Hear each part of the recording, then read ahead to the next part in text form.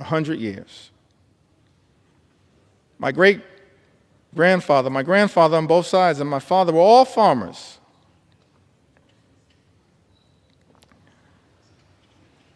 Honestly, I cannot understand it.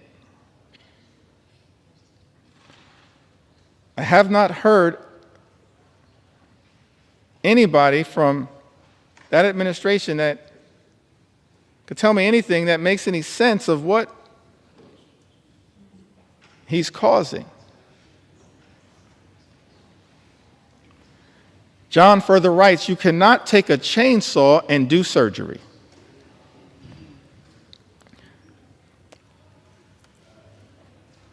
I'm going to plant about 50% less than I would normally because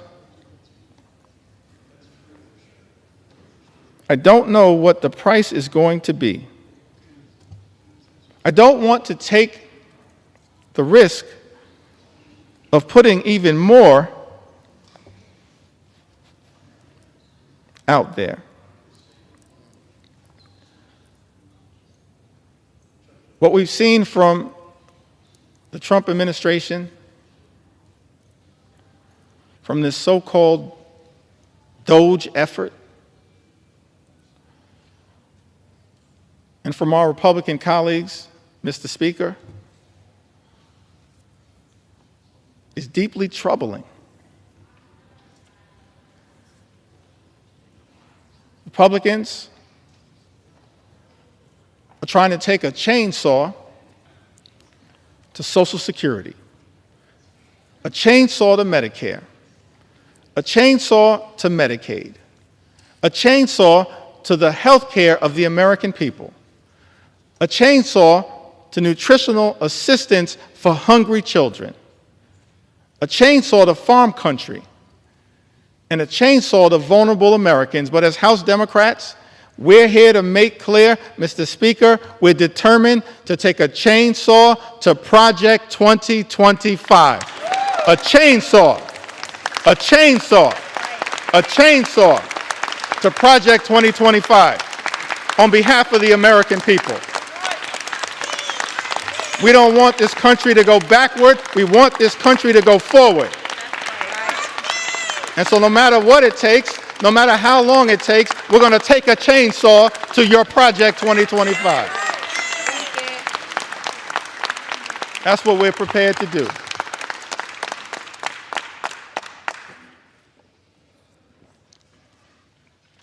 Thank you, John, from North Carolina. One last farmer whose voice I want to elevate at this moment.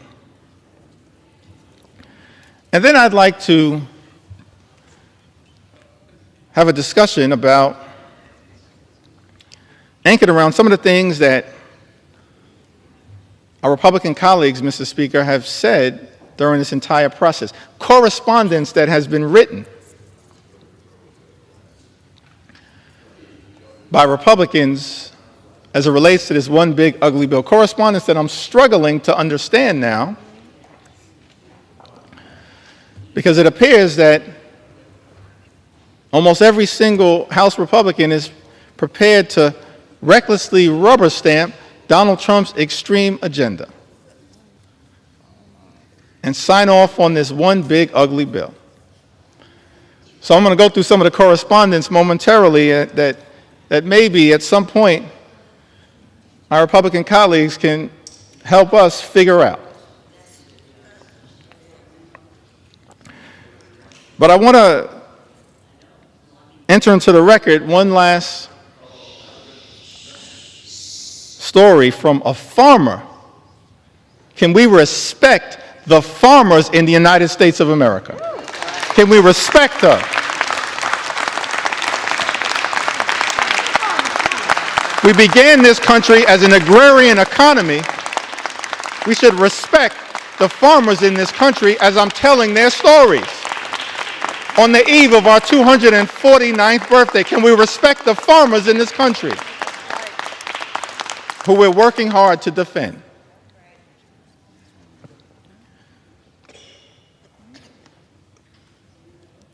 Susie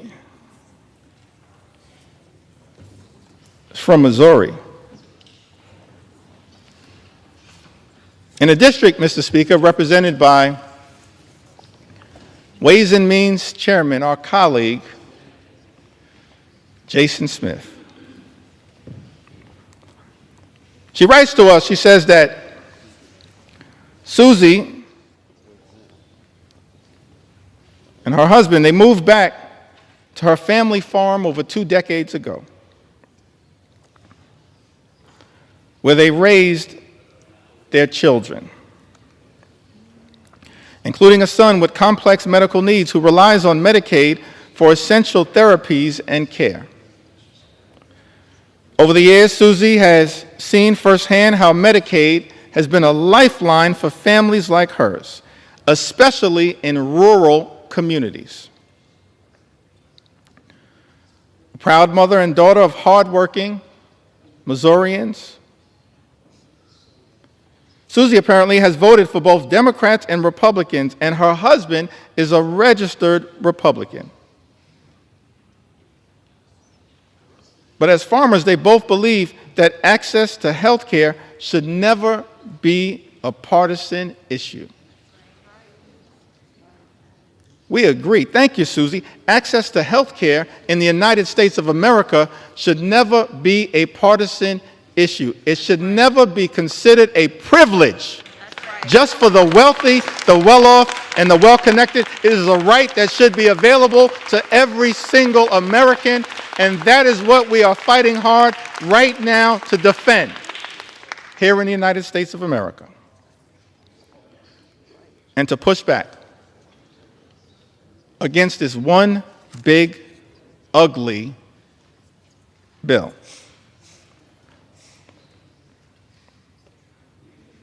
As I mentioned earlier, in the time that I have remaining, I certainly want to share the story of some of our veterans. Share a few stories of some of our small business owners who will also be under assault as part of this one big ugly bill. And share the stories of hardworking and law-abiding immigrant families who also will be targeted by this one big ugly bill. But I did want to take a little time at this moment to enter into the record some of the statements that have been made, Mr. Speaker, by our Republican colleagues.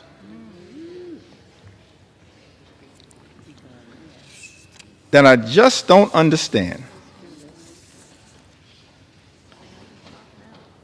I mean, I am flummoxed by some of these statements. I've always wanted to use that word, y'all. Will suspend. House will be in order. Please take your conversations outside the chamber. Please take your conversations outside the chamber. Gentleman's recognized. Thank you, Mr. Speaker. I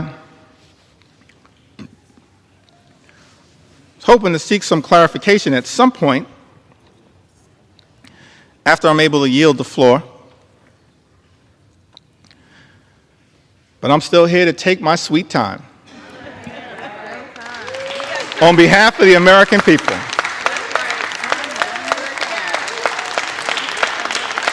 Because it was totally unacceptable that you would try to jam this bill, Mr. Speaker, down the throats of the American people with 15 minutes allocated for a debate that would hurt everyday Americans, allocated to the committees of jurisdiction. 15 minutes. And so now I'm here with my House Democratic colleagues, 4 hours in, taking our sweet time on behalf of the American people. And I'm flummoxed. Maybe it's flummoxed. As I mentioned, Mr. Speaker, I always wanted to use that word. I can't spell it, but I know what it means. I'm confused by many of these statements, so I'm trying to enter them into the record and then perhaps at some point get some clarification. Talking about Medicaid cuts, the largest cut to Medicaid in American history. Vice President said these cuts are immaterial. Are you kidding me? Immaterial? I'm perplexed, I'm astonished, I'm confused that someone who sits in the second highest office in the land would say that Medicaid cuts, $1 trillion or so of Medicaid cuts that are in Donald Trump's one big ugly bill are immaterial.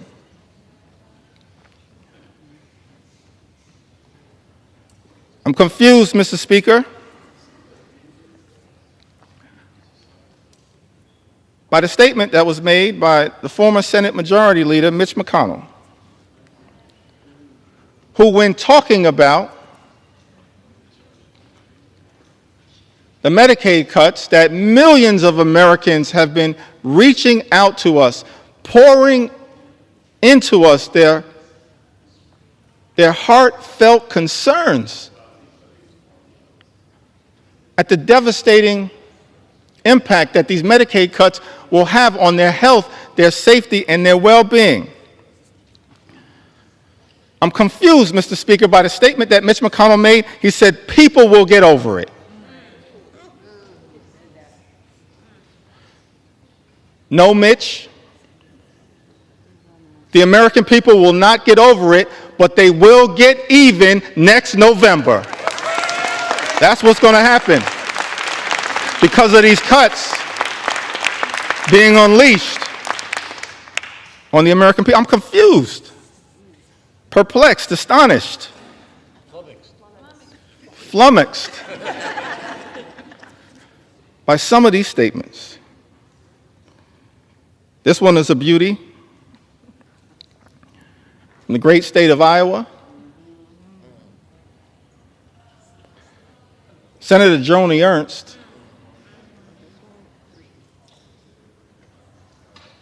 she showed up at a town hall meeting in Iowa. First of all, I'll give her credit for showing up at a town hall meeting because House Republicans were instructed not to show up at town hall meetings. So she shows up, Mr. Speaker, at a town hall meeting, is questioned about the fact that health care in America, that the Medicaid is a question of life or death. And when asked by one of her constituents about the concern that was had, the fact that people will die as a result of the devastating cuts to Medicaid and health care that are in Donald Trump's one big ugly bill, Senator Ernst says, we're all going to die anyway.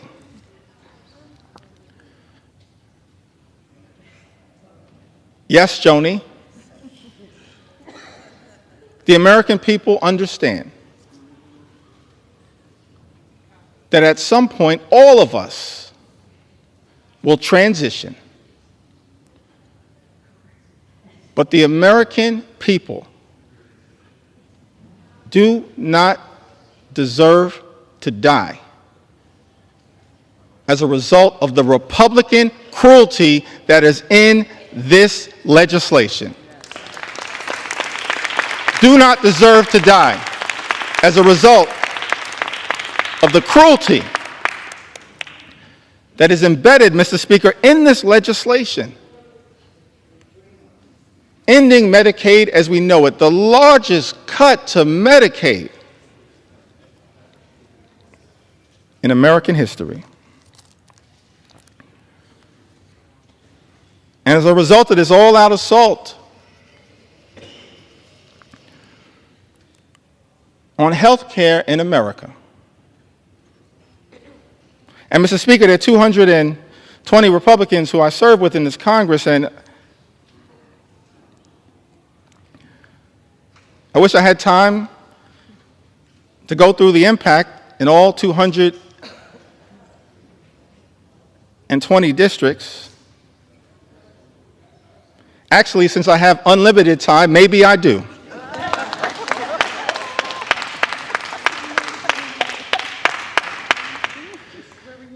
But, Mr. Speaker, I figured that, I'll start in my home state of New York.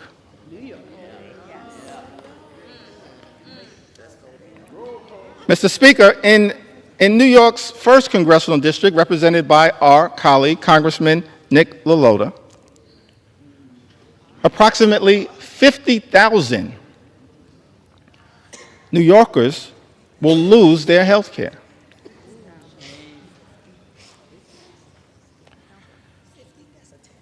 In New York's 24th Congressional District, Mr. Speaker, represented by our colleague, Congresswoman Claudia Tenney, over 30,000 New Yorkers will lose their health care.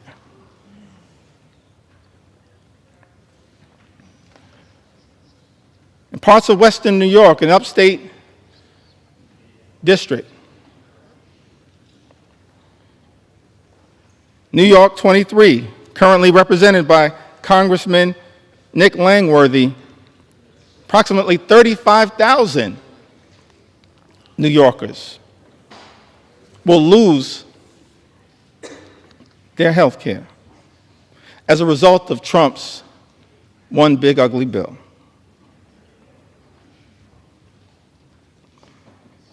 In New York 17, currently represented by Congressman Mike Lawler, more than 30,000 New Yorkers will lose their health care. In New York 21, the North Country,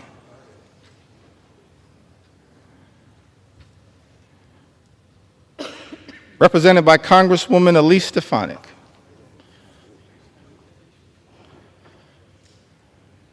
welcome back to Congress. I'm sorry it did not work out for you. That's a lesson that should be learned by all those who pledge fealty to the wannabe king. That's right. That's right. But I digress.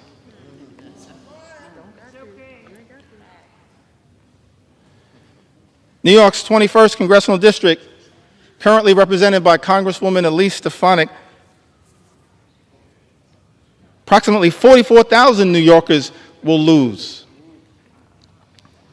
their health care.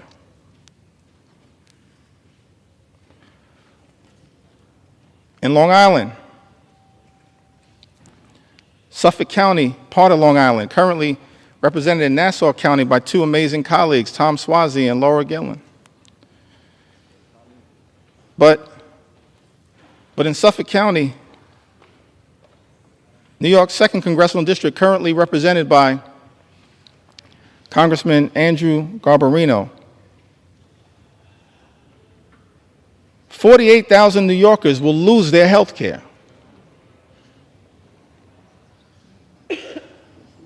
In Suffolk County, in New York's 2nd Congressional District, as a result of Trump's one big ugly bill.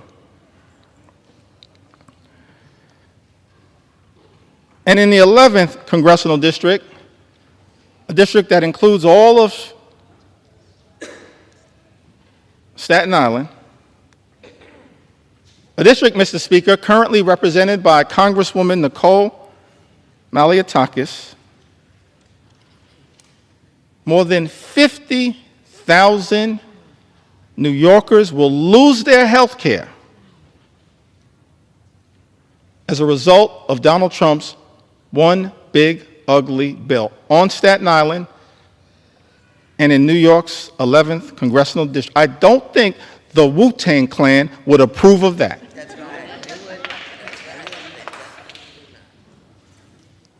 It's incredible to me. In district after district after district, Mr. Speaker, represented by my Republican colleagues, so many Americans will stand to lose their health care as a result of Donald Trump's one big ugly bill. Now, this is not just a Democratic perspective. We stand by that perspective.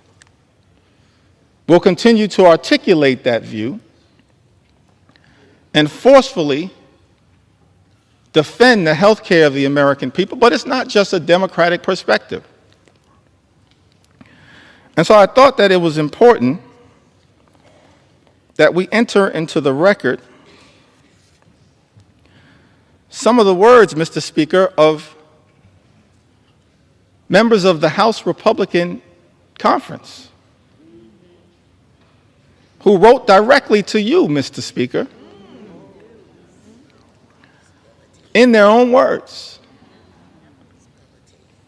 talking about the challenges of this one big ugly bill. February 19th of this year,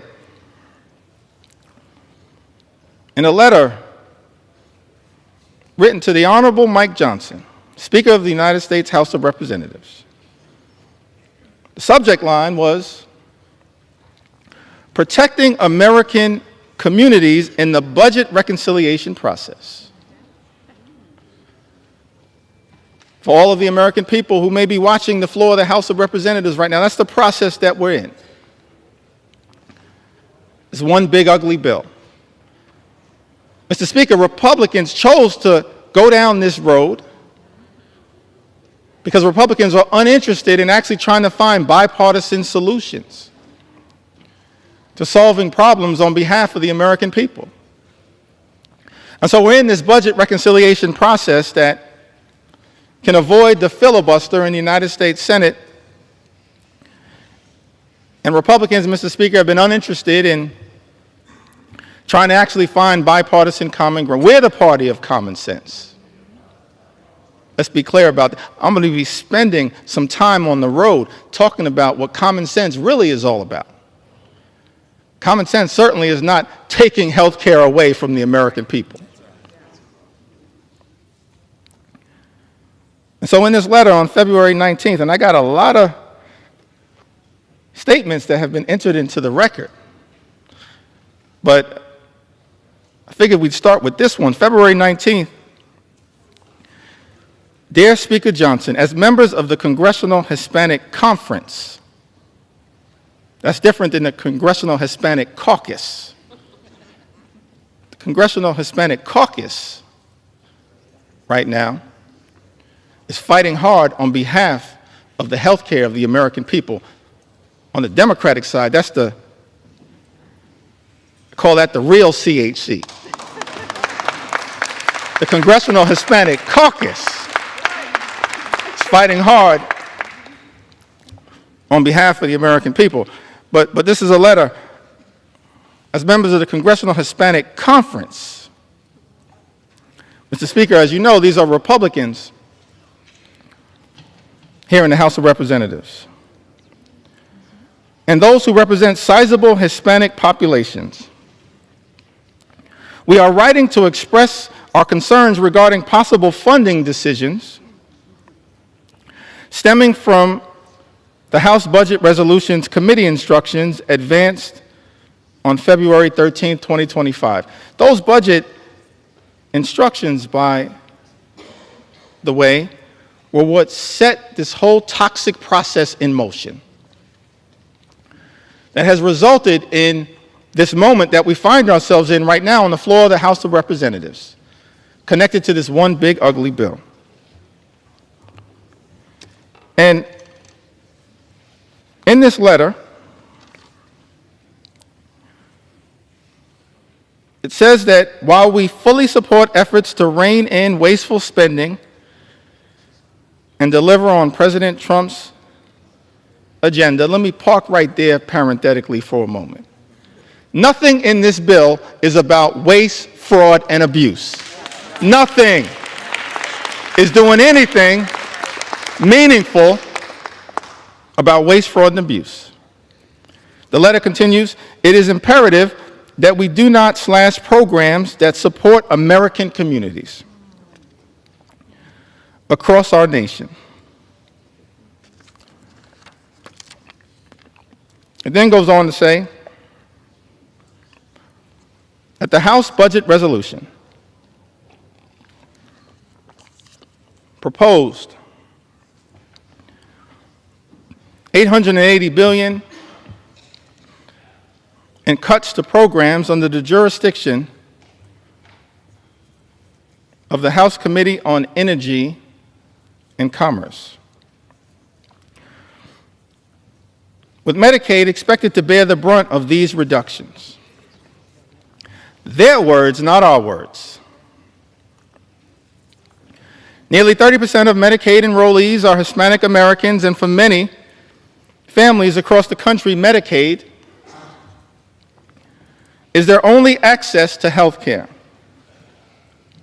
Slashing Medicaid would have serious consequences, particularly in rural and predominantly Hispanic communities, where hospitals and nursing homes are already struggling to keep their doors open. Mr. Speaker, these are members of the House Republican Conference warning about the devastating impacts of this one big, ugly bill. It goes on to say that the House Committee on Education and the Workforce has been tasked with cutting $330 billion where federal aid for higher education, such as Pell Grants, may be a target for reductions. Once again, let me park right there parenthetically to make the observation. This bill also assaults higher education in the United States of America. That's a disgrace. And Mr. Speaker, members of the House Republican Conference predicted that that would occur. Their words, not our words. House Committee on Education and the Workforce has been tasked with cutting $330 billion where federal aid for higher education, such as Pell Grants, may be a target for reductions. Hispanic students make up a significant share of Pell Grant recipients, many of whom are first-generation college students, striving for a better future for themselves, their families, and our nation. If we are serious about empowering the next generation and strengthening our workforce, we must facilitate and not undermine opportunities that help students succeed. Finally, the House Committee on Agriculture has been directed to cut $230 billion. And then, Mr. Speaker, our Republican colleagues go on to write, while we fully support efforts to eliminate fraud, waste, and abuse, by the way, that's all fake, we support a federal government that's effective, that's efficient, that's equitable, that eliminates waste, fraud, and abuse. That's not what this bill is all about. But it goes on to say,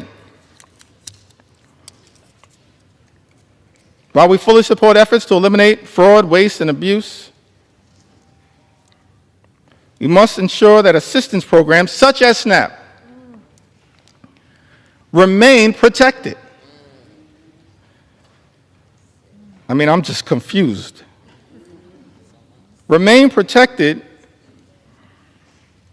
as nearly 22% of Hispanic families rely on this critical program as a temporary safety net during difficult times. And then this letter concludes, written to you, Mr. Speaker, by the Congressional Hispanic Conference. Hispanic Americans are the future of the Republican Party. I'll reserve judgment on that statement. As House Democrats, we're going to fight for every single community in the United States of America, including the Hispanic community. Every single community. We want every single community to experience the good life, to afford to be able to live the good life. That's what we want. For every single community. Good paying job, good housing, good health care, good education for your children, and a good retirement. That's what we want for every community. But the Congressional Hispanic Conference, they write in closing to you, Mr. Speaker, that these Hispanic Americans are closely watching to see if we will govern in a way that honors their values and delivers results.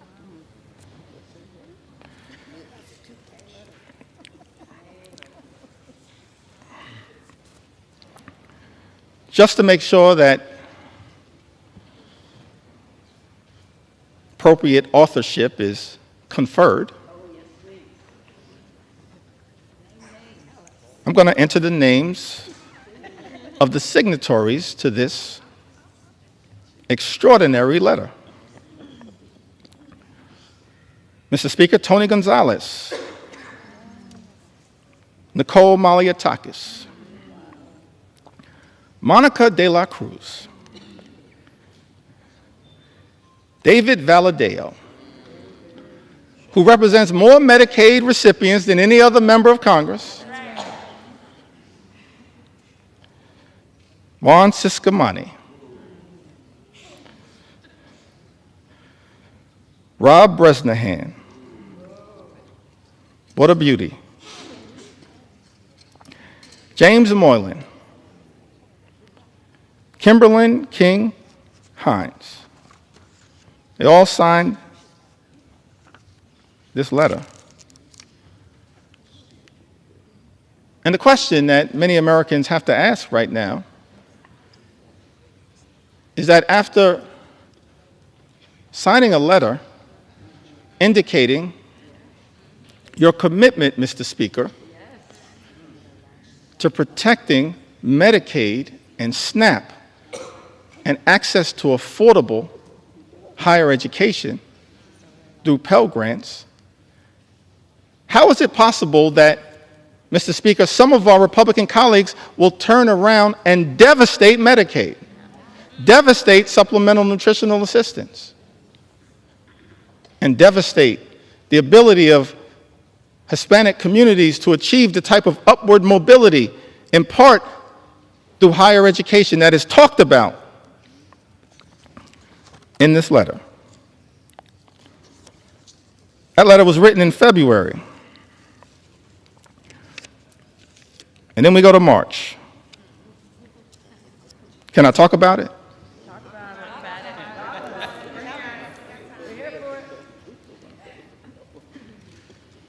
I mentioned, Mr. Speaker, I'm here to take my sweet time on behalf of the American people.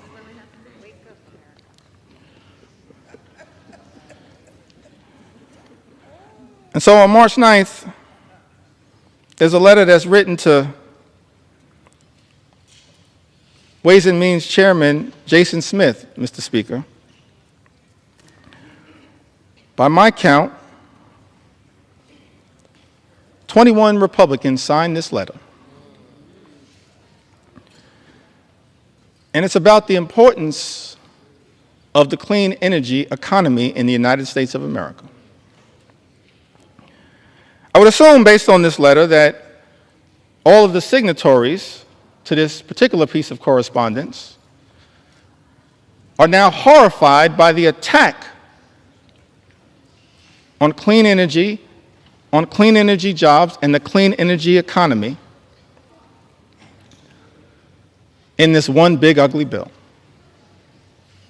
But we'll see shortly, because everyone is going to have to go on record. But in this particular letter, written on March 9th, Mr. Speaker, 21 members of the House Republican Conference write to Chairman Jason Smith: countless American companies are utilizing sector-wide energy tax credits, many of which have enjoyed broad support in Congress to make major investments in domestic energy production and infrastructure for traditional and renewable energy sources alike. Both our constituencies and the energy industry alike remain concerned about disruptive changes to our nation's energy tax structure. With all this in mind, the letter continues toward the end. We request that any proposed changes to the tax code be conducted in a targeted and pragmatic fashion that promotes conference priorities without undoing current and future private sector investments, which will continue to increase domestic manufacturing, promote energy innovation, and keep utility costs down.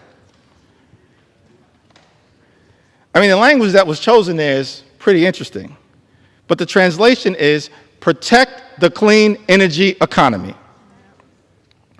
That's what this letter was all about. Written by my count, 21 House Republicans.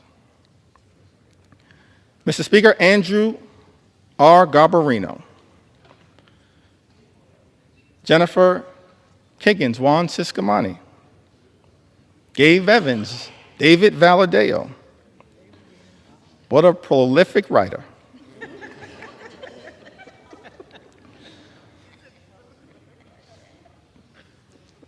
Mark Amadei, Michael Lawler, Young Kim, Don Bacon, Vince Fong, Jeff Hurd, Tom H. Kane Jr., Nick LaLota, John James, Ryan McKenzie, Rob Bresnahan, Marionette J. Miller Meeks, Earl L. Buddy Carter, Dan Newhouse, Eric Hoshin, and David P. Joyce, all writing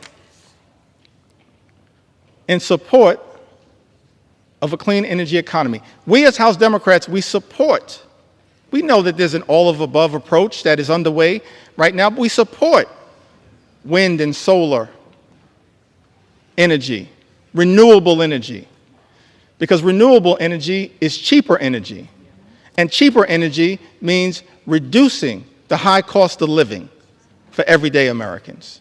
That's what we as House Democrats support. And yet, I'm perplexed because this letter was written,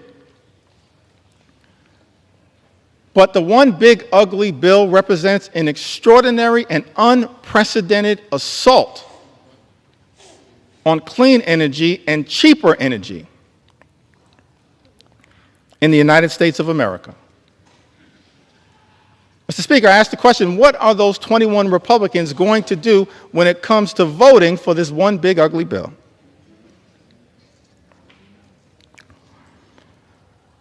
And then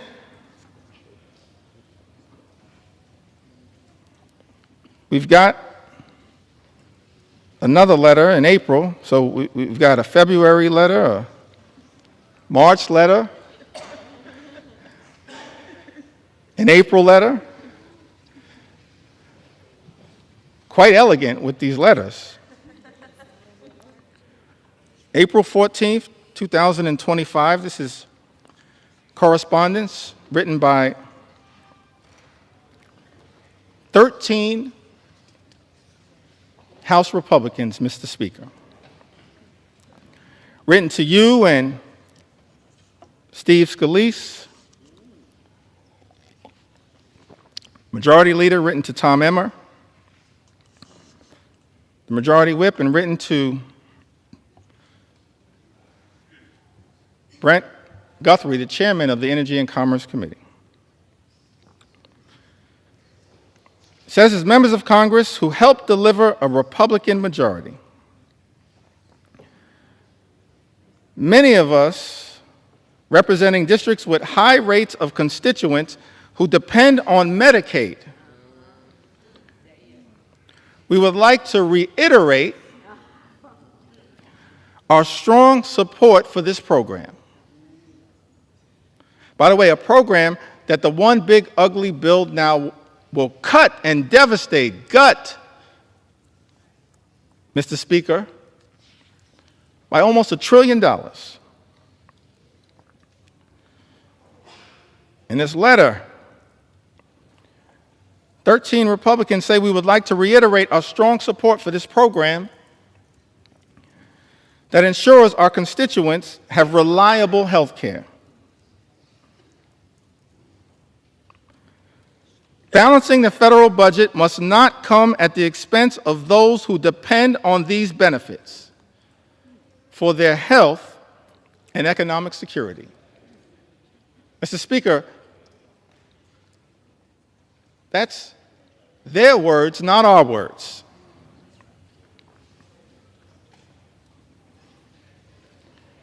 And then this bill makes an extraordinary declaration. I think it's important for us to understand who led this bill. David Valadao. These are just facts, Mr. Speaker. Publicly issued letters. David Valadao, Don Bacon, Jeff Van Drew, Rob Bresnahan, Juan Ciscomani, Jen Kiggins, Young Kim, the usual suspects. Robert J. Whitman, Nicole Maliatakis, Nick LaLota, Andrew R. Garbarino, Jeff Hurd, and Michael V. Lawler. By my count, 13 members. And in some of the relevant portions of this letter, it says to strengthen Medicaid, we urge you to prioritize care for our nation's most vulnerable populations. Our constituents are asking for changes to the healthcare system that will strengthen the healthcare workforce, offer low-income, working-class families expanded opportunities to save for medical expenses, support rural and underserved communities, and help new mothers.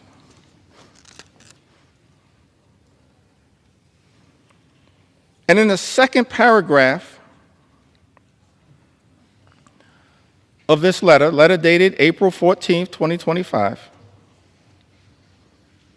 Mr. Speaker, these 13 members of the House Republican Conference make this extraordinary representation. It says, however, We cannot and will not support a final reconciliation bill that includes any reduction in Medicaid coverage for vulnerable populations. This bill represents the largest cut to Medicaid in American history. It will devastate vulnerable populations all across America. And so the reality is, all 212 House Democrats are going to stand up and protect the health care of the American people. We're going to protect the Medicaid of the American people against this assault on vulnerable communities. And I'm looking forward to all 13 of you joining us to protect the health care of the American people that you represent. That's the promise, Mr. Speaker, that your Republican colleagues made in this April letter. What's changed? We're looking forward to all 13 Republicans in this letter joining us to protect the Medicaid of the American people.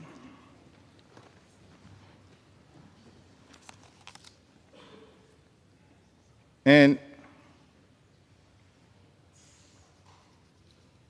you know, this SALT issue is also an interesting one.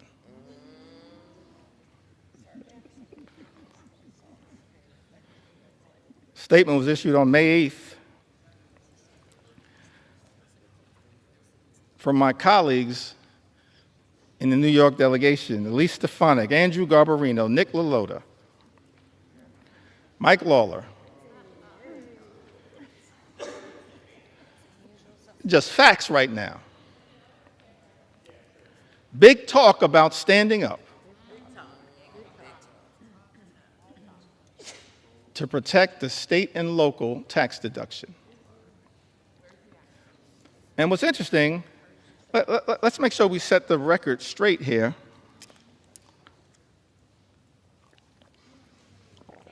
As to what happened to the state and local tax deduction, which impacts millions of hardworking American taxpayers all across the country, including in the districts represented by the individuals that I just named. The state and local tax deduction was decimated, Mr. Speaker, by Donald Trump, House Republicans, and Senate Republicans in 2017 in connection with the GOP tax scam that callously and unnecessarily imposed a $10,000 cap, wiping away thousands of dollars a year for hardworking American taxpayers. Republicans did that. Mr. Speaker, let's set the record straight. And so, Mr. Speaker, there are people in this chamber claiming to be saviors. Saving what? From the devastation that Republicans have wrought by decimating the state and local tax deduction? And you know what's interesting about this is that people who are against this claim that the state and local tax deduction is subsidizing states in certain places to the detriment of others. But every single state that suffered from the Republican effort, Mr. Speaker, under Donald Trump's presidency in 20 2017 to decimate the state and local tax deduction. Every single state is a donor state, sends more money to the federal government than we ever get back in return. A donor state.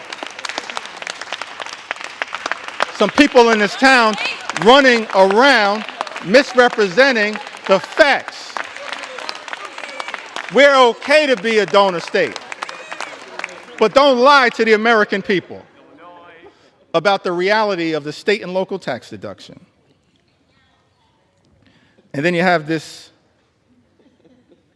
extraordinary statement on May 8th, big talk, no action.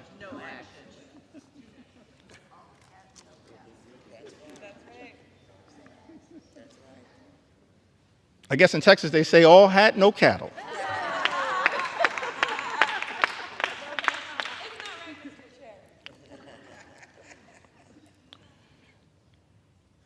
And so that brings us to this letter that was written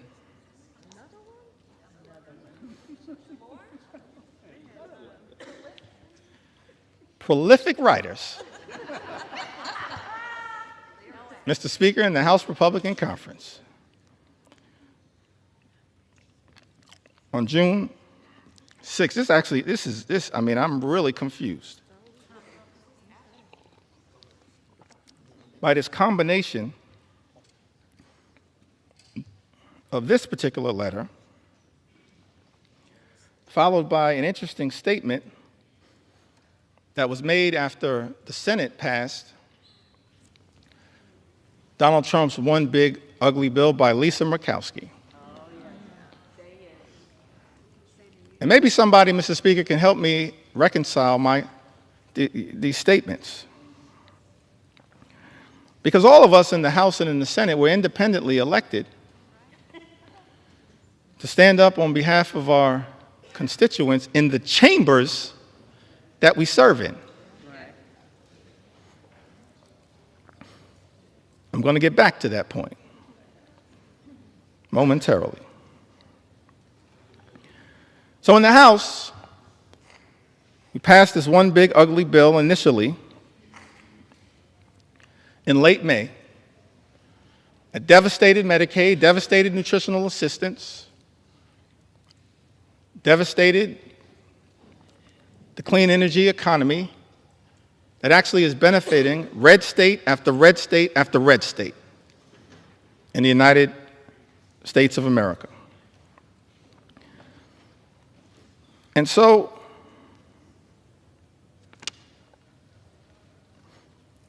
members of the House Republican Conference wrote to Majority Leader Thune and Chairman Crapo. This is after passing a bill in the House of Representatives that devastated the clean energy tax cuts that they are talking about in this letter on June 6th. It says, as members of the House Republican Conference, we write to express our continued support for common sense energy policy and to urge the Senate to substantively and strategically improve clean energy tax credit provisions included in the House-passed reconciliation bill.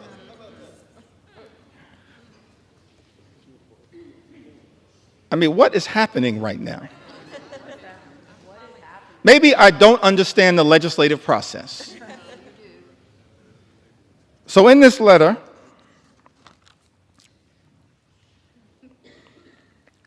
it goes on to say, in relationship to a bill that every single signatory signed and voted for. Our position has always been that the energy tax code should be modernized in a way that promotes fiscal responsibility and business certainty.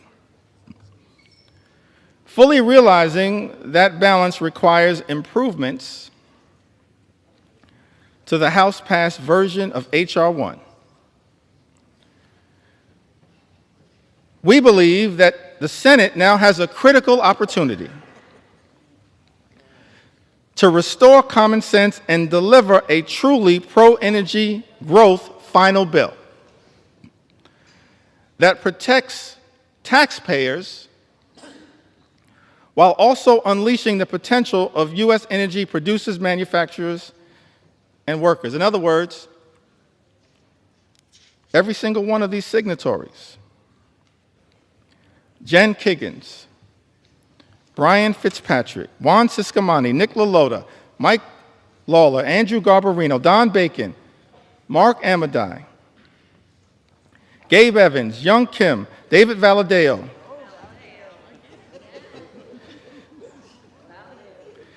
Rob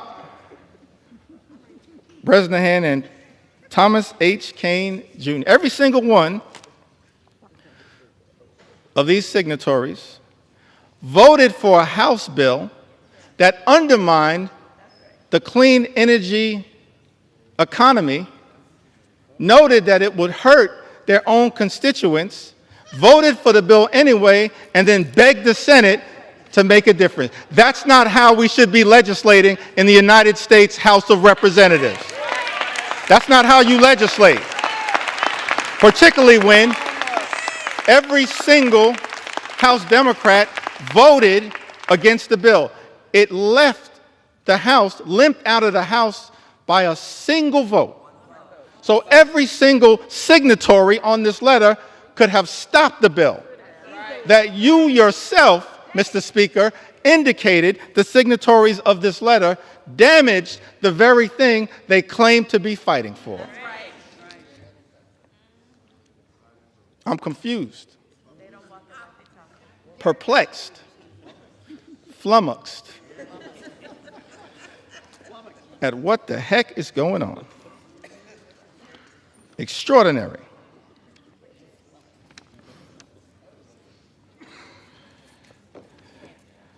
I mean, I'm just overwhelmed by the amount of correspondence. I had to just pick out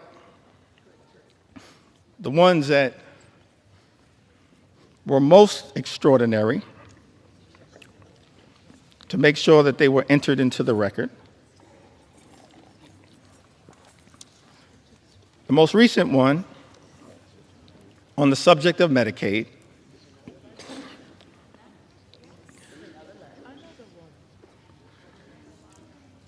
was written on June 24th. It was directed to the Honorable John Thune, Majority Leader of the United States Senate, the Honorable Mike Johnson, Mr. Speaker, Speaker of the U.S. House of Representatives. I think it had, by my count, 16 members. No surprise, y'all. It was authored by David Valadao.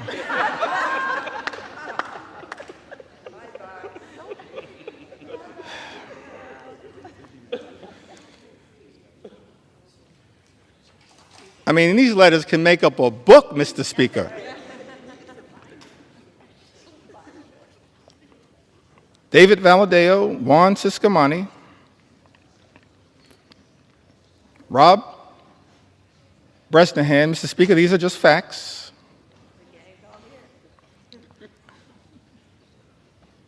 Chuck Edwards, Young Kim, Andrew Garbarino, Mike Lawler, Jen Kiggins, the gang is all here again. Jeff Van Drew, Don Bacon, Dan Newhouse, Zach Nunn, Robert J. Whitman, Nicole Maliotakis, Marionette J. Miller Meeks, and Jeff Hurd. 16 members, Mr. Speaker, of the House Republican Conference, in a letter written to you, Mr. Speaker, and the Honorable John Thune, Majority Leader of the United States Senate, on June 24th, and here's the most extraordinary statement that was written in this letter. In the second to last paragraph, I think we call that the penultimate paragraph.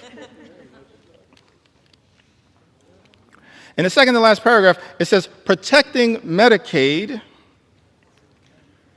is essential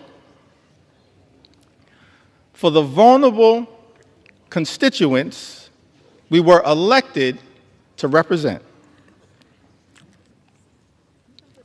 Therefore, we cannot support a final bill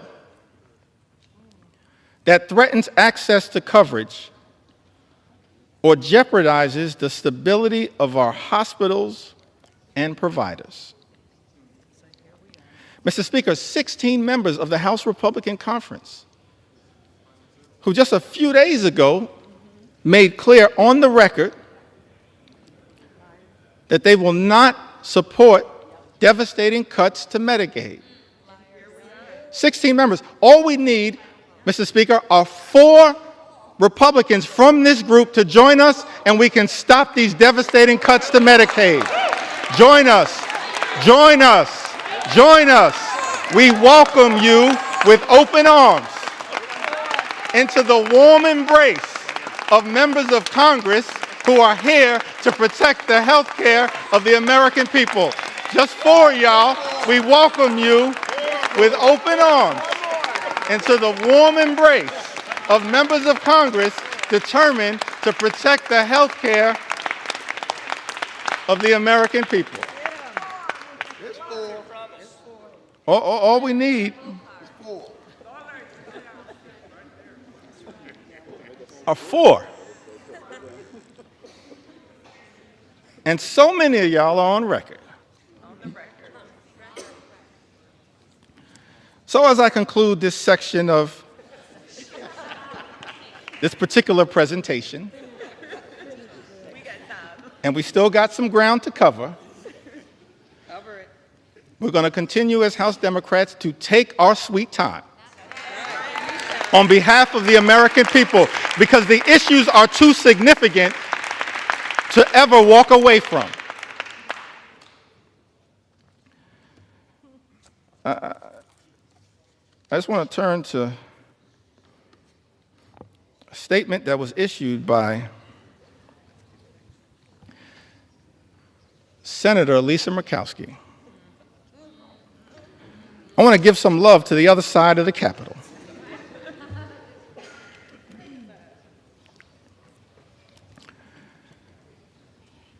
And again, Mr. Speaker, these are just the words that were issued. I'm not even trying to characterize the words.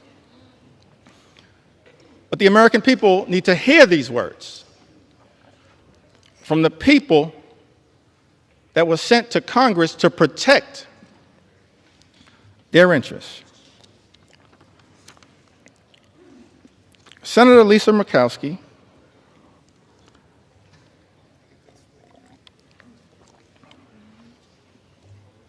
says this was one of the hardest votes I have taken during my time in the Senate. Let me just editorialize there briefly. This should not be a hard vote, Senator Murkowski. This should be a hell no vote on behalf of the people you were sent to Washington to represent. It's a hell no vote for us because we're standing up on behalf of the American people. It should be a hell no vote. But, Mr. Speaker, these are the words. Senator Murkowski. says this was one of the hardest votes I have taken during my time in the Senate.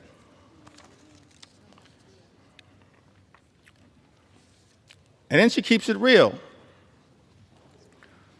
As far as I can tell, she says, but let's not kid ourselves. This has been an awful process. Mr. Speaker, those are the words of a Republican senator, not us.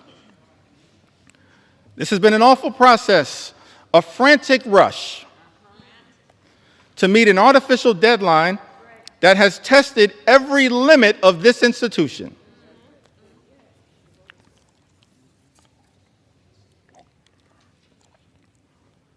While we have worked to improve the present bill for Alaska,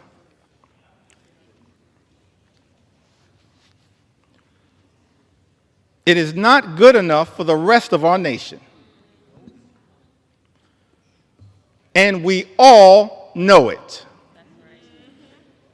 Yes, Senator Murkowski, we all know this one big, ugly bill will devastate everyday Americans across this country.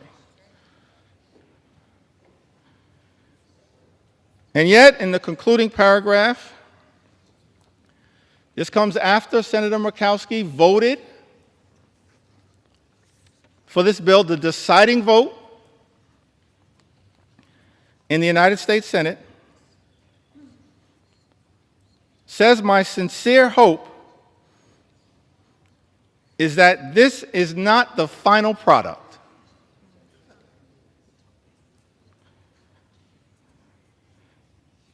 This bill needs more work across chambers and is not ready for the president's desk. We need to work together to get this right. So let me get this straight. I think the number was 16 House Republicans, Mr. Speaker, vote for a bill they know will hurt the communities, Mr. Speaker, that they represent. Vote for the bill anyway, when any one of them could have stopped this bill from ever leaving the House of Representatives, and then write a letter to the senators in the other side of the Capitol saying, fix this bill. When any single one of them could have stopped the bill dead in its tracks. And then Senator Murkowski, in her chamber, turns out to be the deciding vote for a bill that she says, Mr. Speaker, is not good enough for the rest of the nation, and we all know it, votes for it anyway, and then begs the House to fix the bill. That is not how the people's business should be done in the United States Congress. We have a responsibility to stand up for what is right and stand up for what is right in the chamber that we serve in. That's what we should all be doing. And so our House Republican colleagues, Mr. Speaker, have one last opportunity to join us as Democrats. Every single Democrat who's going to stand up and protect the health care of the American people. Stand up and protect the nutritional assistance of the American people. Stand up and protect our farmers. Stand up and protect our veterans. Stand up and protect the clean energy economy. Stand up to protect our public schools. Every single one of my House Republican colleagues have the opportunity now in this chamber, not the other chamber, in this chamber, to join us as Democrats and stand up for what is right. The eyes of America are watching. started this process, Mr. Speaker, 3:28 in the morning, this debate. Took to the House floor, maybe an hour and a half after that. And we still have a lot to say. On behalf of the American people. For such a time as this, every single one of us have an opportunity to stand up for what is right here in the United States of America. I want to speak for just a few moments about some of the people who've been targeted in a callous way by this administration, some of the stories that need to be told on behalf of the American people. I mentioned, of course, Mr. Speaker, throughout this process, we have been thankful for the stories shared by everyday Americans who went to bed last night fearing the worst and have woken up this morning horrified by Donald Trump's one big ugly bill that will hurt everyday Americans and rewards billionaires with massive tax breaks that will serve to devastate the social safety net and explode our nation's debt. And so I want to tell a few stories on behalf of our nation's veterans who've also written to us to share their concerns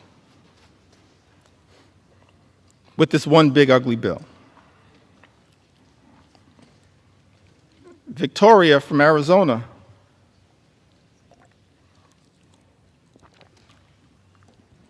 wrote to us, Mr. Speaker, said, "My husband and I are patriots. We are both Army veterans who were disabled as a result of our service. We have 5 children and run a small electrical contracting business. We live on a fixed income and, like most families, have struggled with rising costs.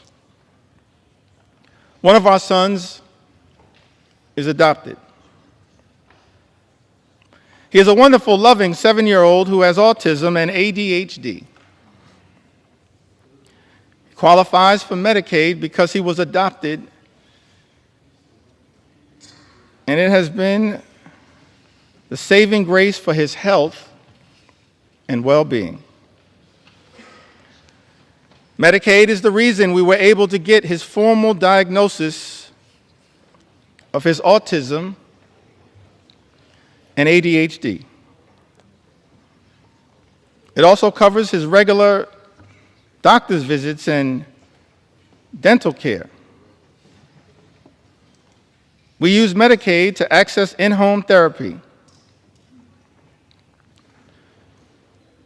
for him, and it was a huge help. Slashing Medicaid will have especially dire consequences for rural communities like ours. Forcing hospitals to close. Health resources are already slim in our area. And then this Army veteran writes, President Trump is causing enormous stress and hardship for families like mine. He and his billionaire friends don't need more tax breaks. It's outrageous. The last thing we should even be considering is cutting Medicaid. These programs are lifelines. We agree with you, Victoria. She lives in Arizona's 6th Congressional District. District, Mr. Speaker, currently represented by Congressman Juan Ciscomani. Troy, another veteran, lives in California, Mr. Speaker. Lives in a district currently represented by Jay Obernaute. That's California's 23rd congressional district, I believe. He writes to us and says, I was in the U.S. Army and went to Kosovo in 2001, Iraq in 2003, and 2005. I depend on the VA as I am too disabled to work. I depend on VA health care. My children are now on Medicaid. I have worked from when I was 14 years old to 42. I am suffering from long COVID. And until I can return to work, I need help from the American people. I have had your backs. Time for you to cover my back. Writes Troy. Mr. Speaker, I need NIH's help. Now is the time to stand up for all Americans. Stop the assault on the VA, NIH, Medicaid, and the rest of Americans. We agree with you, Troy. It's time to stop the assault on the American people. Stop the assault that is represented in this one big, ugly bill.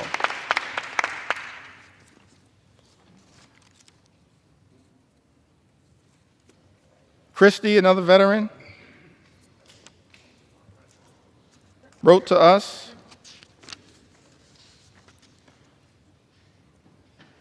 and says, I was drafted in 1970.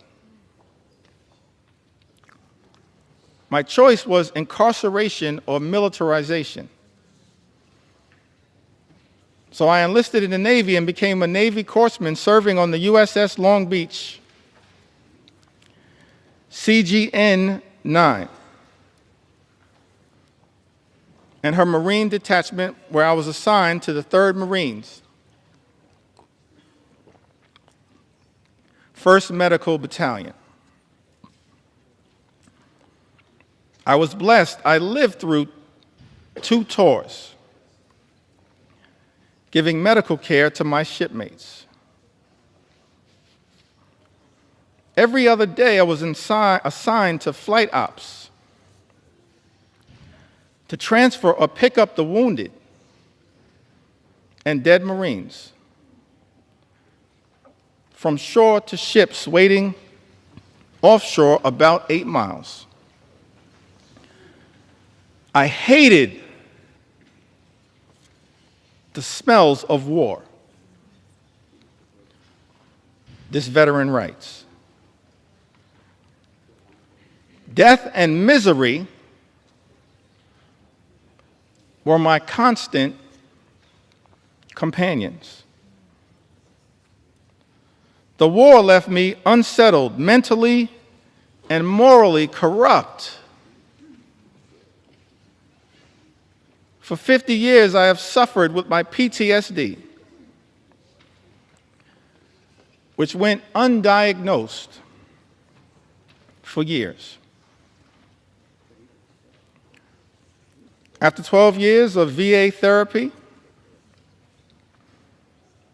and working hard for my soul to be repaired, I find myself living alone and isolating from others. And I am one of the lucky ones, thanks to the care I have received from the VA. Veterans pouring out their heart and their soul, sharing their anxiety with all of us, urging this Congress to do something, to stand up on behalf of the veterans who are going to be hurt by this one big ugly bill, devastated by this one big ugly bill.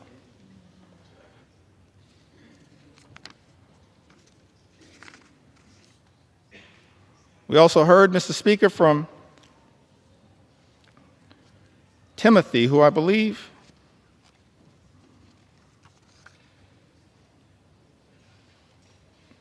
may have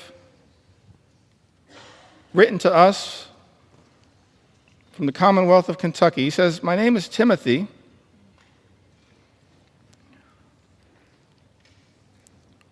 And for the past 5 years, I have worked at the Department of Housing and Urban Development in field policy and management, a Department of Housing and Urban Development that was once led so ably by our former colleague, Congresswoman Marcia Fudge, and now has been taken in a very different direction." Timothy writes, "In this role, I've educated the community about HUD's programs such as FHA loans and housing counseling that allow people to purchase homes, affordable rental housing that help people pay their rent, and homeless services that help people find shelter and leave the streets. I have worked with internal data that focused on improving our programs.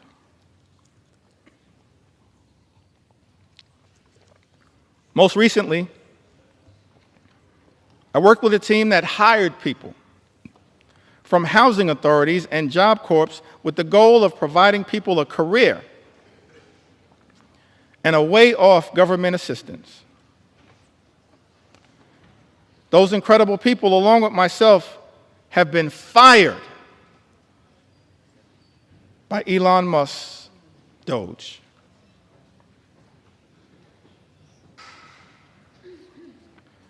My entire professional career, I have taken jobs that I considered bigger than me. I served in the military, both enlisted and as an officer. I deployed and am now a disabled vet with a rating of 90%. After the military, I focused on giving back and challenging myself in a way while continuing a job that was bigger than myself, so I joined the Peace Corps. Served in Ukraine for years, working as a youth development volunteer. Now as a HUD employee, I'm being fired by an unelected official and being called lazy by my president. I want to know why Elon Musk has this power and authority and why our elected officials are not doing more to stop it. I have served this country and the government my entire life because I love my country. Why is this happening? Tim writes to us. That is such an important question, Mr. Speaker. Why is this happening in the United States of America? Why are we living in a country where this administration has launched an all-out assault on veterans in the United States of America? firing veterans like Tim in the United States of America, jeopardizing services from the VA, earned benefits that these veterans are entitled to because of their extraordinary service. Men and women in uniform who served this country, Mr. Speaker, benefits that they've earned, and now find themselves in the legislative line of fire from their own government, their own country, and stand to be hurt in such an extraordinary way by this extreme Republican budget, this one big, ugly bill. We're here on the House floor, Mr. Speaker, to say to Tim and every single veteran who put on the uniform, every single man and woman who served this country, we will not abandon you in your hour of need. We're going to stand up for every single veteran in this great country and make sure that the veterans of the United States of America are treated with the dignity and respect that you deserve. That is our promise to each and every veteran in the United States of America, and that's why, Mr. Speaker, we stand in strong opposition to Donald Trump's one big ugly bill. An all-out assault here in the United States of America, an extraordinary assault. An assault on the economy, an assault on our veterans, an assault on farm country, an assault on health care, an assault on nutritional assistance. And of course, this one big ugly bill and the Trump administration, I wish it was not so. Because at the beginning of this Congress, Mr. Speaker, I stood right where you stand right now and said in my first remarks to this Congress and the American people that as Democrats, we were prepared to find common ground on any issue to make a difference in the lives of the American people we all represent. But then, Mr. Speaker, beginning on January 20th, a flood of extremism, the likes of which have never before been seen in the United States of America, has been unleashed on the American people. An all-out assault on the American way of life. An assault on small businesses that is underway here in the United States of America. We should all recognize that small businesses represent the heart and soul of the American economy.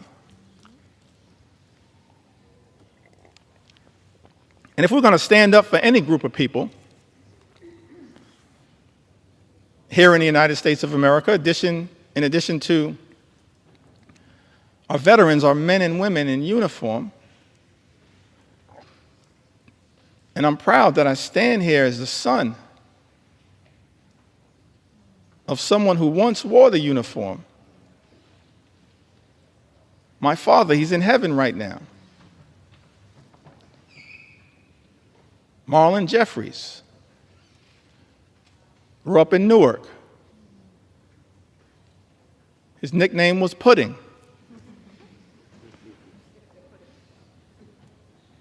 One of my regrets is that I never got to ask him, how did he get the nickname Pudding? But he left Newark as a high school graduate and put the uniform on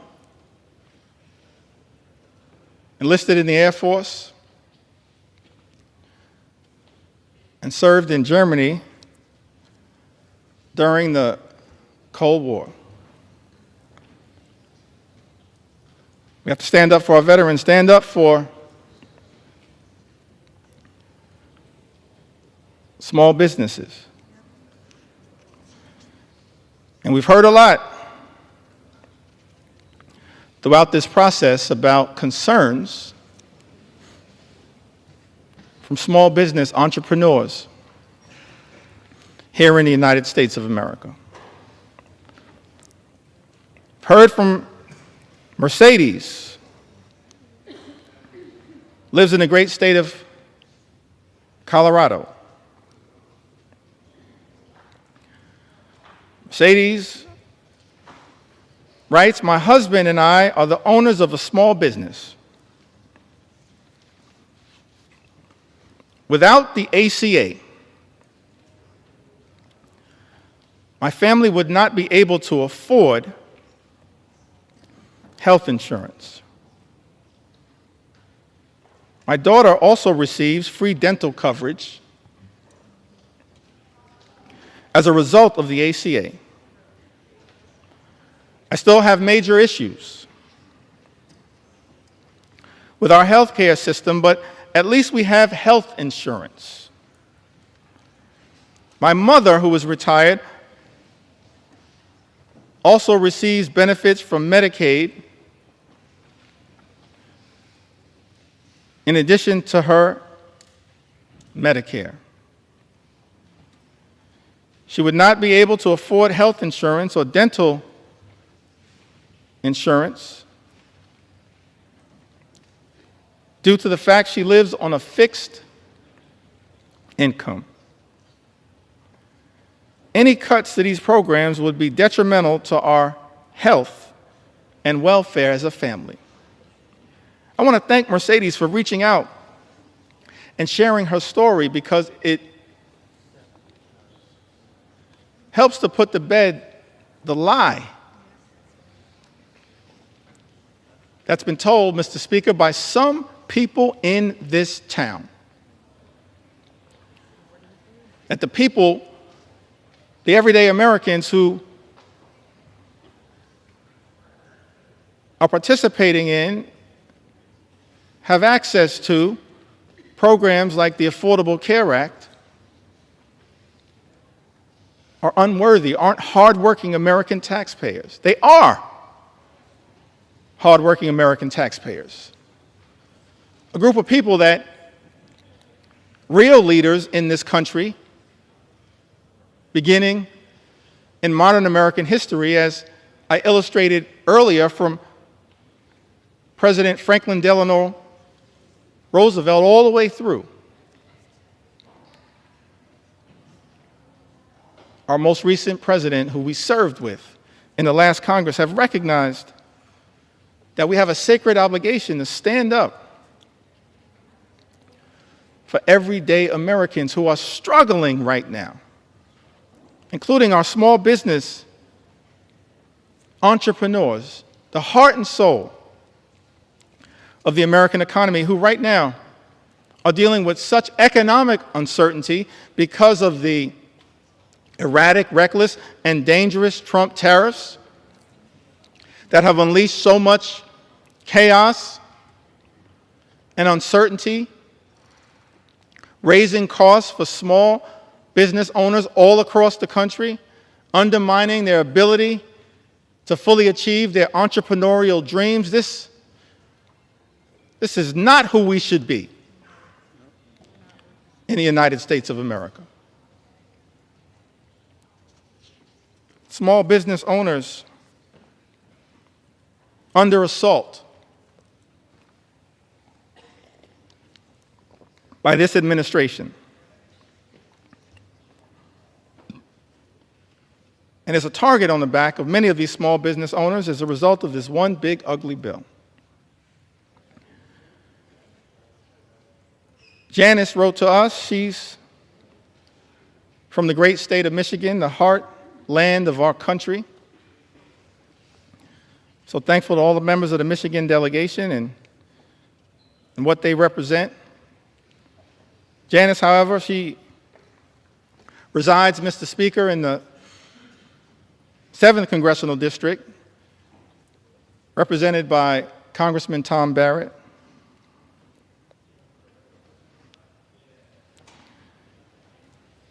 Says that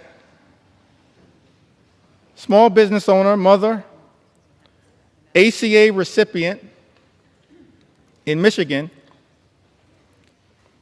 who recently spoke about how Trump's tariffs would potentially force her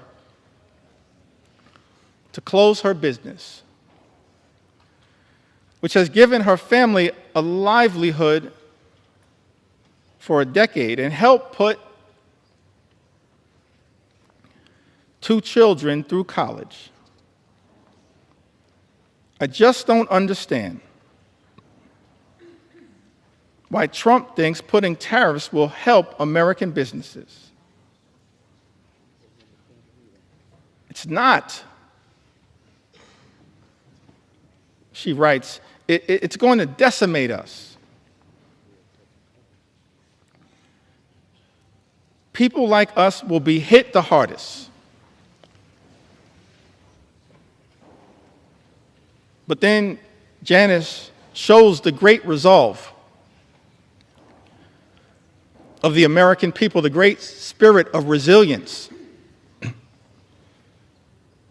of the American people, the refusal to run away from difficult circumstances. Janice writes, people like us will be hit the hardest. But, Janice then writes, I refuse to call it quits. I won't give in to him.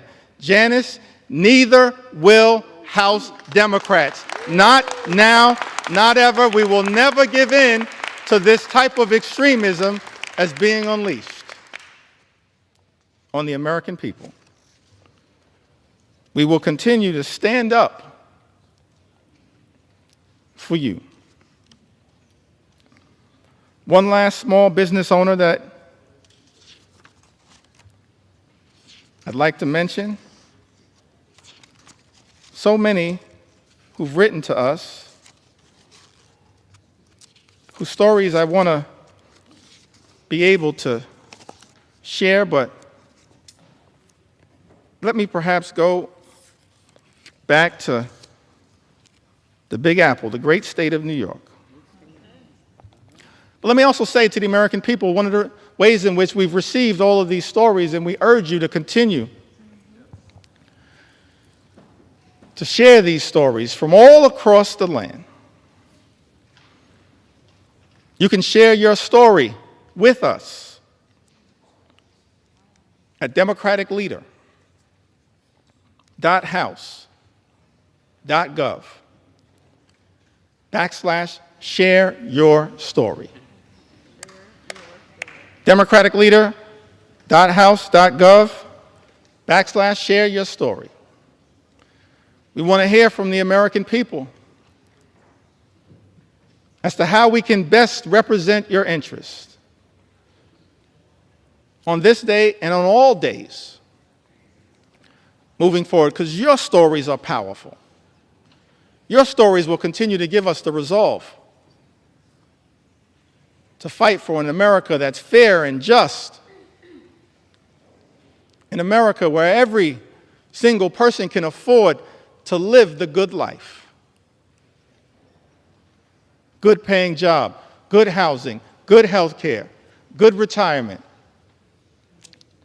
and of course a good education for your children. That's not too much to ask in the wealthiest country in the history of the world. Work hard, play by the rules, and every single American should be able to afford to live the good life. But we know that in this country, far too many people are living paycheck to paycheck. Far too many small business entrepreneurs living paycheck to paycheck. and justifiably expect better from this government. We should be working hard in a bipartisan way to make their life better, not unleashing shock, awe, and pain on the American people. That's what this one big ugly bill will do. Devastate everyday Americans. Linda writes to us, a small business owner. I believe she's from the North Country. Lives in New York's 21st Congressional District, Mr. Speaker. Linda's a flower farmer and flower importer in upstate New York. Small business has been impacted by Trump's tariffs on products being imported from Western Europe, the Netherlands, I believe. The economic strain and uncertainty imposed by the tariffs on small business owners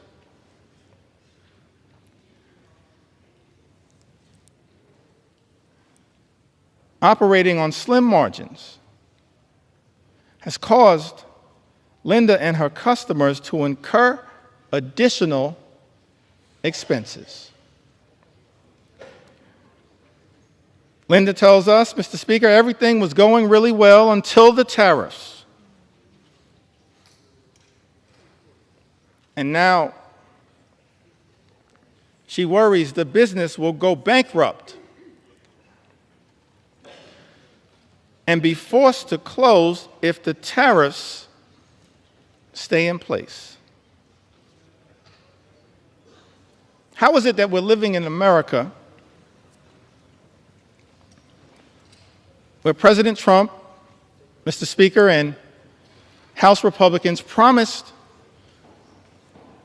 to address the high cost of living in the United States, promised to lower costs on day one? But costs aren't going down, they're going up. And as a result of these Trump tariffs, are now at risk of experiencing thousands of dollars per year in additional costs. And there is nothing in this one big ugly bill that is going to meaningfully make the lives of everyday Americans, of hardworking American taxpayers, of working class folks, of middle class folks, of all those Americans who aspire to be part of the middle class, of the poor and the sick and the afflicted. Nothing in Donald Trump's one big ugly bill that will meaningfully make their life more affordable. An all-out assault on the economy. We're dealing with an all-out assault on health care, on Medicaid, on the Affordable Care Act, on the Children's Health Insurance Program. All-out assault on the care, Mr. Speaker, being provided by Planned Parenthood.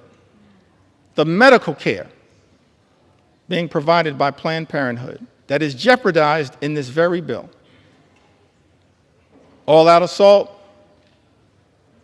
on hungry children, on hungry veterans, and on hungry seniors, millions of people who will lose their nutritional assistance, will go hungry. Food is being ripped out of their mouths by this one big ugly bill, Mr. Speaker, that so many of my Republican colleagues seem prepared to support, notwithstanding their prior statements on the record to the contrary. All-out assault on veterans, An all-out assault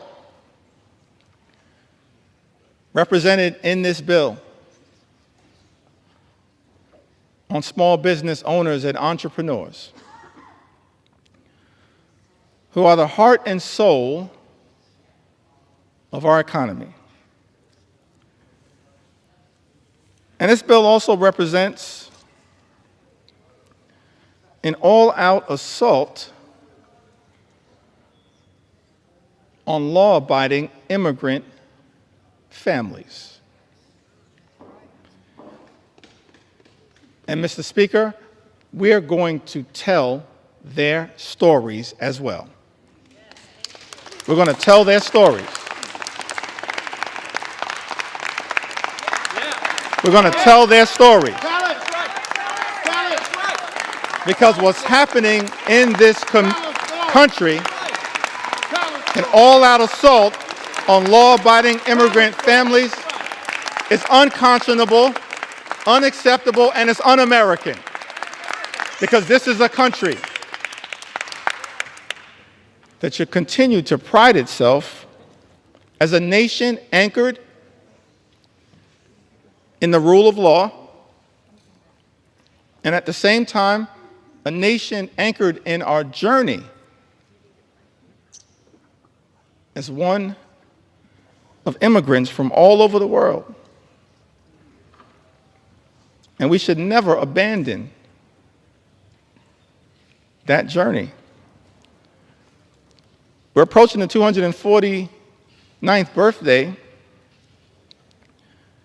of this great country, this exceptional country. And I believe, and we can go directly, if necessary, Mr. Speaker, to the words that were initially issued by Thomas Jefferson, the author of the Declaration of Independence. And he went through a whole series of indictments against the king. That America, 13 colonies, which became the 13 states, were working hard to break free from. I mentioned earlier the Declaration of Independence, and of course some of the aspirational aspects of it. There are really two parts, as I can tell. I'm not a constitutional scholar. I'm thankful for the constitutional scholars that serve in this Congress. No one more constitutional and more scholarly than my friend and colleague, the top Democrat on the Judiciary Committee, Jamie Raskin, who continues to lead the charge, standing up for the Constitution here in the United States of America. But as I read the Declaration of Independence, there seem to be two parts to it. There's the aspirational part, Mr. Speaker, of the Declaration of Independence. Of course, we hold these truths to be self-evident, that all men are created equal. We understand that now in a more enlightened way. All men, all women, all children, all of God's children created equally. That they are entitled to certain unalienable rights. That among these are life, liberty, and the pursuit of happiness. And so we spent a little time talking about what that could look like, our commitment to bringing about the American dream, the good life for every single person in this country, everybody. Work hard, play by the rules. You should be able to afford the good life in the United States of America. That's what we're going to continue to work on. Bring the American dream to life,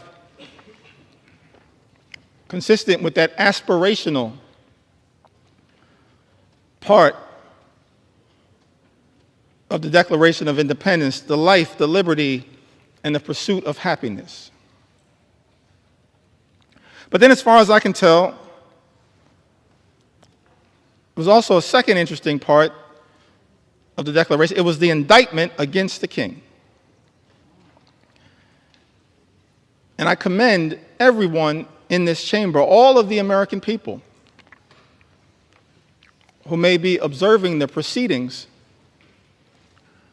in the House of Representatives, particularly as we approach July 4th, to read that Declaration of Independence. Perhaps I may even enter it into the record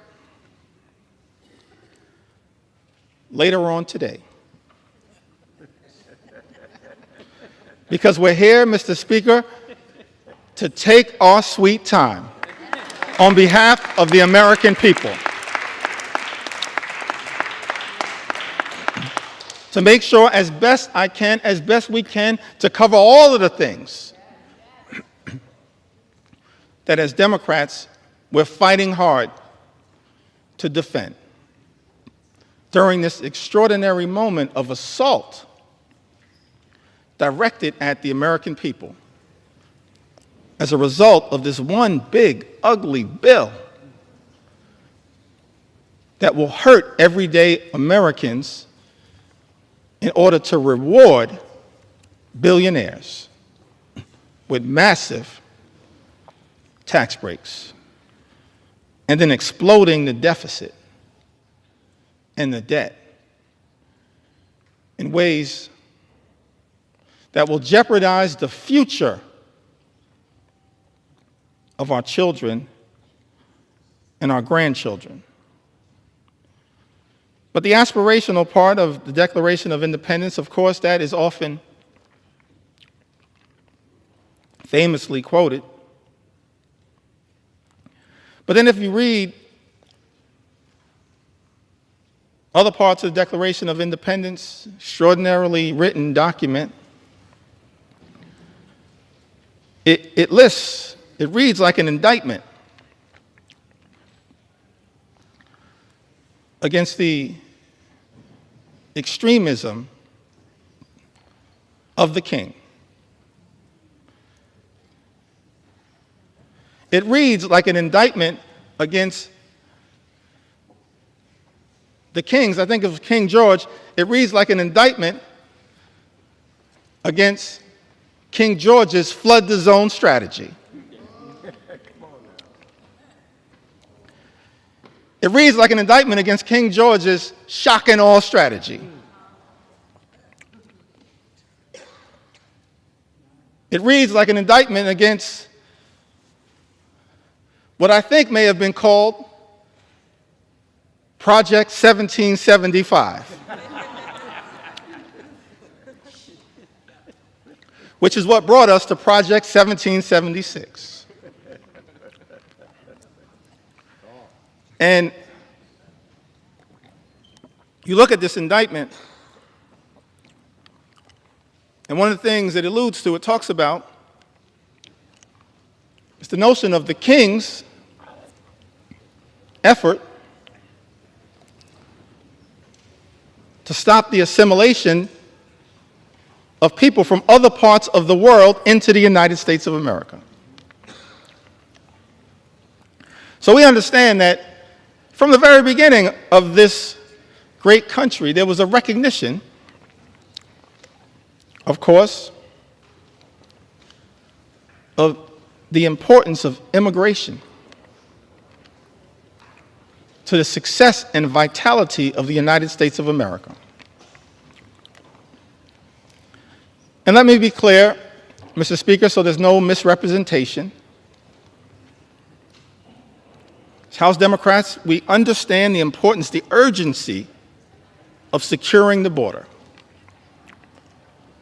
We believe that our immigration system is broken and that it should be fixed in a comprehensive and bipartisan way.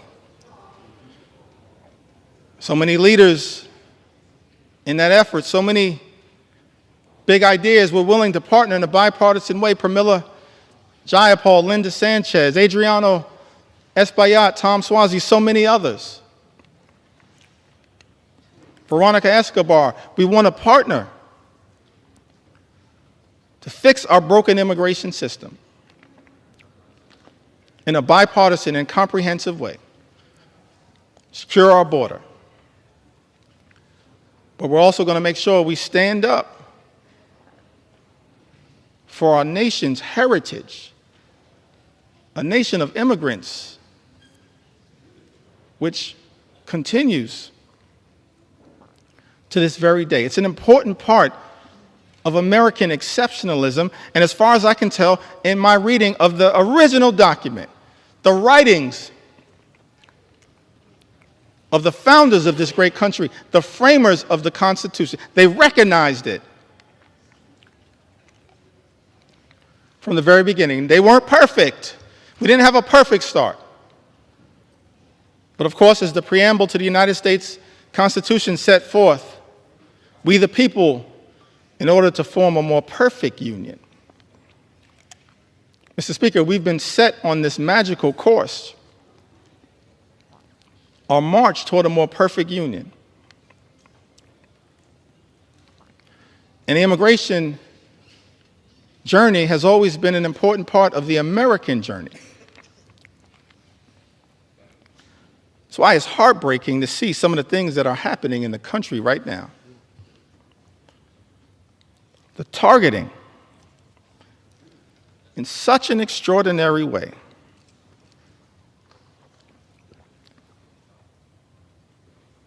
of law-abiding immigrant families, including American citizens. How can this be in the United States of America? Some people who might suggest that we should stay away from these stories. No, I'm going to lean into this part of the American journey because we support our heritage as a nation of immigrants. And we're going to stand up for dreamers, stand up for farm workers, stand up for law-abiding immigrant families all across this country. U.S. citizen children have been deported, Mr. Speaker. Is this who we've become in the United States of America? How can this be? This is extraordinary. 2-year-old American named Manu Borges Santos was born in Fort Lauderdale, Florida, in September of 2022. February, she was taken into custody in Florida alongside her mother and father, both of whom were undocumented. And as a result of this situation, 2-year-old Manu was deported to Brazil. Because of the Trump administration, Manu, a U.S. citizen, only 2 years old, is now effectively stateless. Manu is not a citizen or resident of Brazil. It's a 2-year-old girl, an American citizen.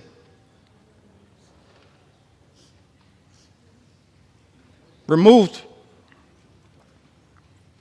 from her homeland,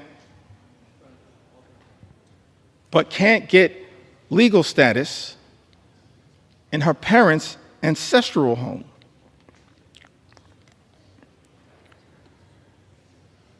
And as a result of her inability to get citizenship down in South America, because she's an American citizen, she has no right to routine pediatric checkups, even though Brazil has a public health system. cannot easily enroll in daycare, and finds herself in an untenable situation. I think we are better than this. We've got to find a better way, because I thought this administration promised, Mr. Speaker, to target violent felons, not 2-year-old American citizens. That's unacceptable, as far as I can tell, in the United States of America. Target violent felons all you want. We support that. They should be deported. But why are resources being spent targeting 2-year-old American children? That's not American. And I don't believe the American people support that, Mr. Speaker. That's not what this country should be all about. Manu wasn't the only one. The only American citizen who's been targeted by the deportation machine, a deportation machine that will be unleashed on steroids by this one big ugly bill. We know that, in fact, is the case. That's not hyperbole. It's not a hypothetical. It's not hype. J.D. Vance told us the other day, don't worry about the cuts to Medicaid. Don't worry about the fact that this is the largest cut to Medicaid in American history. Don't worry about the fact that millions of Americans, more than 17 million Americans, will lose their health care, and many more will experience higher premiums, copays, and deductibles, whose life will measurably get worse as a result of this one big ugly bill. Vice President J.D. Vance said, don't worry about that, because it's all about the deportation machine. That's not targeting violent felons. Apparently, much of what has been unleashed on the American people targeting American citizens, like a 2-year-old American girl with the initials VML, who was deported alongside her mother and sister to Honduras without any meaningful due process. VML was taken into custody by ICE on April 22nd.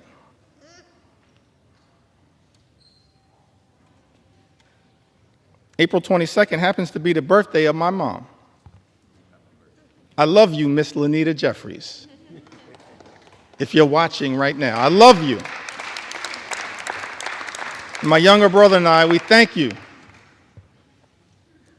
for what you did, for your sacrifice in raising us, to try to be the best citizens that we can be. VML was taken into custody by ICE on April 22nd while attending a routine check-in at a New Orleans immigration office with her mother. VML's undocumented mother had no criminal history. And had she been allowed due process, they could have contested the removal.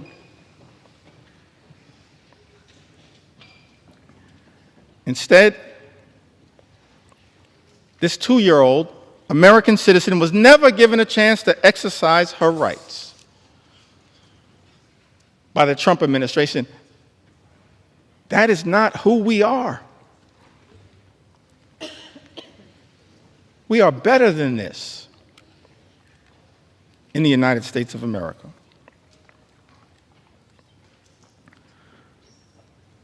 Carlos or Carrie Lopez Alvarado a U.S. citizen, arrested while she was 9 months pregnant, masked men wearing Border Patrol uniforms, followed by a white truck into a building's private parking in the city of Hawthorne. In that truck was Carrie's partner, Brian, when she tried asking questions about who the agents were and what authority they had to arrest her partner. She was arrested. And Carrie, an American citizen, recounted that they started grabbing me from both sides, and I ducked down to sort of shield my stomach because I was afraid. An American citizen, afraid that they were going to hurt me.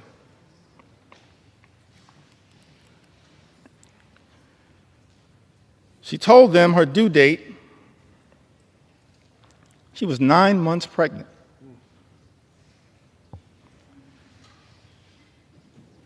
Apparently, these CBP officers responded, okay, your baby is going to be born here, but you're from Mexico, right? They were wrong. They were detaining an American citizen. This is what has been unleashed on the American people. One last story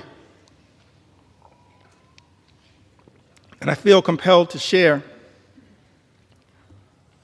on this issue. Mr. Speaker, I still got some ground to cover. Take your time. Take your time. On a few other issues of importance to the American people, but one last story that I think needs to be shared, Mr. Speaker, in connection with this issue. This received some attention, some notoriety. Americans were horrified, should be horrified. All of us should be horrified. I'll never forget the journey that we were originally on. Set forth, spoken to by the founders of this country. E pluribus unum, out of many, one. How can we forget that at this moment in time?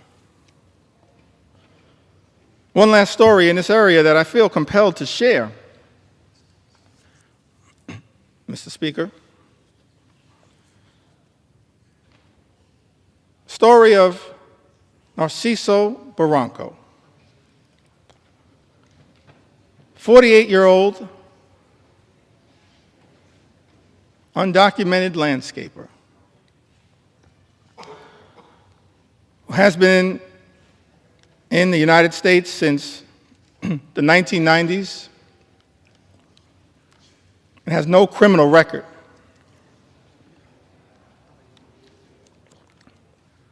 Here's the thing that got me about this story. Caused me to ask the question about this particular moment, the type of deportation machine that has been unleashed on the American people. Narciso, this landscaper, raised 3 American sons, all of whom became Marines, 2 of whom are currently, Mr. Speaker, on active duty Marines. His sons juggling their military assignments, have been trying to deal with the costs and the paperwork required to adjust their father's immigration status through parole in place, a program which allows undocumented members of military families to apply for a green card. But these men in uniform, juggling their military assignments, had not gotten there yet. So after 3 decades, living, working, and raising a family of patriots in the United States, Narciso was violently arrested while he was mowing the grass at an IHOP restaurant. We don't have to speculate as to whether this was true or not. In a video captured of the incident, you see he was sprayed with pepper gas. He was detained on the ground. He was not resisting. And he was hit repeatedly in the head by masked federal agents while he was on the ground. Let me park right there parenthetically for a moment. Seems to me that every other law enforcement professional in the United States of America has to disclose their identity in a way that is identifiable. These masks need to come down. They need to come down. They need to come down. These agents should just be held to the same set of standards as every other law enforcement officer in the United States of America. And if you don't understand the righteousness of that position, just study the case of Narciso. His oldest son, a Marine veteran, said in an interview, what we weren't prepared for and didn't prep him for was these guys attacking him. We never expected anything like that. We expected these guys to act professionally.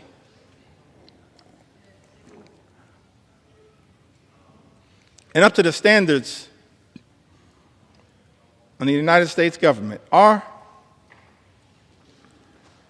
masked, armed federal agents who beat people on the ground really the standards the United States government should be standing by? Are these the types of actions, Mr. Speaker, that House Republicans endorse and support? This is not the way that anyone in the United States of America should be treated, particularly the father of 3 patriotic Marines. No one should be treated this way, but certainly not the father of 3 patriotic Marines in the United States of America. It's outrageous. It's out of control. And it's completely and totally unacceptable. Unacceptable. Unacceptable here in the United States of America. We are better than this. Better than this. Mr. Speaker, I've talked about the aspirational vision that we have for a country where everybody can afford to live the good life and work hard, play by the rules, experience the American dream. lived a good life, good paying job, good housing, good health care, good education for their children, and a good retirement. That's not too much to ask in the United States of America, the wealthiest country in the history of the world, a great country, an exceptional country, as Abraham Lincoln once observed in a speech in the chamber of the House of Representatives. America, the last best hope of earth. Spent a little time talking about the type of things, the type of America that we should be working hard at a bipartisan way to bring about, and spent some time critiquing this one big, ugly bill. And it's not like Republicans, Mr. Speaker, weren't given every opportunity to try to address the concerns that we have raised. I'm thankful for my colleagues in all of the committees of jurisdiction who worked hard, pulling all-nighters, offering amendments to try to improve this one big, ugly bill. We've actually introduced throughout this process, Mr. Speaker,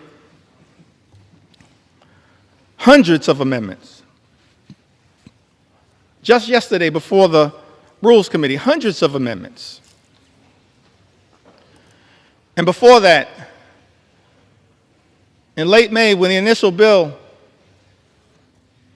was being debated in a marathon session before the Rules Committee, more than 125 or so Democrats offering more than 500 different amendments to improve this bill, to stand up for the American people. Doing so over and over and over again throughout this process. And so, Mr. Speaker, I think it's important for the American people to understand what exactly House Republicans have rejected. What changes have House Republicans rejected to this one big, ugly bill?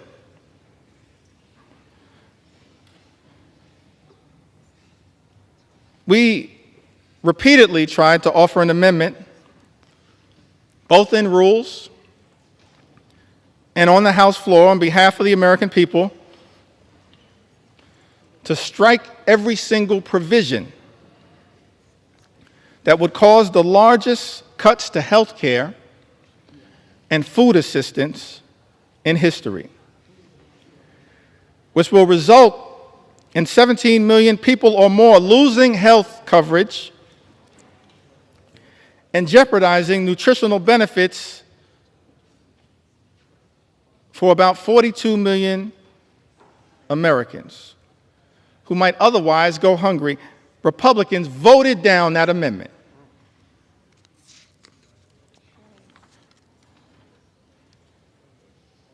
I believe it was Representative Amelia Sykes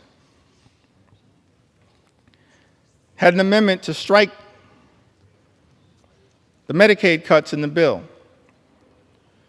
to prevent millions of people from losing their health insurance and to stop hospitals and nursing homes from shutting their doors. Republicans voted down that amendment. Representative Judy Chu had an amendment striking cuts to the Affordable Care Act.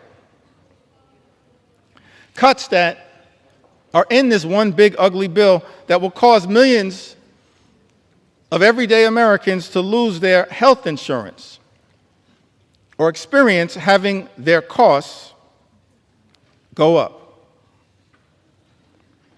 Mr. Speaker, you know that Republicans voted down that amendment. Representative Lauren Underwood from the great state of Illinois had an amendment, and I wish I could go through all of the amendments that have been introduced, but I'm going to highlight as many as I can. Representative Lauren Underwood had an amendment to ensure that people who get their insurance through the ACA, Obamacare, will not see their premiums increase. As I mentioned earlier, that as a result of this one big, ugly bill, Mr. Speaker, premiums, copays, and deductibles are going to go up for millions of Americans. Many will lose coverage. And so this amendment was introduced to ensure that people who get their insurance through the ACA will not see their premiums increase this year, which is expected to cause 5 million people to lose coverage. Mr. Speaker, Republicans voted down that amendment.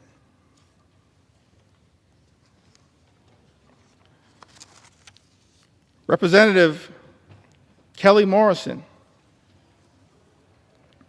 had an amendment that strikes the defunding of Planned Parenthood,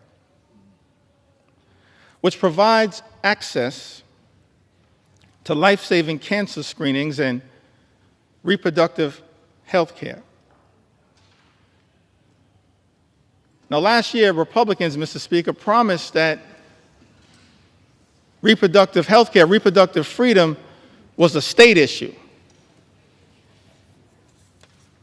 President Trump promised that reproductive health care, reproductive freedom was a state issue. And yet in this bill, there's a backdoor attack on reproductive freedom by targeting health care, preventative health care, that Planned Parenthood provides to millions of people all across this country. Representative Kelly Morrison had an amendment that strikes the defunding of Planned Parenthood, which provides access to life-saving cancer screenings along with reproductive health care. Republicans voted that down. Let me pause there parenthetically just to make one observation on this issue of reproductive freedom. What we're seeing right now in the House of Representatives, Mr. Speaker, Republicans unleashing a march toward a nationwide abortion ban. That's what's going on right now. What does this provision have to do with making life more affordable for everyday Americans? Nothing. This is all part of a right-wing ideological extreme effort to undermine reproductive freedom in the United States of America. Let me make something clear, Mr. Speaker. House Democrats believe in a woman's freedom to make her own reproductive health care decisions, a decision that should be between a woman, her family, her faith, and her doctors. That's it, period, full stop.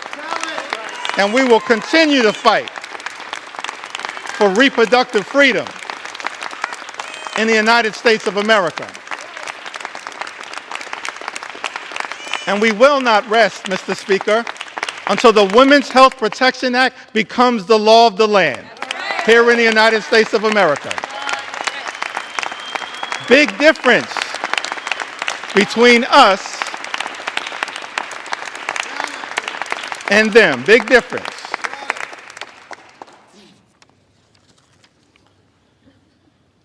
Mr. Speaker, Representative Johanna Hayes introduced an amendment to strike all provisions that would cut food assistance for children, seniors, and veterans. Republicans voted that down. How cruel. How cruel. Representative Shontel Brown had an amendment to strike burdensome red tape requirements that threaten nutritional assistance for millions of Americans and their families. Republicans voted that down. I mentioned earlier, Mr. Speaker, this notion that Republicans are trying to spin to the American people that the attack on nutritional assistance, imposing these paperwork requirements, or as Frank Pallone would say, red tape requirements, that's all about waste, fraud, and abuse.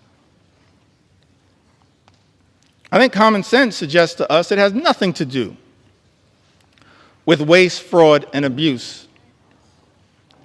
Mr. Speaker, I made clear earlier that as House Democrats, we believe that as custodians of taxpayer dollars, we need to make sure that we are spending that money efficiently, effectively, and equitably. And that we are committed to eliminating waste, fraud, and abuse wherever it may be found. I mean, one of the things that's interesting about this bill, this appears to be part of the deal that was negotiated by the senator from Alaska,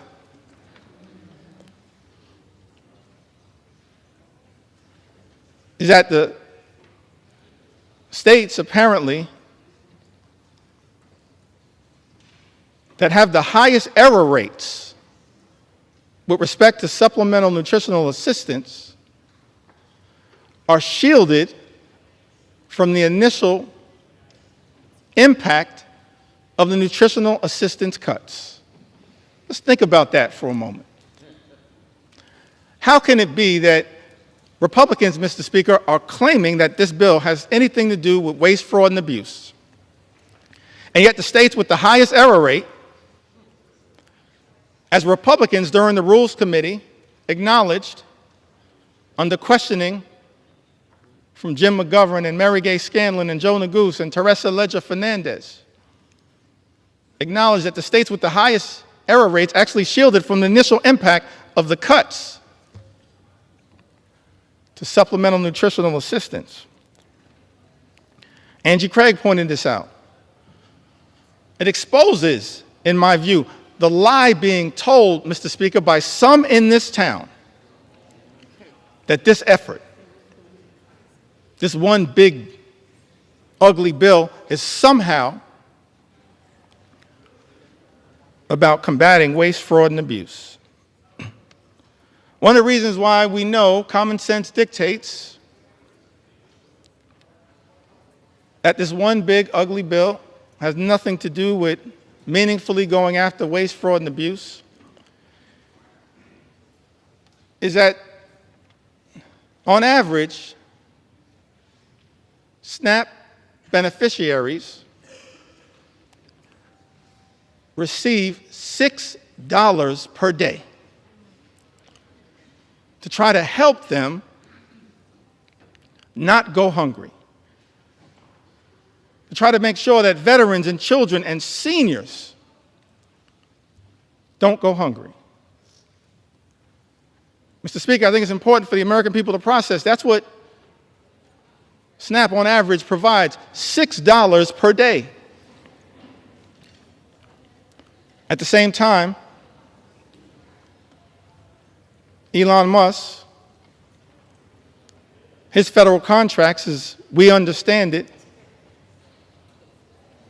amount to $8 million per day. Mr. Speaker, if Republicans were really serious about targeting waste, fraud, and abuse in the United States of America, start there. $8 million per day. Start right there. Don't take it, don't rip it from the mouths of children, seniors, or veterans. If Republicans were really serious about targeting waste, fraud, and abuse, start right there with Elon Musk. And we'll join you. We'll welcome you into the warm embrace of the House Democratic Caucus to target waste, fraud, and abuse. Start right there. You can start right there, Mr. Speaker. Start right there. Ranking members Jim McGovern and Bobby Scott had an amendment, Mr. Speaker, to prohibit the bill from going into effect unless cuts to Medicaid and SNAP would not result in fewer families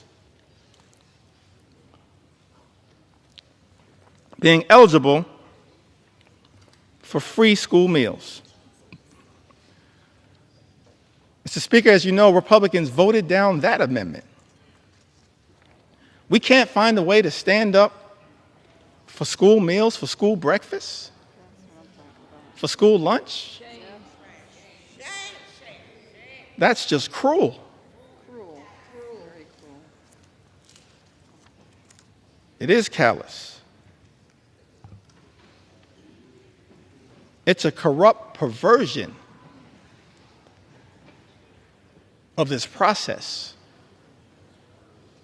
targeting, as this one big, ugly bill does, school children, hungry school children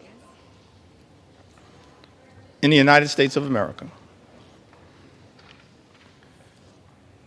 Speaker, Representative Mike Thompson had an amendment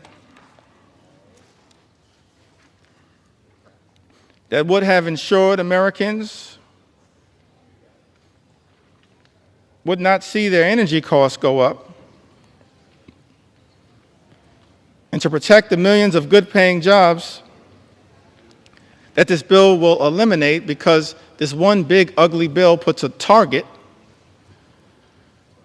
on the backs of the clean energy economy, on clean energy jobs, which result in cheaper energy and lower costs for the American people. We were told by President Donald Trump when he was on the campaign trail, costs would go down on day one. He was going to focus, we were told, on lowering the high cost of living in the United States of America. That's not what this bill does. And we know it, because 21 House Republicans made that clear in a letter that I cited earlier that's now part of this public record. Representative Mike Thompson, supported by others, had an amendment. All of these amendments co-sponsored by members all across the gorgeous mosaic of the House Democratic Caucus. We're proud of the fact that we look like we represent, in the most intimate way possible, consistent with John Adams' original vision of the House of Representatives, that the House should be a portrait of the American people. That's what we represent. We're proud of that fact. The gorgeous mosaic of the American people. That's what we're all about, in the most intimate way possible. That's why we love the House. And what the House is supposed to represent, the best of the House, not what we're seeing on the floor right now.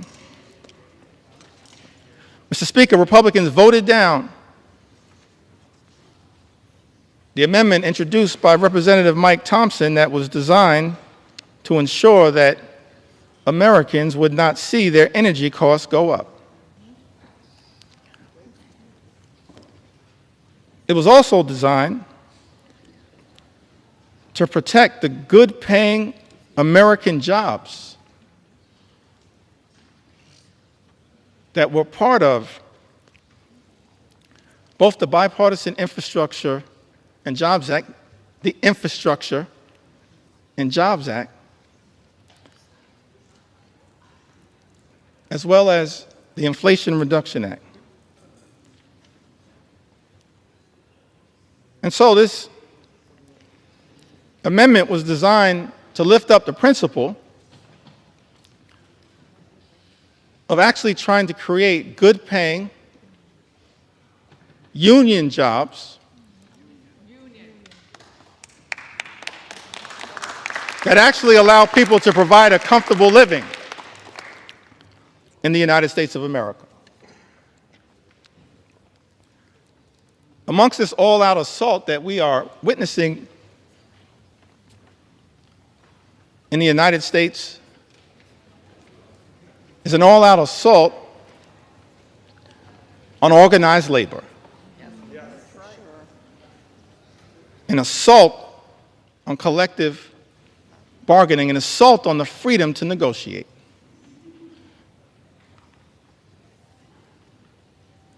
What's the difference, Mr. Speaker, between us and our colleagues on the other side of the aisle? I think one of the things that is a clear difference, Mr. Speaker, is that we believe, we recognize that in connection with this journey, work hard, play by the rules, imagine and dare to dream the ability to live the good life, to experience the American dream. An American dream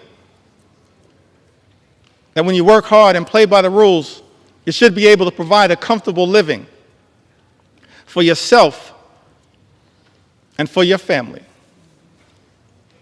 Educate your children. Purchase a home. Have access to high-quality health care. Go on vacation every now and then. And then one day retire with grace and dignity. That's the American dream. That's the ability to afford and access the good life. And we believe as House Democrats that no single force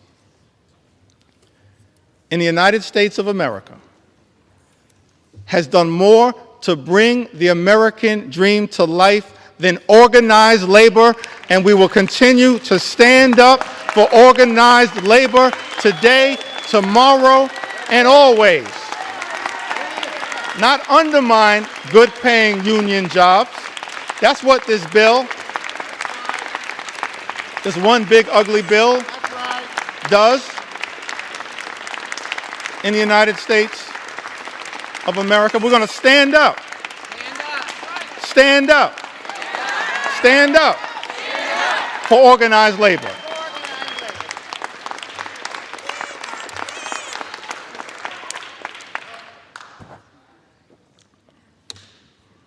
This is personal to me. My parents, Marlon Jeffries, Lanita Jeffries, they raised us, my younger brother Hassan and I, they raised us in a working class union household. I'm thankful for that. We were raised in central Brooklyn. Now, my mom grew up in Connecticut. And I mentioned, that must be Johanna Hayes.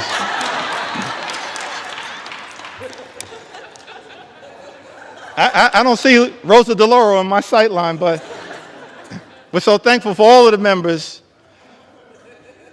of the Connecticut delegate. I'm an unofficial sixth member of the Connecticut delegation. My mom raised in Bristol, Connecticut. She went to Bristol High School. Thankful for my mom. And my dad, I mentioned earlier, he grew up in Newark.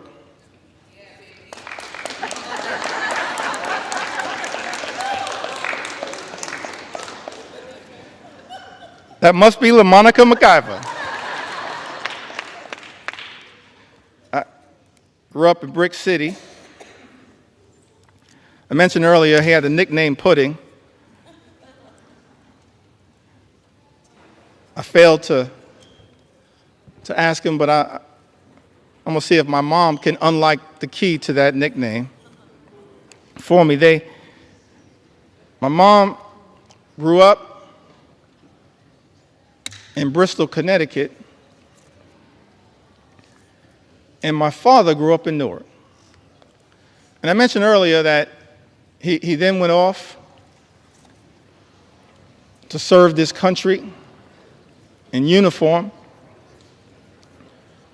as an Air Force member, served in Germany during the Cold War. I think about that a lot. I didn't get to talk too much about it. I wish I would have had the opportunity to talk a little bit more with my dad about that. It's an extraordinary thing in the United States of America that someone could grow up in inner city Newark and then have the ability, in part, thanks to President Harry Truman, to serve with people of all races to defend this great country. I wish I would have had the opportunity to talk to my dad a little bit more about his experience in Germany, because the one thing that I've been able to take away from that experience was that he came back having fallen in love with Heinekens and Becks.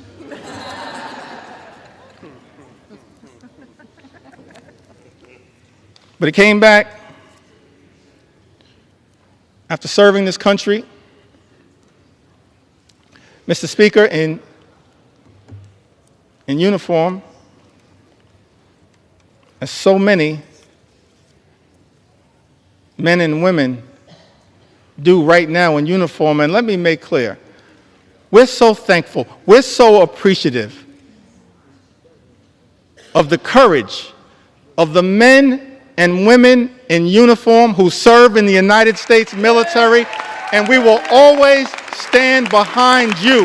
We thank you for your service, your patriotism, your courage, your heroism, and your sacrifice, lifting up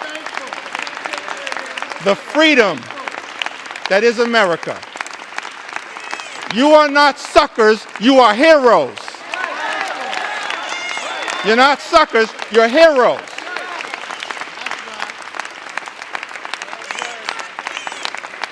We're thankful for your service.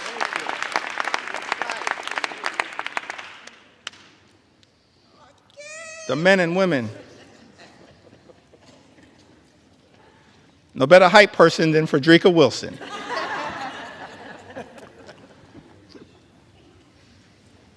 So my dad, as I mentioned, grew up in Newark. My mom in Bristol, Connecticut. So they meet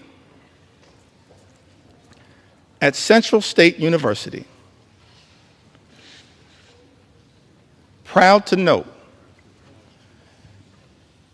a historically black college and university that has given so much.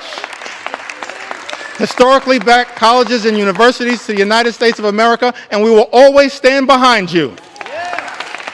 Always stand behind you. We will always stand behind you. I wouldn't be here right now without a historically black college and university. I'll never run away from that. I will never run away from that. And we're proud of the fact, we can check the record, proud of the fact that over the last few years prior to this administration, historic investment in Hispanic serving institutions, in historically black colleges and universities, in higher education.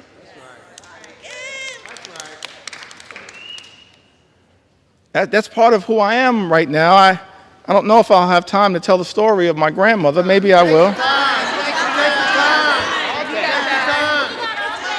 Take your time. Stories matter. Take your time. I got so many stories, I feel like I'm in a hip-hop studio right now. But they all relate to what makes us, every single one of us, every single Democrat, have a story to tell. A story to tell. Brooklyn will get that. Every single one of us have a story to tell. That leads us to this moment. It's the reason why we're fighting hard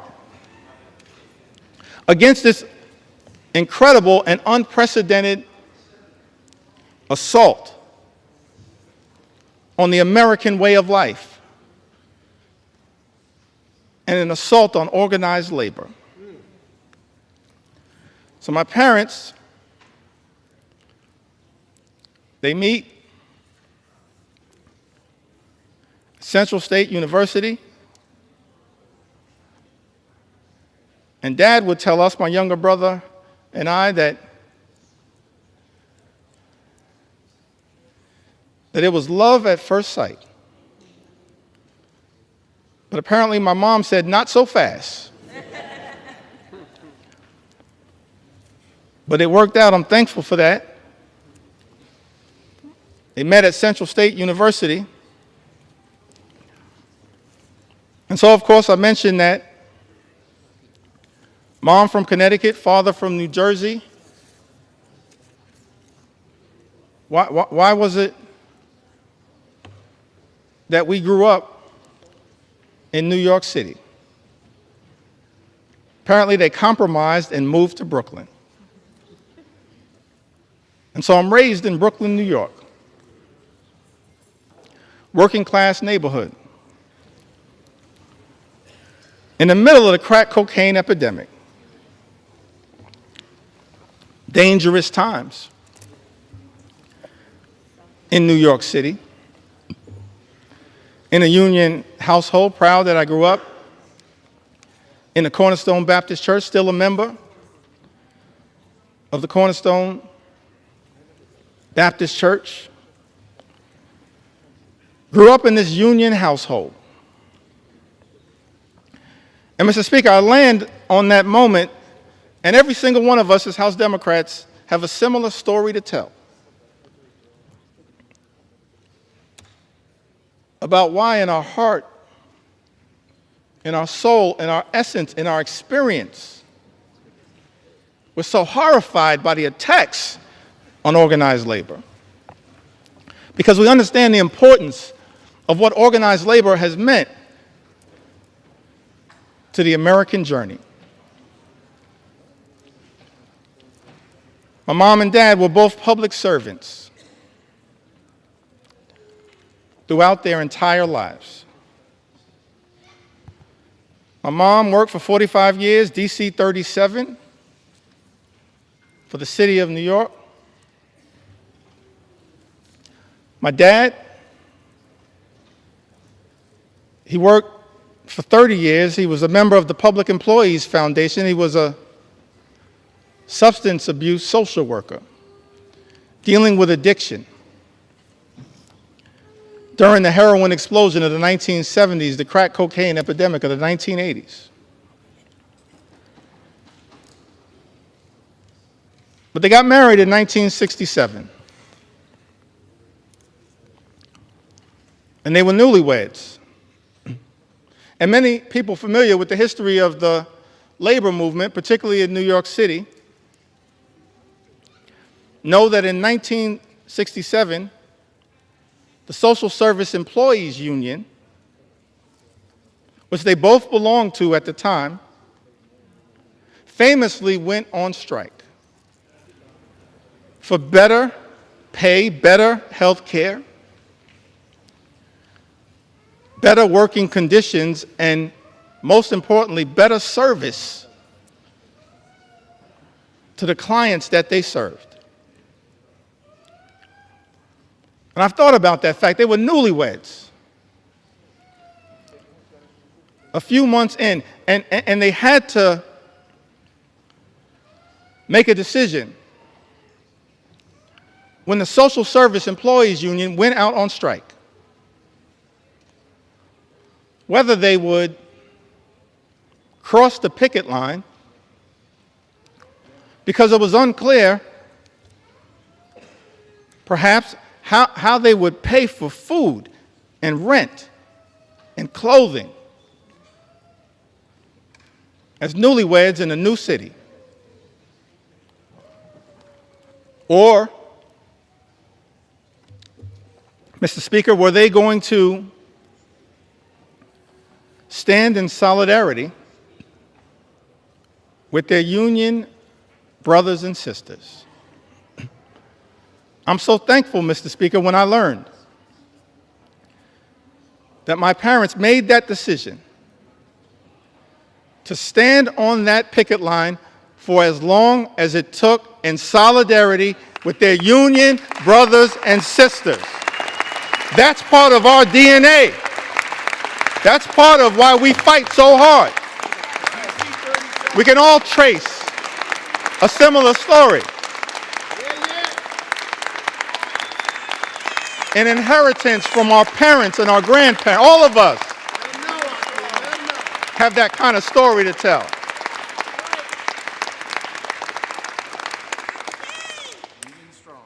Why am I so thankful that my parents made what I believe was a tough personal decision, but of course the right decision? It's because what that union membership actually meant to my journey and my younger brother's journey. 1973, my younger brother was born with a serious heart condition. He's okay right now. He's doing well. Right now, he continues to say on social media that he's our mother's favorite son. Let me say from the House floor, no, you are not. I think she favors both of us. A younger brother, 1973, he's born with a serious heart condition. He's okay right now. He's born with a serious heart condition. I'm thankful that it was that union negotiated health care that got our family through that difficult moment. That's why we do what we do. Our own personal experience.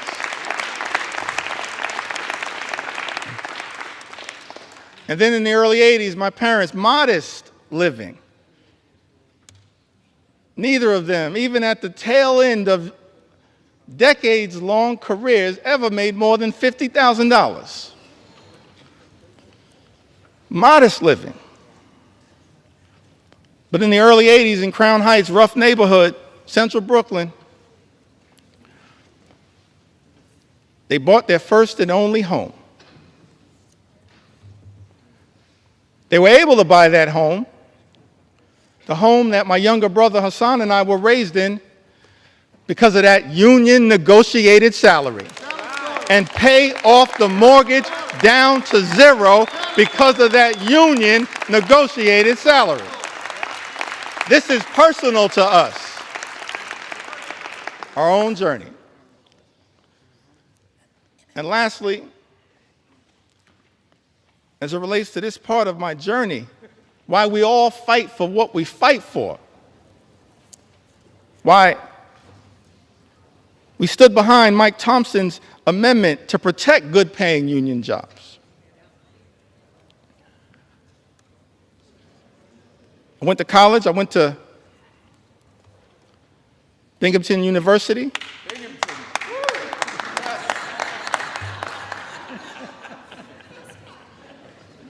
When I first got here, I was surprised to learn, actually, that I was the first graduate of Binghamton University ever elected to the United States Congress. I was shocked to learn that, but not the last. Because Vindman and Mannion have now joined us. And so we tripled the size of the Binghamton University delegation.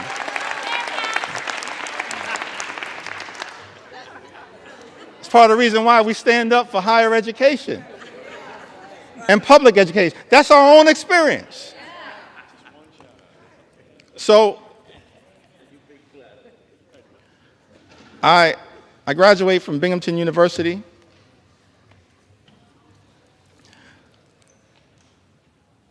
My younger brother graduated from Morehouse University. I think that was Hank Johnson.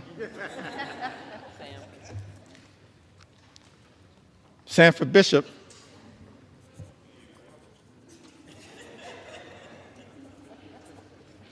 Graduated from Morehouse. I graduated from Binghamton University. And somehow, we managed to graduate from college without owing anything. And for the life of me, I couldn't figure out how. Because as I mentioned, my mom, my dad, they just earned a modest living all throughout their careers. So one day I had a conversation with my mom and I was trying to figure it out. How did you pull that off? She said, well, I wanted to make sure my two sons could have a clean start to life. So I borrowed against my union negotiated pension to make sure my two sons could get free and clear of loans and get a higher education as part of our effort to experience the American dream. And so we all say to our brothers and sisters in organized labor, you don't ever have to worry about whether House Democrats are going to stand up for you, because you've always been there for us. You've always been there for us. You've always been there for us. That's our personal story. And every single one of us,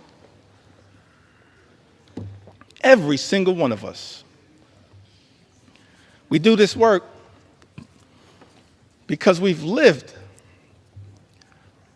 a life of opportunity that this great country has provided to us. And we're deeply troubled, saddened, disgusted that this great institution, this House of Representatives, Mr. Speaker, Republicans are trying to jam this one big ugly bill down the throats of the American people. A bill that hurts everyday Americans in order to reward billionaires with massive tax breaks. Shame on this institution if that bill ever passes. And so we say to the American people, we've been working hard to try to get this bill into a better situation, introducing amendment after amendment after amendment. Representative Judy Chu, the Chair Emeritus of CAPAC, one of our extraordinary leaders, my good friend Grace Meng, she now chairs CAPAC, but Representative Judy Chu, she had an amendment that no one earning more than $10 million per year receives a tax cut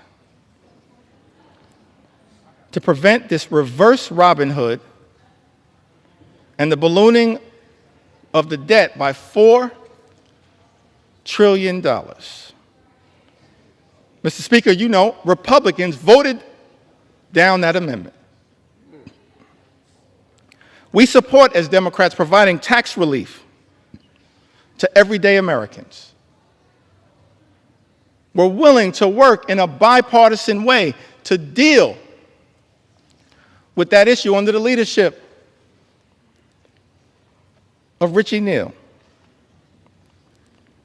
But Republicans decided, Mr. Speaker, as you know, to go down this partisan road, play partisan games, try to jam this extreme budget down the throats of the American people.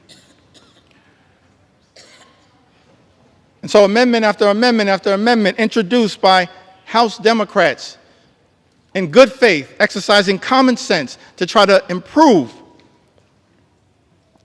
this bill.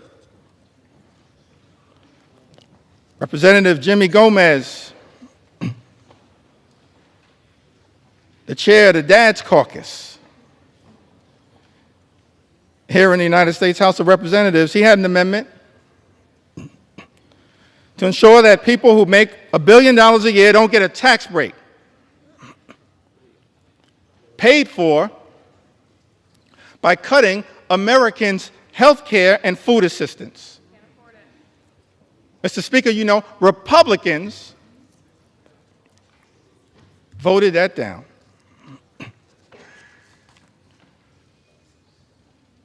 My good friend and classmate, Representative Susan DelBene, she had an amendment that would have made the child tax credit fully refundable. Susan DelBene, a great champion of the child tax credit. Let me also shout out a person that I believe is the mother of the enhanced and expanded child tax credit as well. The top Democrat on the Appropriations Committee, Rosa DeLauro. We're thankful for your leadership, Rosa.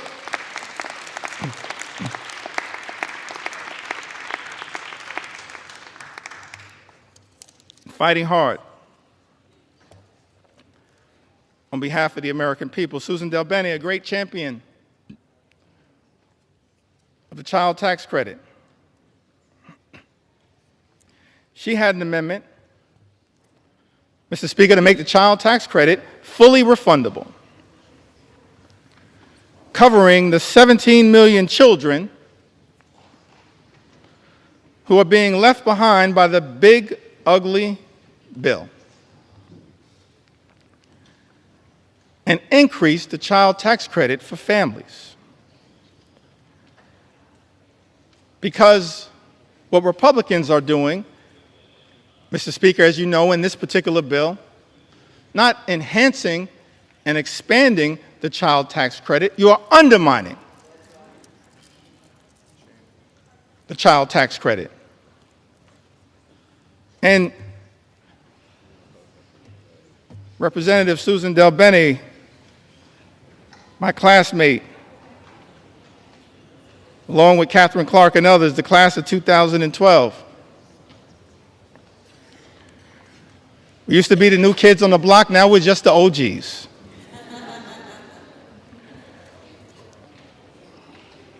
Susan Del Bene, she introduces this amendment, and Mr. Speaker, as you know, Republicans voted it down. Representative Laura Gillen had an amendment that dealt with this issue a little bit earlier. The new and permanent cap on state and local tax deduction. Representative Laura Gillen had an amendment to strike the new and permanent cap on SALT, which is something that members of the House Republican Conference, Mr. Speaker, as you know, claimed was a line in the sand for them, specifically from New York, and said that they support. But Republicans voted down that amendment from Representative Laura Gillen. Representative Mary Gay Scanlon from the Commonwealth of Pennsylvania, one of the great members of the class of 2018, a great class. She had an amendment that would protect infants, babies, American citizens born in this country from the unconstitutional and un-American Trump executive order to end birthright citizenship. Republicans voted that down. Can't believe it. Let me make something clear. No matter what it takes, we're going to make sure as House Democrats we stand up for the principle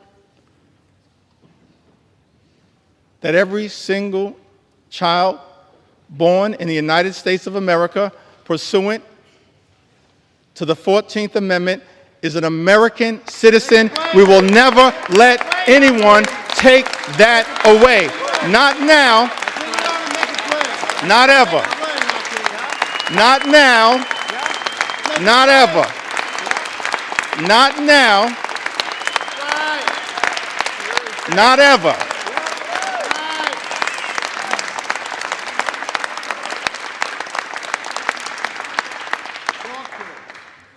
I think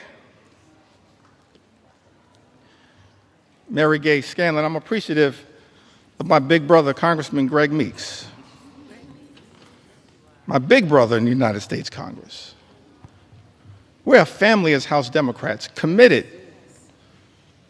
to working hard, standing up on behalf of the American people. It's an honor of a lifetime to be part of this family.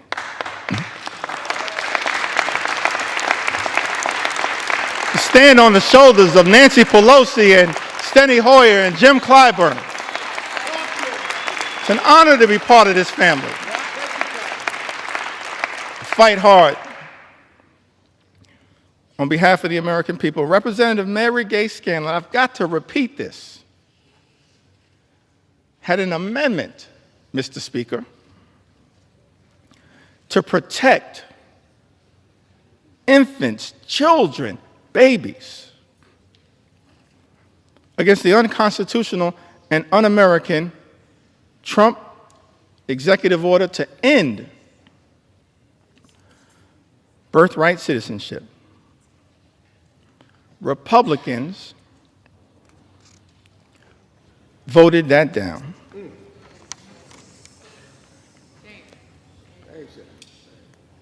Representative Pramila Jayapal had an amendment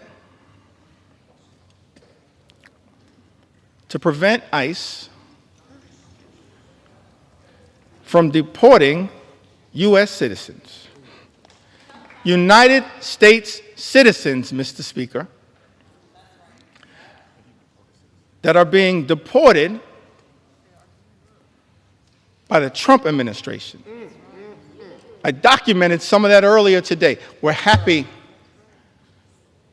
to provide more examples. In fact, I'm happy to debate my colleague, Speaker Mike Johnson, on any of these issues anytime right here on the floor of the House of Representatives. I sent you that invitation. I sent you that invitation. I sent you that invitation months ago. I'm still waiting to get a response. We're not running from the American people. We're ready to debate any of these issues anytime, any place, particularly right here on the floor of the House of Representatives. Representative Pramila Jayapal, she had an amendment, Mr. Speaker, to prevent ICE from deporting U.S. citizens. Republicans voted that down.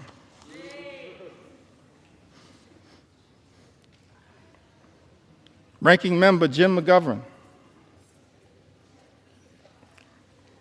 And this issue is personal to him. I mentioned earlier, we do this work because we're informed by our own personal experiences. It's not about glory, it's not about profit. It's about improving the lives of the American people that we're privileged to represent. Jim McGovern and his wife Lisa dealing with immense pain, immense personal tragedy. But fighting so hard on behalf of the American people, he had an amendment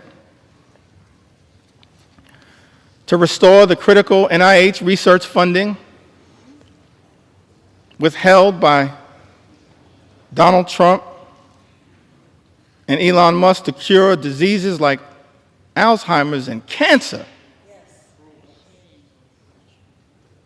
including pediatric cancer, childhood cancer. Mr. Speaker, you know Republicans voted that down.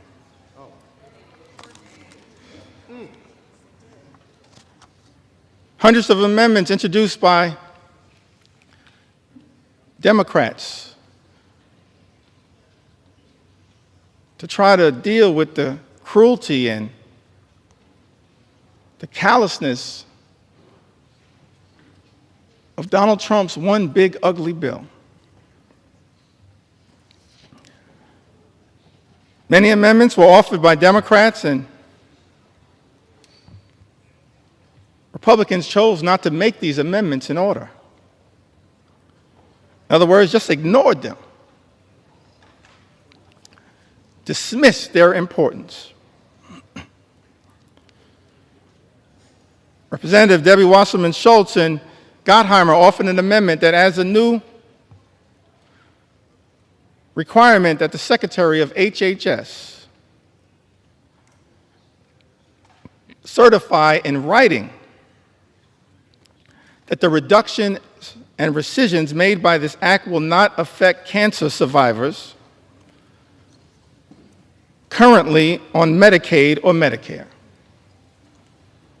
Mr. Speaker, as you know, Republicans dismissed that amendment. Representative Houlihan and Representative Ramirez offered an amendment, Mr. Speaker, that exempts individuals with disabilities from having to prove eligibility for Medicaid every 6 months. That's a burdensome red tape requirement designed to throw people off of Medicaid who are eligible. That amendment was dismissed, Mr. Speaker, as you know, by House Republicans.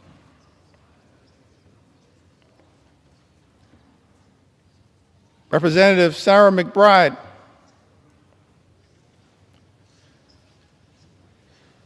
the distinguished gentle lady from the great state of Delaware, the distinguished gentlelady from the great state of Delaware. She offered an amendment that requires the CBO, the Congressional Budget Office,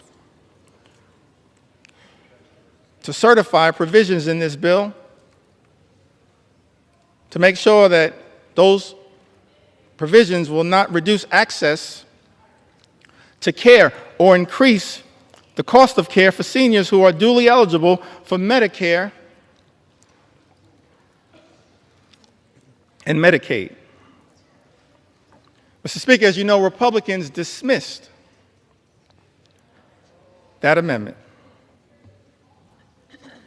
Representative Rob Menendez offered an amendment that the health provisions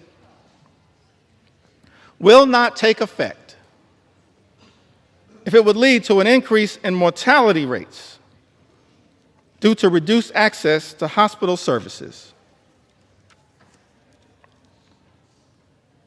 Mr. Speaker, as you know,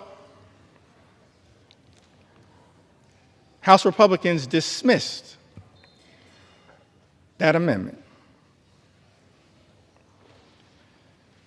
Representative Val Hoyle introduced an amendment that strikes changes to provider taxes and preserves states' ability to use or increase provider taxes to fund Medicaid and protect hospital funding. Mr. Speaker, you know that despite Representative Hoyle offering this amendment, Republicans dismissed it. Rural hospitals will close as a result of Donald Trump's one big, ugly bill. They will close. Susan Collins acknowledged that fact. But House Republicans are here jamming a bill down the throats of the American people that will close hospitals in rural America, in urban America, in small-town America, in the heartland of America, and apparently, Mr. Speaker, couldn't care less. Let me be clear. We're going to stand up for those communities that my colleagues on the other side of the aisle have abandoned. We're going to stand up for rural America, urban America, small-town America, the heartland of America, Appalachia. We're going to stand up for all of America, whether we represent you or not.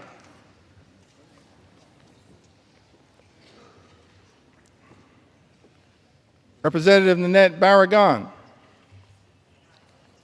one of our co-chairs of Steering and Policy,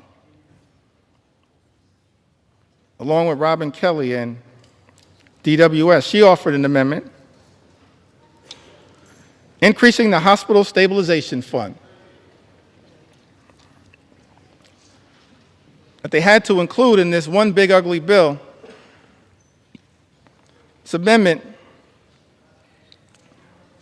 was designed to protect hospitals from closing and expand eligibility for safety net hospitals that we know exist all across America. In every corner in this country.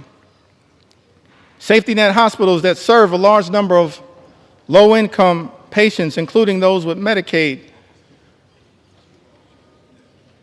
And yet, Mr. Speaker, as you know, House Republicans dismissed this amendment. Amendment after amendment after amendment that Democrats have introduced to try to relieve the pain that is being visited upon the American people by this one big ugly bill, voted down by Republicans or dismissed out of hand. Representative Costa introduced an amendment to protect those on the low-income heating and energy assistance program who are also targeted by this one big ugly bill. It's part of an effort to ensure that all households on SNAP can continue to qualify. Mr. Speaker, as you know, Republicans dismissed that amendment out of hand, ignored it, did not see fit to take it up. Representative Jill Takuda from the great state of Hawaii, she introduced an amendment trying to prevent the nutrition title of this bill from taking effect. Against USDA can determine that the provisions of this one big ugly bill would not result in material economic harm to farmers, ranchers, and producers. Mr. Speaker, as you know, Republicans dismissed that amendment out of hand. Representative Lloyd Doggett had an amendment to extend tax cuts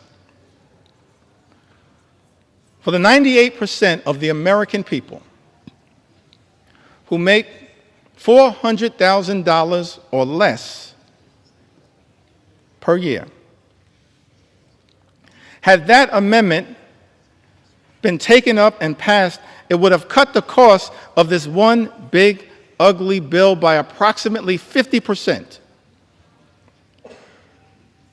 And we would have been standing up for those everyday Americans who are now going to be hurt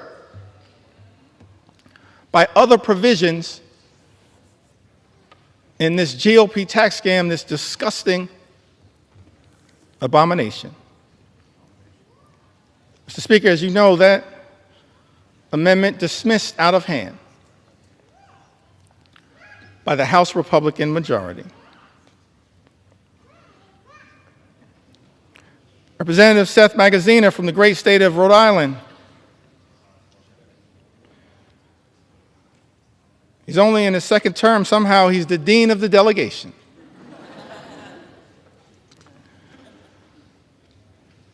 Along with my good friend Gabe Amo, Seth Magaziner, he had an amendment to provide a tax cut for the middle class, paid for by increasing taxes on the wealthiest here in this country. Taxes and a tax rate that had previously been at 39%, lowered by the original GOP tax scam in 2017.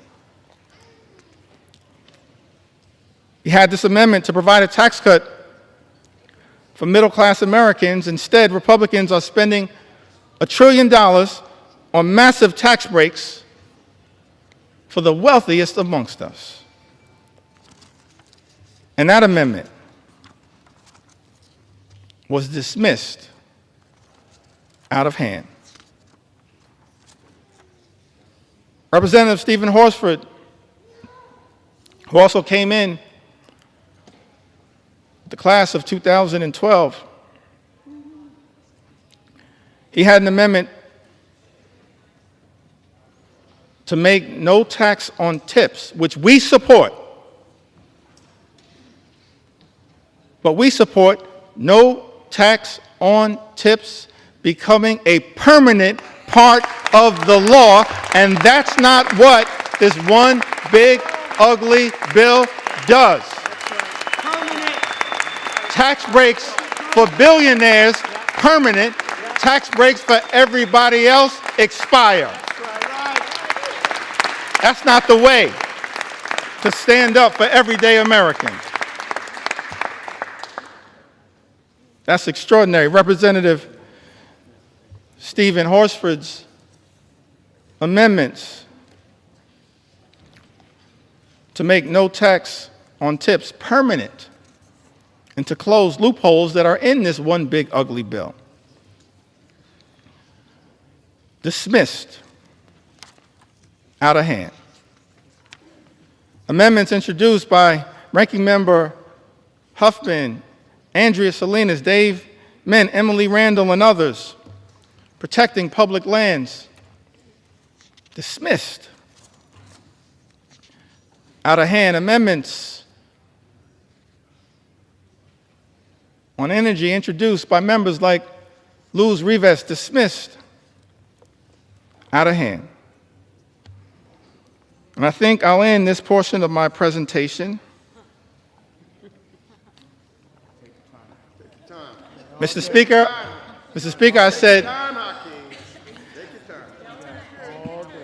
I said this portion of my presentation.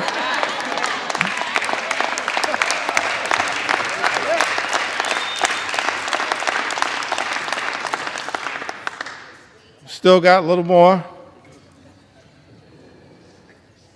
time. Donald Trump's deadline may be Independence Day. That ain't my deadline.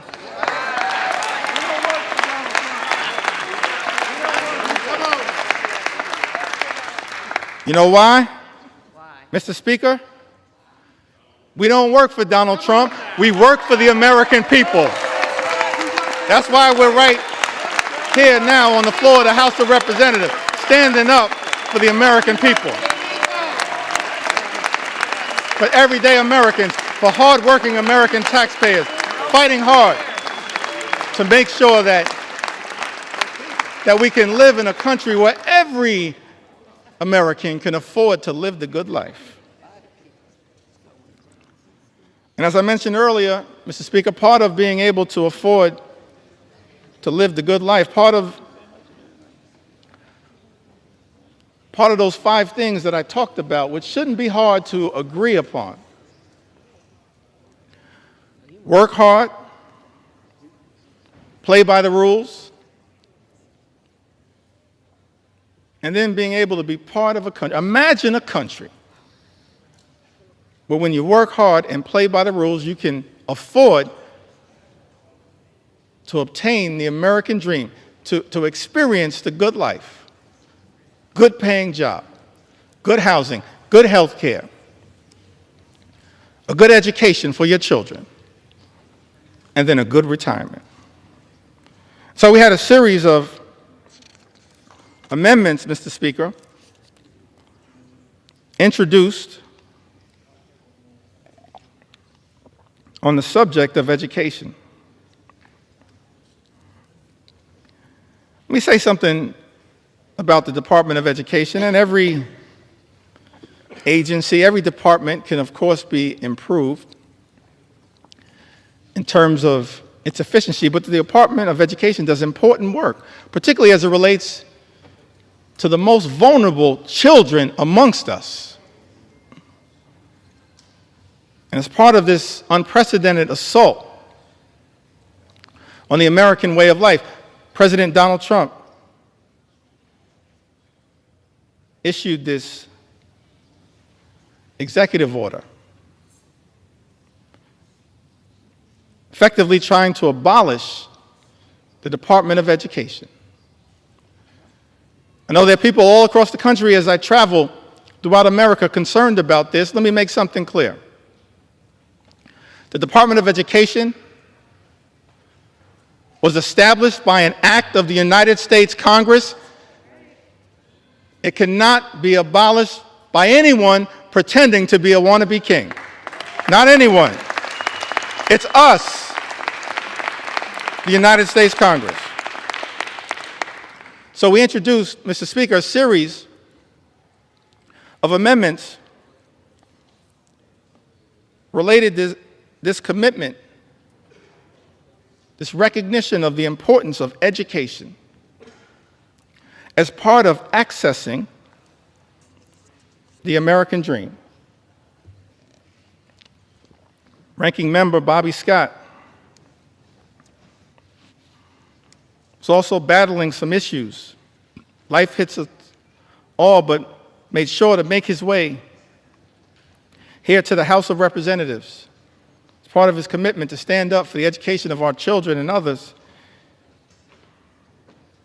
He had an amendment, Mr. Speaker, that strikes all of the extreme parts of the Committee on the Education and Workforce elements of this bill that make it harder for students to access high-quality education. jeopardizes child nutrition programs, and threatens financial student aid, all of which is being done recklessly, Mr. Speaker, by this one big, ugly bill.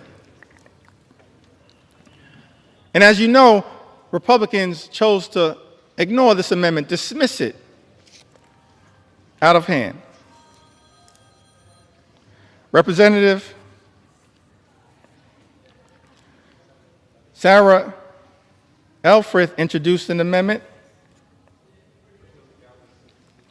to try to increase the amount that hard-working teachers and educators are able to deduct on qualified out-of-pocket classroom expenses.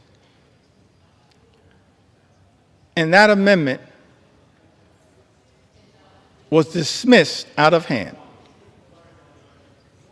Tax breaks for billionaires, Mr. Speaker, but Republicans have decided hardworking educators can't get an enhanced tax benefit for their out-of-pocket expenses. That's wrong, and as House Democrats, we will continue to stand behind the educators of the United States of America, the teachers in the United States of America, those to whom we entrust our most precious asset, our children. And House Republicans, Mr. Speaker, aren't standing up for educators, for the teachers of America. This is extraordinary. But we're going to continue to stand with our teachers and stand with our public schools all across the United States of America.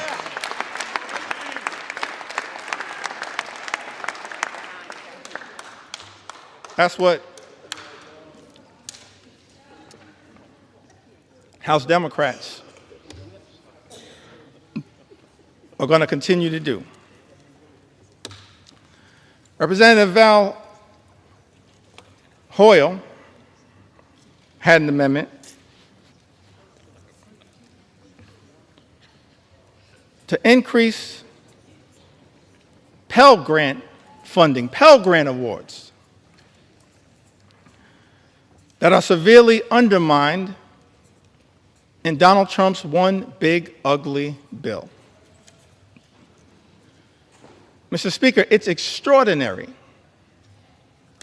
to me that this reckless Republican budget manages to go after blue-collar jobs, organized labor,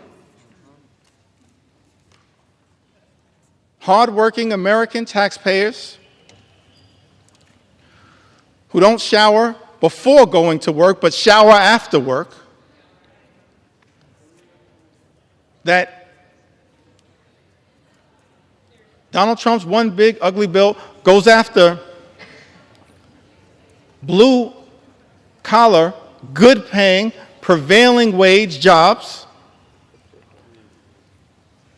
here in the United States of America, and then also goes after access to higher education. Representative Val Hoyle had an amendment, Mr. Speaker, increasing Pell Grant awards that are severely undermined in this bill. House Republicans chose to ignore this amendment, dismiss it out of hand.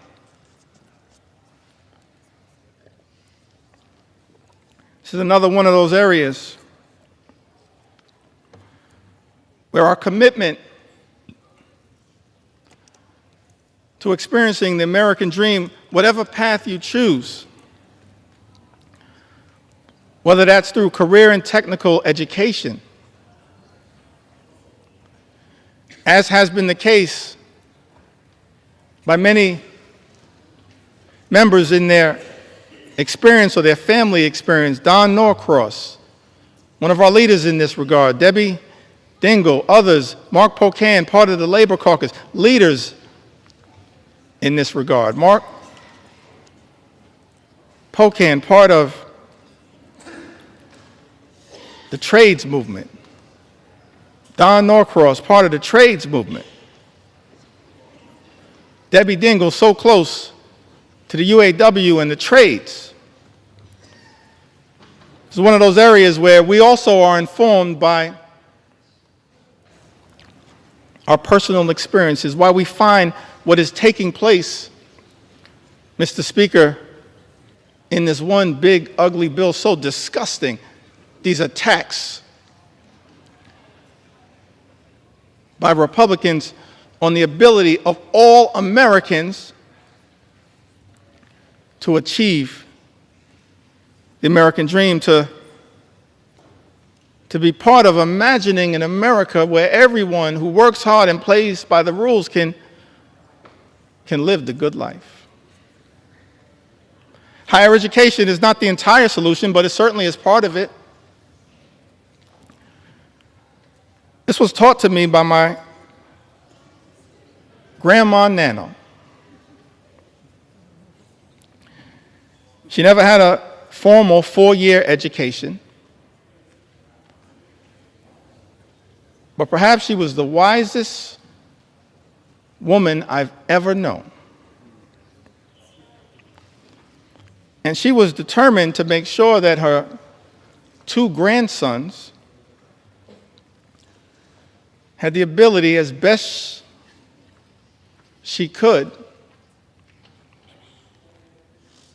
to obtain an education that might ultimately, for us, coming out of this working class neighborhood, Crown Heights in central Brooklyn, spending a lot of time in Bedford-Stuyvesant where she lived, on the corner of Putnam and Lewis, right down the block from the Cornerstone Baptist Church. She was determined to make sure that her 2 grandsons had the best opportunity, and in her view, and Grandma Nano's view, that meant access to education. And so, when we were young, she said to my younger brother and I, I'll never forget this conversation. We were in her home in Bed-Stuy. She said that the 2 of you are going to go to elementary school and then you'll graduate, go to middle school and graduate, high school and graduate, college and graduate. And then she dreamed about us going to graduate school, get a law degree, a PhD, a medical degree, an MBA, some form of advanced education. We were like, Grandma, we're going to be in school our entire lives. And she was so committed to that journey that every single time we graduated, this is a woman of modest means, she gave my younger brother and I, whoever was the graduate, $500 in cash. I still don't know where Nano got that money from.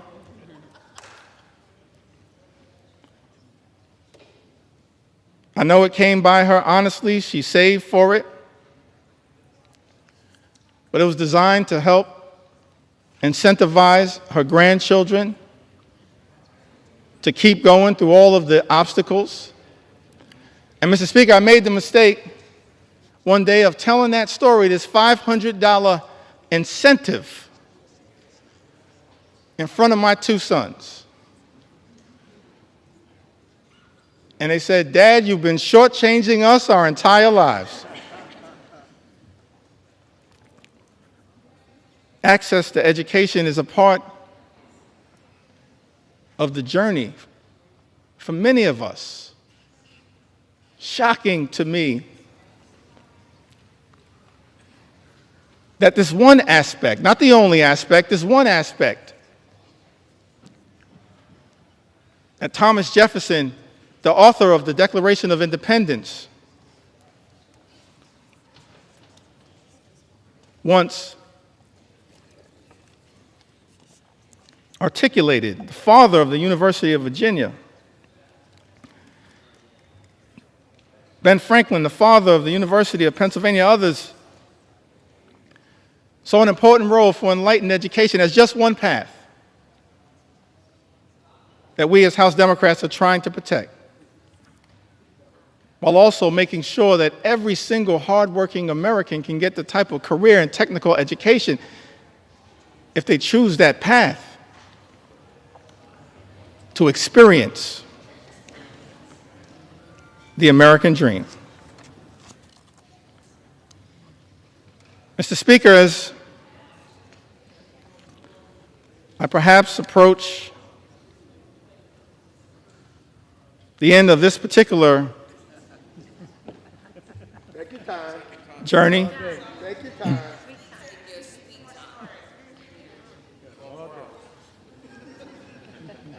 let me just reiterate that as House Democrats, we maintain from the very beginning of this Congress, we acknowledged the election of President Donald Trump, offered to work with our colleagues on the other side of the aisle whenever and wherever possible in order to make life better for the American people, to stand up for the things that matter, not as Democrats, independents, or Republicans, but as Americans. But the route, Mr. Speaker, that has been taken by House Republicans is to go it alone and to try to jam this one big ugly bill filled with extreme right-wing policy priorities down the throats of the American people. That's why, in good conscience, we can't stand here, Mr. Speaker, and support this effort, this one big ugly bill that hurts everyday Americans and rewards billionaires with massive tax breaks. America is too expensive. Housing costs are too high. Grocery costs are too high. Child care costs are too high. Energy costs are too high. Insurance costs are too high. America is too expensive. President Trump and House Republicans promised to lower costs on day one. Mr. Speaker, but costs aren't going down, they are going up. The policies unleashed by the Trump administration have been so chaotic, so all over the place, so much uncertainty has been created that the economy is being run off track, and nothing has been done to lower the high cost of living. In fact, not a single thing in Donald Trump's one big, ugly bill will meaningfully make life more affordable for everyday Americans. And that's just one of several reasons why House Democrats are a hell no on this legislation. We were a hell no last week, a hell no this week, a hell no yesterday, a hell no today, and will continue to be a hell no on this effort to hurt the American people.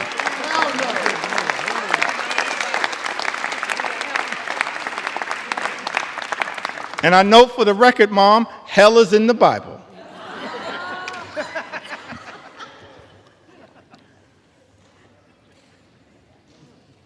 The American people are understandably frustrated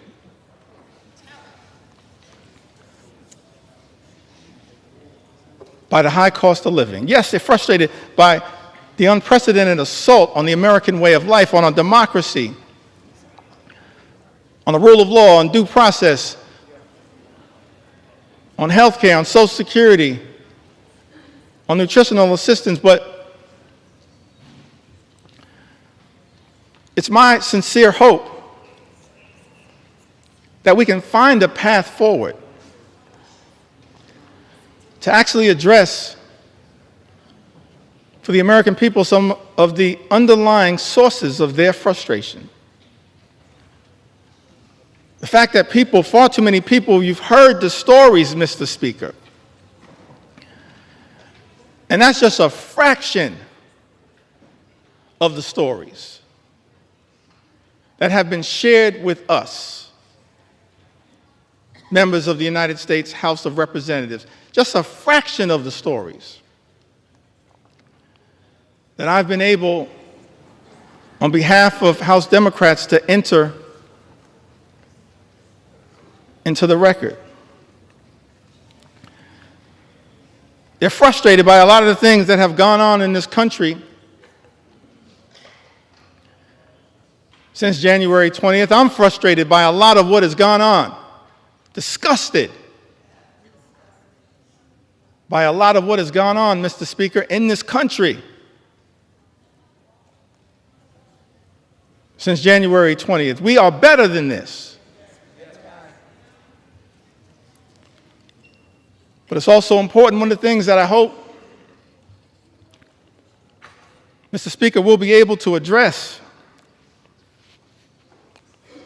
at some point is the source of the underlying frustration.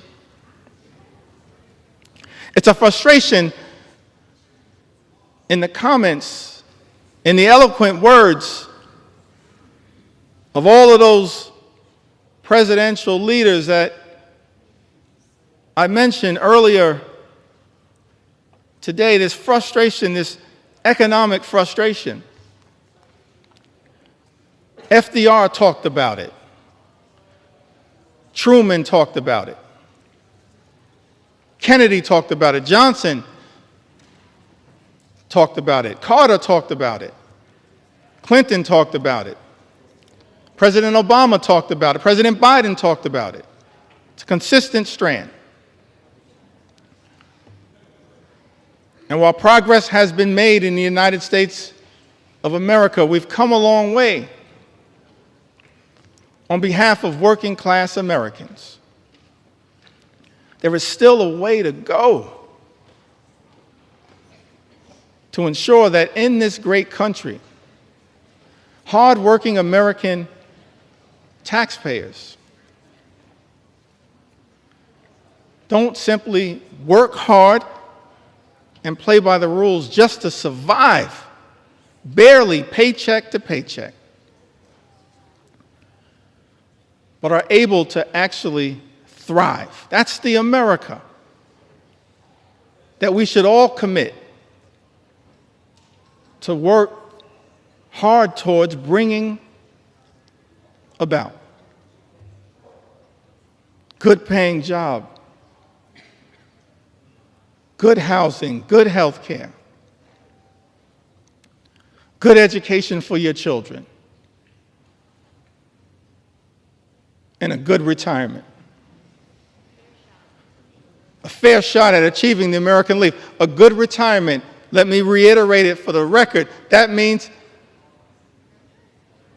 Mr. Speaker, that people in this town need to keep their hands off the Social Security and the Medicare of the American people. Keep your hands off Social Security, Medicare, Medicaid, all of the things. Hands off.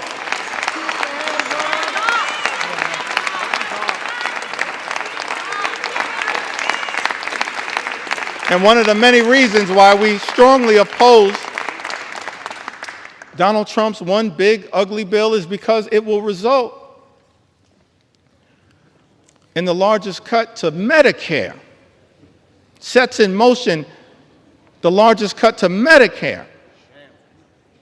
More than $500 billion by some estimations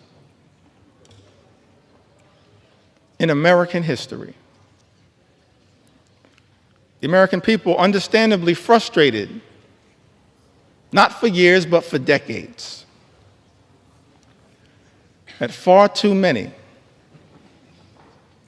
have dealt with a situation where the system is not building an economy that works for hardworking American taxpayers, for everyday Americans, for working class Americans, for everyone who aspires to be part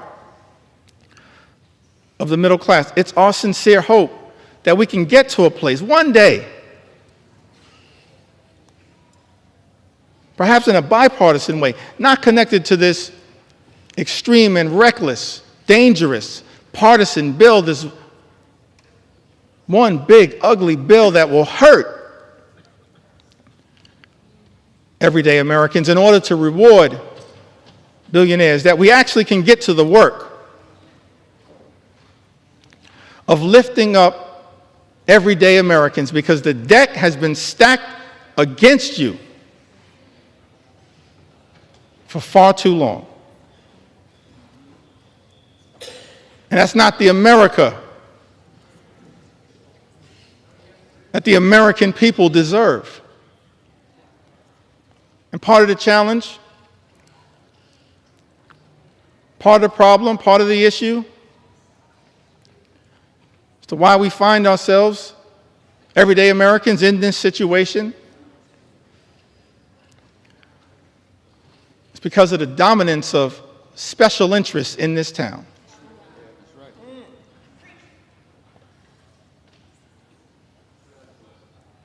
And this one big, ugly bill represents a massive giveaway to special interests in this country. And we reject special interests because our job here in the United States of America, Mr. Speaker, is to protect the public interest at all times, today, tomorrow, always, and forever.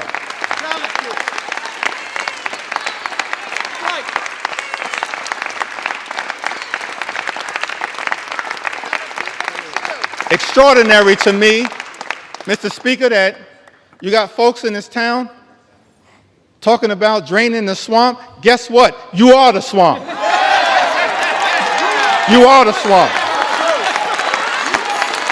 You are the swamp. We've never seen anything like this. The type of corruption that has been unleashed on the American people and has poisoned, Mr. Speaker, this bill.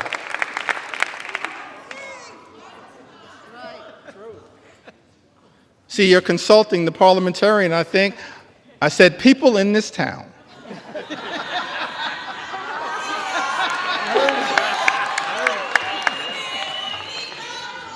I'm thankful that my grandmother saw fit to have her grandson educated. We've never seen a level, Mr. Speaker, of this type of corruption unleashed on the American people that has made its way into this one big ugly bill. Extraordinary levels of corruption in this town, unleashed on the American people. Corruption on steroids would be an understatement. Come on. Talk about it. In terms of what the American people are now being subjected to. So one of the things we look forward to changing in this town, I want to make this commitment, House Democrats. We are committed to making sure that we end corruption once and for all in the United States of America, in corruption in Congress, in corruption at the Supreme Court, and in corruption with the administration. That's part of our agenda, an anti-corruption agenda. That's what the American people deserve. That's what we as House Democrats are committed to bringing about. The exact opposite, Mr. Speaker, of what we see in this bill. We're going to present to the American people an anti-corruption agenda, the likes of which have never been seen. Because it's too much. Fundamentally, it undermines the ability of government to deliver for everyday Americans. You see that politics, at the end of the day, is about the management of public money. That's why we need everyday Americans to participate in your democracy. Because politics, at the end of the day, is about the management of public money. It's about how taxpayer dollars are going to be managed. And what's extraordinary about this one big, ugly bill is that what we see, Mr. Speaker, is the management of public money, all of it being done in this highly partisan way. It's not designed to serve the best interest of the American people.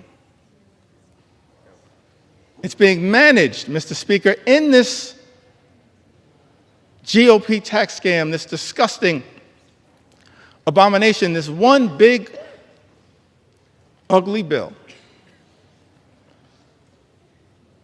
The management of taxpayer money being misused and abused to hurt everyday Americans in order to reward billionaires with massive tax breaks. That's a dereliction of duty. Mismanagement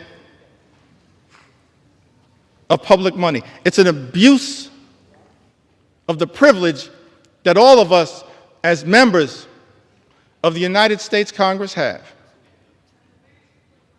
And so one of our promises to the American people as we look toward the future, we will always be stewards of your money to make sure that we are allocating taxpayer dollars in a way designed to lift up the American people, not tear the American people down. That's the type of Congress that the American people deserve. The public interest over special interest. The public interest over special interest. The public interest over special interest. That's one of our promises to the American people. And we're going to work hard to earn your trust as we move forward and look toward the future. I mentioned earlier in my remarks that I wanted to talk a little bit about faith.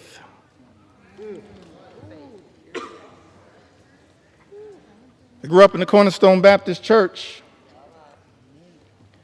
Faith is the substance of things hoped for, the evidence of things not seen. We walk by faith, not by sight. You just have faith the size of a mustard seed. You can move mountains. We come this far by faith.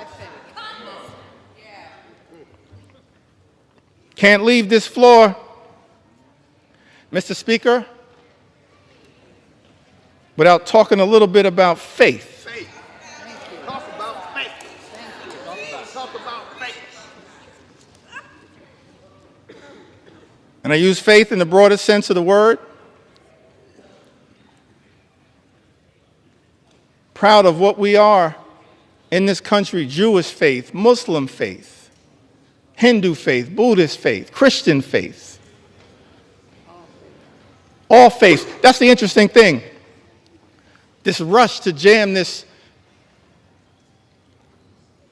reckless bill down the throats of the American people, all of it somehow connected to our 249th birthday that we're going to celebrate tomorrow, July 4th.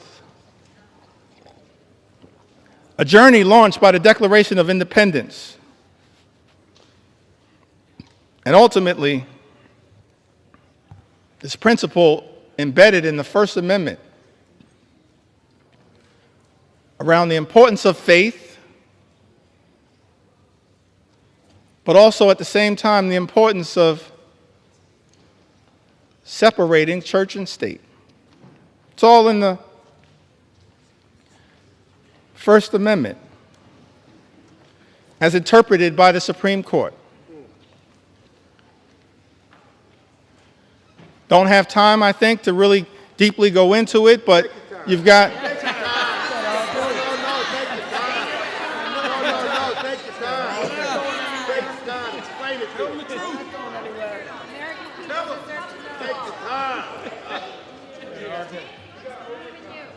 time. You've got the Establishment Clause and you've got the Free Exercise Clause. Framers of this country recognize the importance of faith, our journey of religion. I'm proud of my Christian faith. But I also recognize the importance of the plurality of all of us, men and women of faith, different religions. And also of the fact that here in America we embrace the religious and the secular. The religious and the secular. But on this question of faith, I alluded to it a little earlier. It seems to me that the Gospels, that the New Testament, there's some interesting parts of the Old Testament. I'm tempted to tell the story of King Nebuchadnezzar.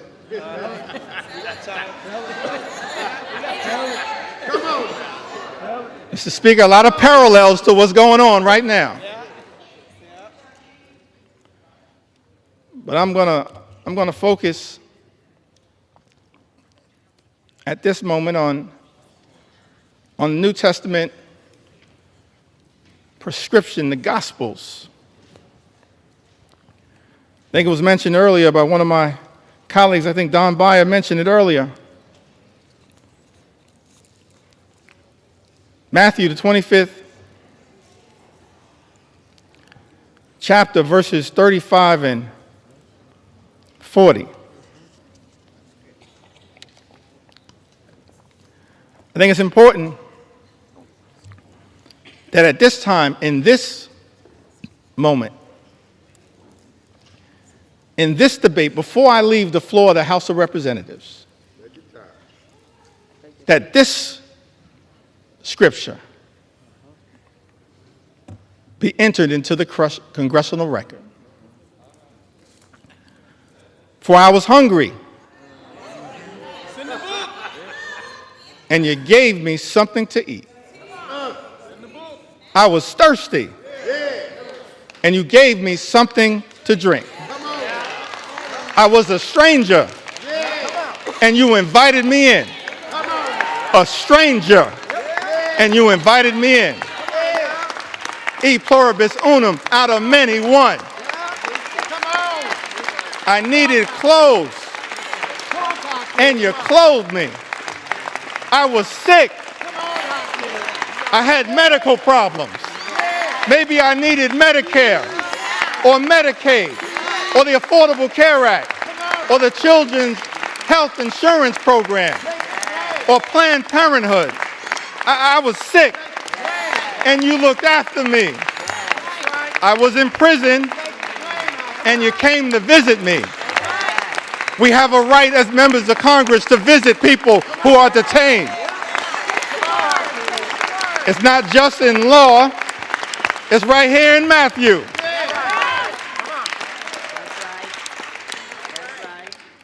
Then the righteous will answer him, Lord, when did we see you hungry and feed you? Or thirsty and give you something to drink?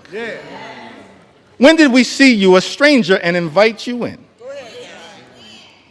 Or needing clothes and clothe you? When did we see you sick or in prison and go to visit you? And of course, the reply from Jesus, truly, I tell you, whatever you did, whatever you did for one of the least of these brothers and sisters of mine, you did for me. That's what we should be doing here in the United States House of Representatives. Our job is to stand up for the poor, the sick, and the afflicted, the least, the lost, and the left behind, everyday Americans. That's what Matthew teaches us. And that's not what's happening in this one big ugly bill. That's not consistent with what my faith teaches me.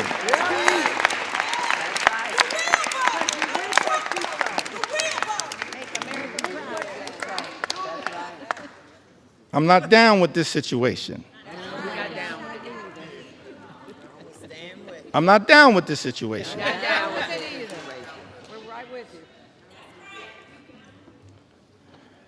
Well, you got some folks in this town. They go to church.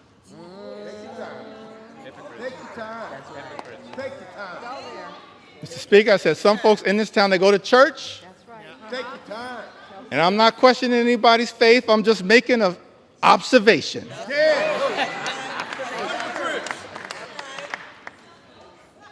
Got some folks in this town, they go to church and they pray on Sunday. P-R-A-Y. And then they come to Congress and pray P-R-E-Y on the American people. I'm not down with that kind of faith. That ain't my faith. That's not our faith. That's not the faith that comes out of the gospel. I can't find that kind of faith in Matthew 25 and 35. I can't find that kind of faith. But I do see something else. Tell us what you see. Tell us what you see. Can I talk about it for a moment? Talk about it. Talk about it. Take your sweet time. Take your sweet time. Take your time. I do see something else, kind of what what I'm seeing connected to this one big ugly bill.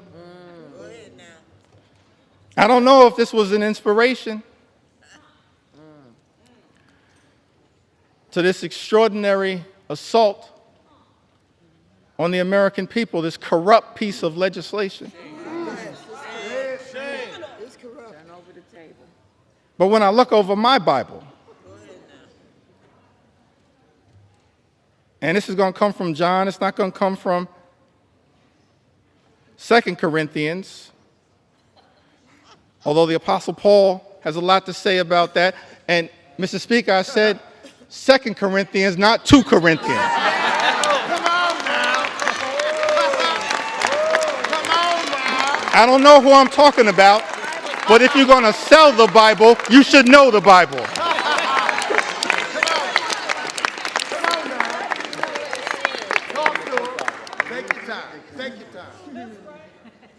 Trying to figure out, because it's not in Matthew. That's right.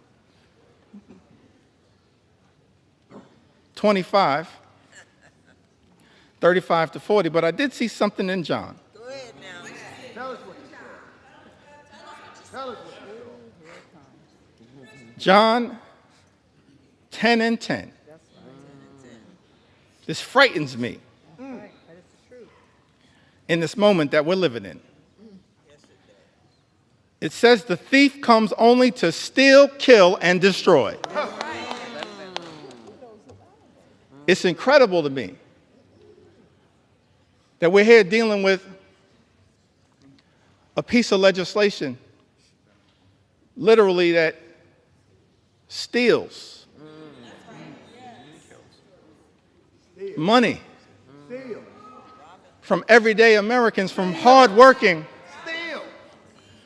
American taxpayers. Steals money from Medicaid, Medicare, the Affordable Care Act, supplemental nutritional assistance, steals money from Pell Grants, from the education of our children, from energy assistance programs. Thief comes only to steal Come on, steal. and kill. Well done. I don't say this lightly, Mr. Speaker, but we stand behind this point.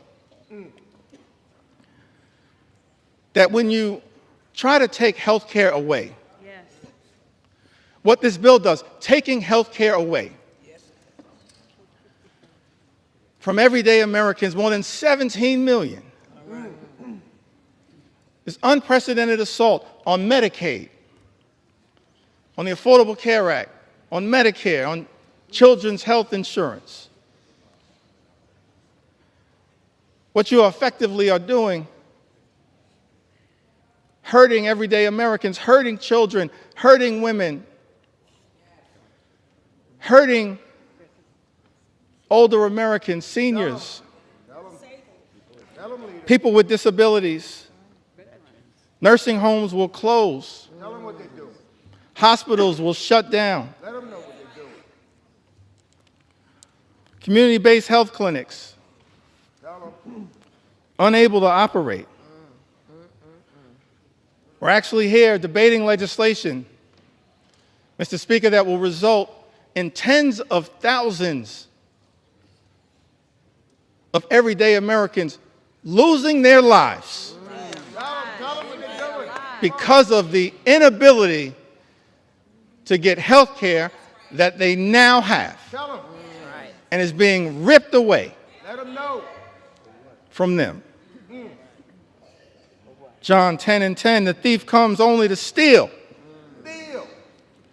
and kill Kill. and destroy. All-out assault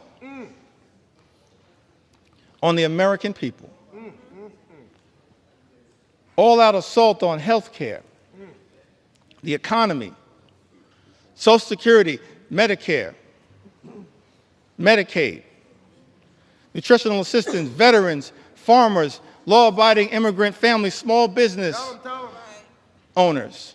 All of the things that we've spent some time on this House floor talking about, that this bill is trying to destroy. That's right.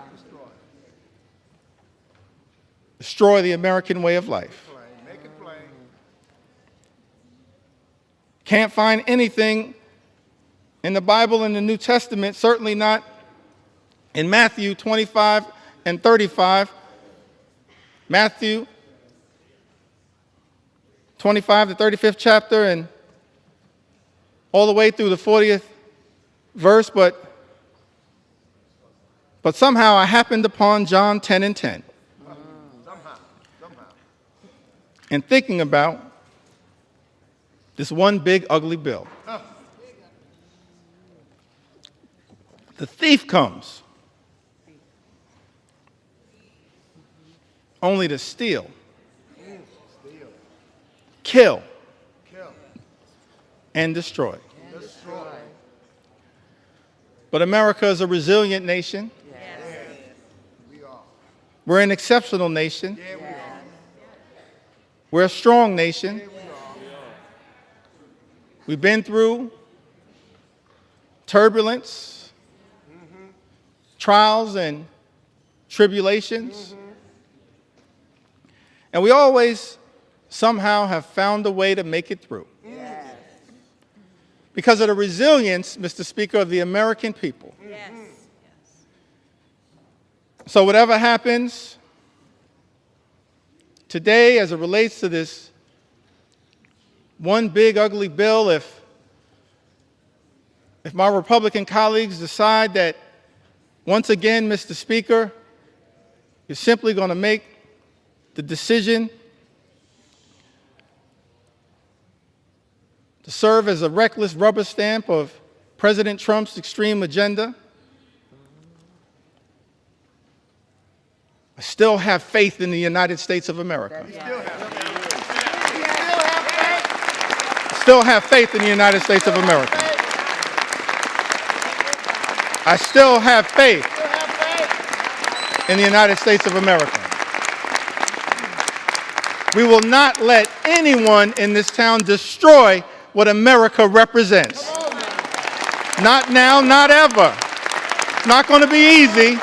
We recognize that. But we've got faith in the resilience You have time. Take your time. Sweet time. of the American people. As I get ready to close shortly in, Now take your time. Your time. Take your time. Come on. Take your sweet time. Tell 'em. Come on. Take your well, let me say it Yes, say it. one more time. Our Republican colleagues tried to jam this reckless, extreme bill,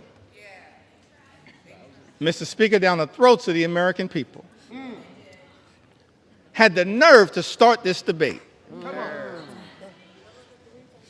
at 3:28 a.m.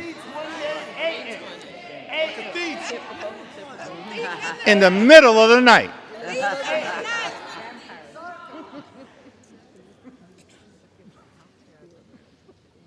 But we made clear that we were going to expose all of the things that are being done to harm the American people. Yeah, that's right. Tell 'em. Not in the dark of night, but in the light of day.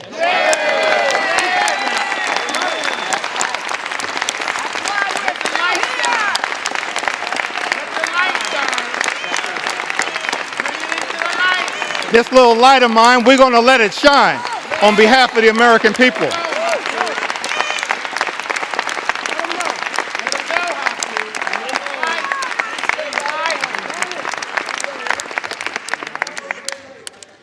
Incredible to me that Republicans would try to jam this one big ugly bill down the throats of the American people in the dead of night. And then, to add insult to injury, Mr. Speaker, allocate 15 minutes. 15. That's all. 15 minutes Grace. to each side on the committees of jurisdiction. Shame. Shame. What a shame. 15 minutes to the Ways and Means Committee on each side. 15 minutes Take your time. Take your time. to the Budget Committee. That's extraordinary. But I'm thankful, I'm appreciative of all of my colleagues who stand behind me. That's right.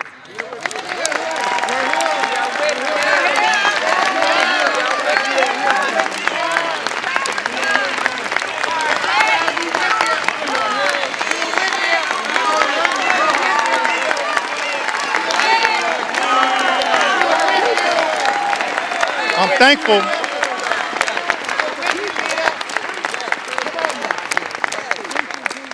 Thankful to all of my colleagues for their commitment, their courage, their conviction,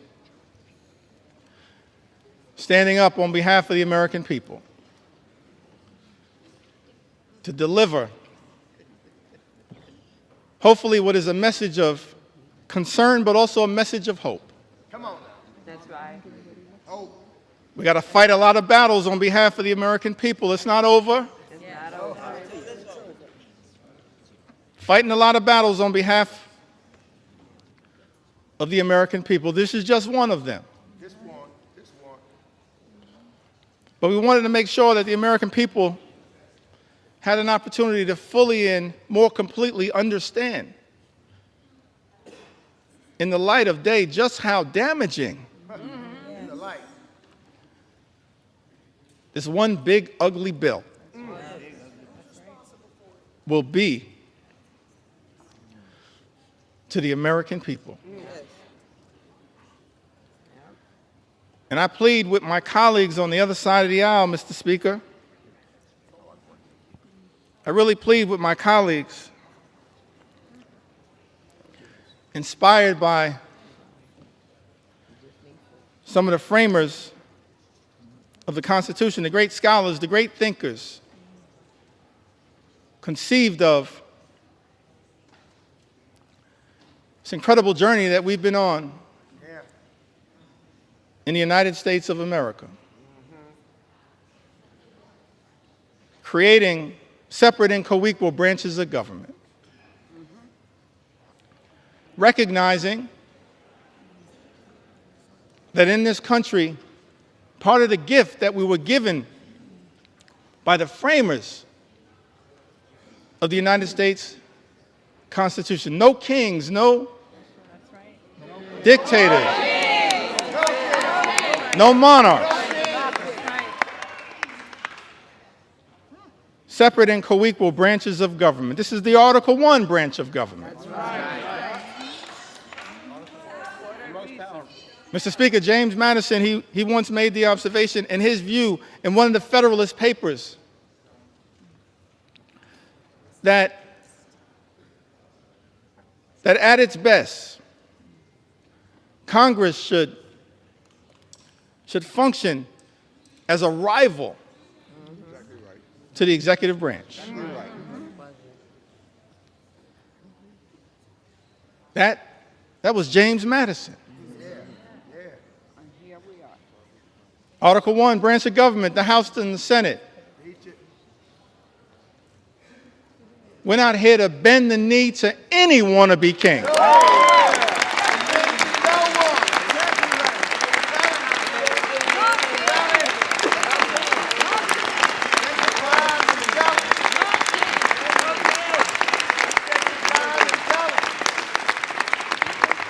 Mr. Speaker, we're not here to bend the knee to any wannabe king. We're here to be a rival to the executive branch in the best spirits of the House of Representatives, to push back against an out-of-control executive branch. That's the framers' vision. I said that's the framers' vision. That's what they said. The framers' vision. And so as we prepare to take this consequential vote, Mr. Speaker, I just urge many of my colleagues Take your time. Take your time. in government, Time. my colleagues on the other side of the aisle,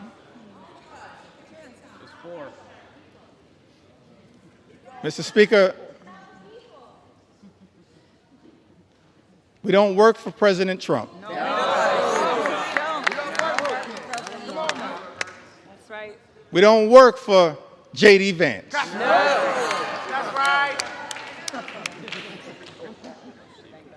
We don't work for Elon Musk. That's right. Mr. Speaker, as all of us prepare to cast this vote, I hope my Republican colleagues will come to the conclusion that we work for the American people.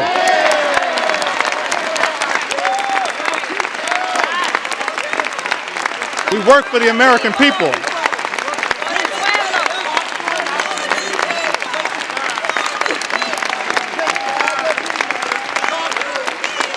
We don't work for any president. We work with American presidents.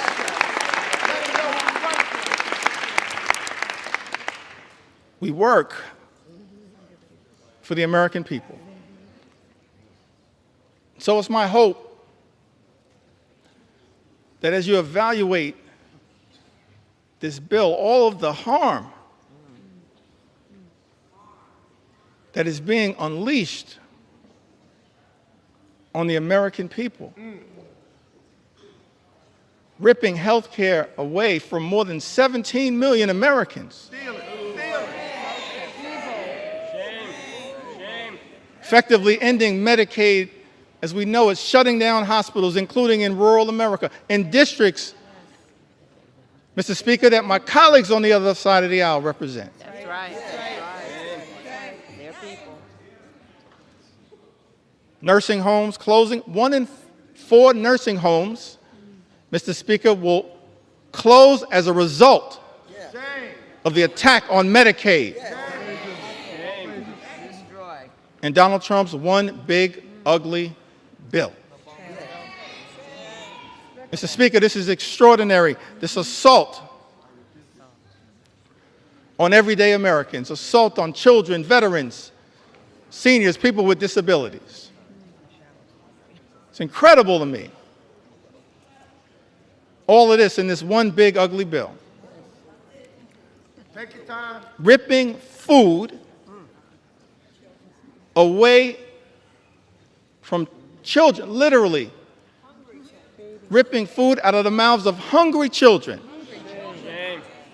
hungry veterans, and hungry seniors. Mr. Speaker, that's not America. We're better than that.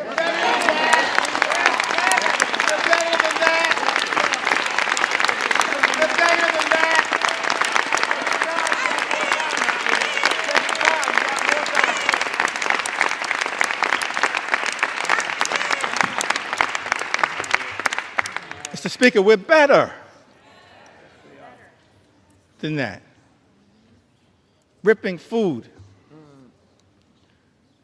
out of the mouths of vulnerable Americans. That's extraordinary that's what we're doing. Extraordinary. And all of this is being done. This unprecedented assault on everyday Americans is being unleashed on the American people. Mr. Speaker, on the most vulnerable amongst us. All of this is being done to provide massive tax breaks to billionaire donors. Shame on this institution if this bill passes. That's not America. We're better than this. We are better. We are better.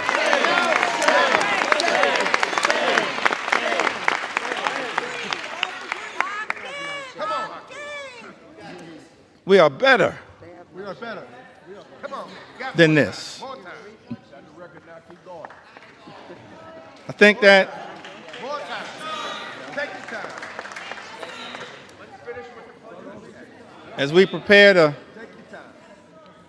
to vote on this one big ugly bill, That's right. tough time for people in the United States of America. It's extraordinary extremism unleashed on the American people. Mr. Speaker, my colleagues on the other side of the aisle promised to address the high cost of living. Nothing in this bill will meaningfully lower the high cost of living in the United States of America. Nothing. It's incredible to me. All of the promises that were made by some people in this town. That the top priority was going to be to lower the high cost of living in the United States of America. And then, all of last year, ran away from Project 2025. Come on. Come on. Acted like it didn't exist. That's right. And then, Mr. Speaker, people come to town, they're in the majority now, and every single part of the extremism that we've seen unleashed on the American people is connected to Project 2025.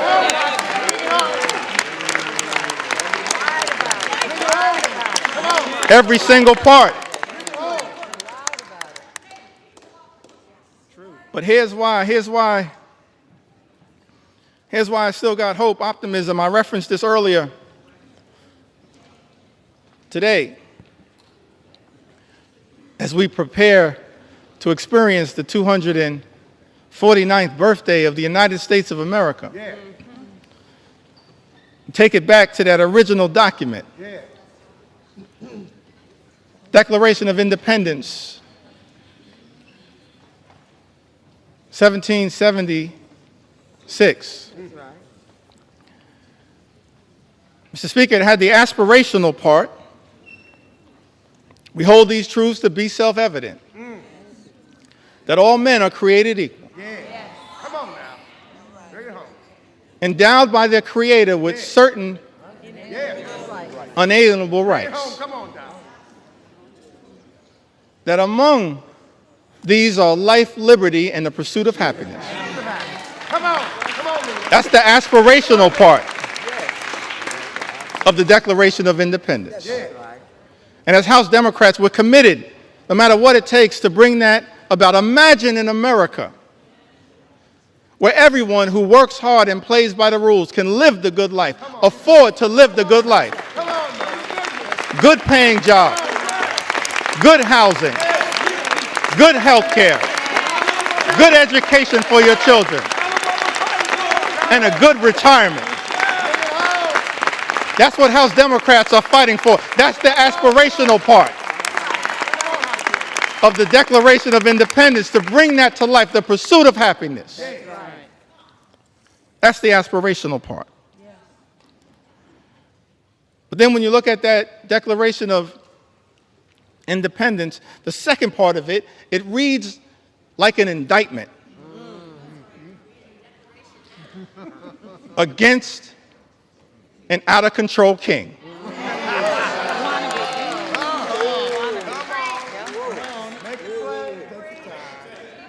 Reads like an indictment against an out-of-control king. I commend all Americans, perhaps sometime tomorrow, I'm going to do this myself, read that document in its entirety. Come on, read it. And why was that indictment issued? I think it was because the framers of this great country, they were fed up with Project 1775. And so they implemented Project 1776. So I know that there are people concerned with what's happening in America. But understand, what our journey teaches us is that after Project 2025 comes Project 2026. And you will have an opportunity to end this national nightmare as part of Project 2026. I love the framers. They gave us a blueprint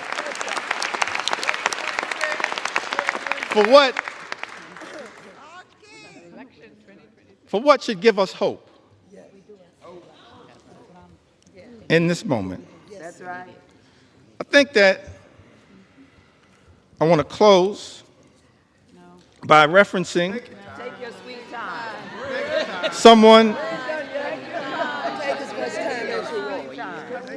someone who we all serve with. I want to stand on the shoulders,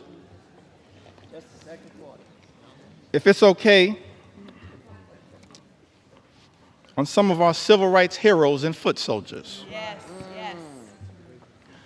Those whose character, whose conviction, whose courage should give the American people hope at a moment of great despair. Many of us had the great honor of serving with Congressman John Lewis.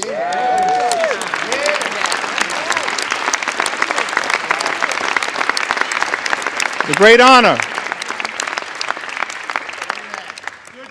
Mr. Speaker, to serve with Congressman John Lewis. That's right. And I came across something that John Lewis said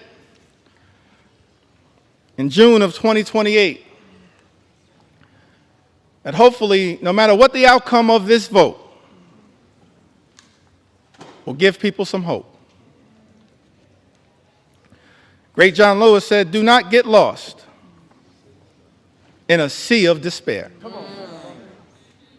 Be hopeful. Say his word. Be optimistic. Our struggle is not the struggle of a day, a week, a month, or a year. It is the struggle of a lifetime. That's our struggle. No matter what, Mr. Speaker, you decide to do today, that's our struggle.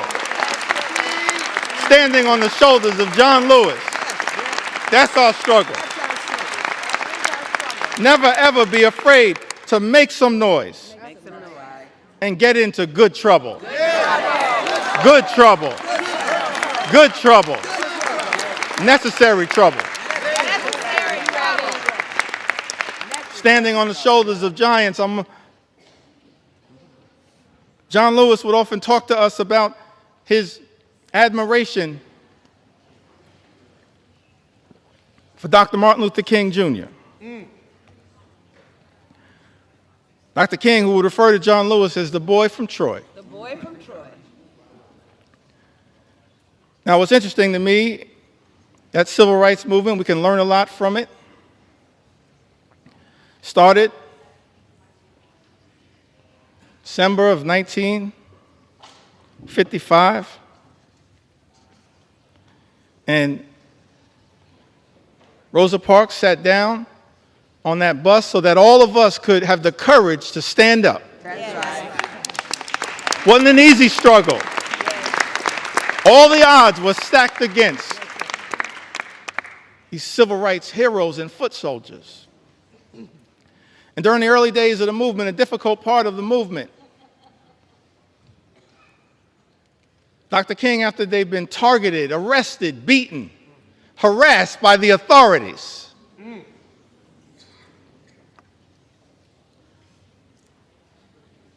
he traveled to Brooklyn, New York, Yes. Brooklyn. and spoke at the Concord Baptist Church. I think it was in March of 1956. And he said to a group of people of every race, every religion, every life experience, the Concord Baptist Church in Bedford-Stuyvesant, said to them, no matter what the odds,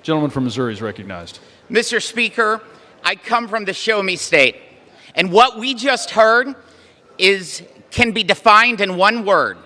A bunch of hogwash is what we've heard for 8 hours on that side of the building. I'll tell you, for the 8 hours, could we have order? We'll suspend. The House will be in order.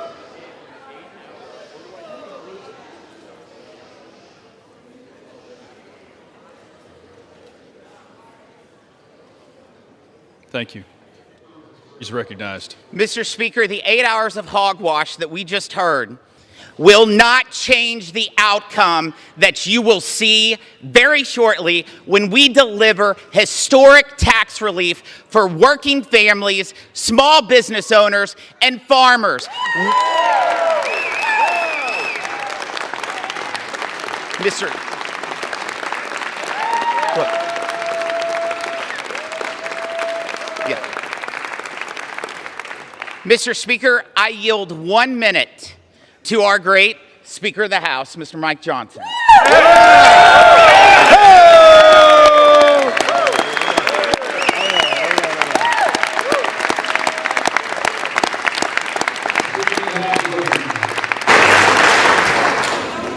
I thank the gentleman from Missouri. I thank you, Mr. Speaker.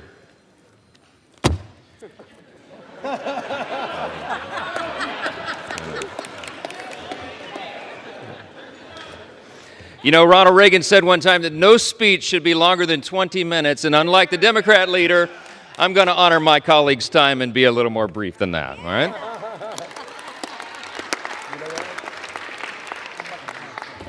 I just want to say something that many of us learned when we were children. We were taught, you know, it takes a lot longer to build a lie than to tell the simple truth.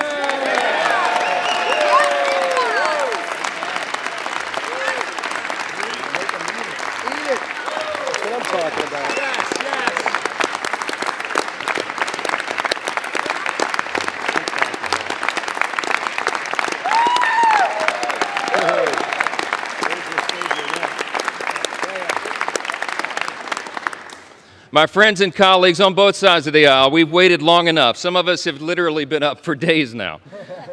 But this day is a hugely important one in the history of our nation. We have a big job to finish, and that's why we're here on the week of July 4th, just a day before now, America's birthday. It was on that fateful day, as a Democrat leader acknowledged, that our founders pledged their lives and their sacred honor to this grand experiment in self-governance that we are now here to steward. It's an experiment that falls to us to guard and to protect it. We take that very seriously on this side of the aisle. In just a few moments, we will remind the world why the American experiment still endures today and why its best days are still ahead of us. Yeah.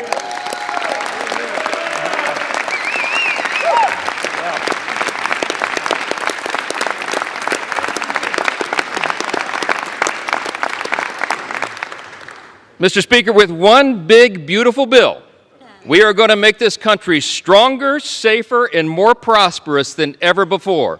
And every American is going to benefit from that. Yeah.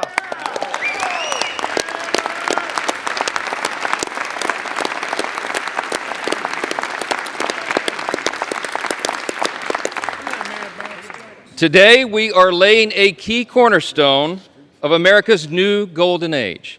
Now listen, we have a few words of gratitude first. Scripture's been cited a lot this morning, I think mostly out of context, but what I will say,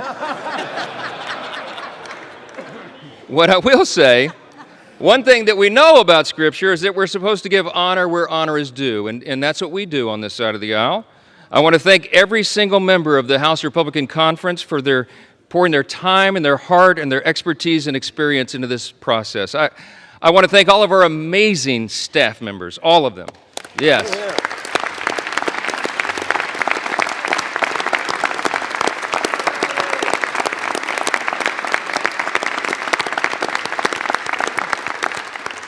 Their dedication, their endless hours, their hard work made this all possible. I want to thank the White House Office of Legislative Affairs, who have basically lived with us now for the last few weeks. Their patience and persistence and their professionalism is greatly appreciated. Our country's incredible cabinet secretaries have been involved as well. They've assisted us in countless ways throughout this process. Our Vice President, J.D. Vance, helped us navigate so many dire straits along the last several weeks through the House and the Senate.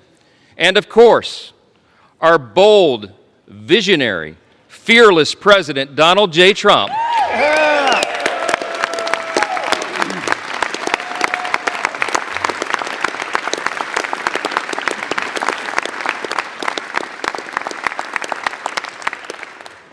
President Trump is the creator and the champion of the America First agenda.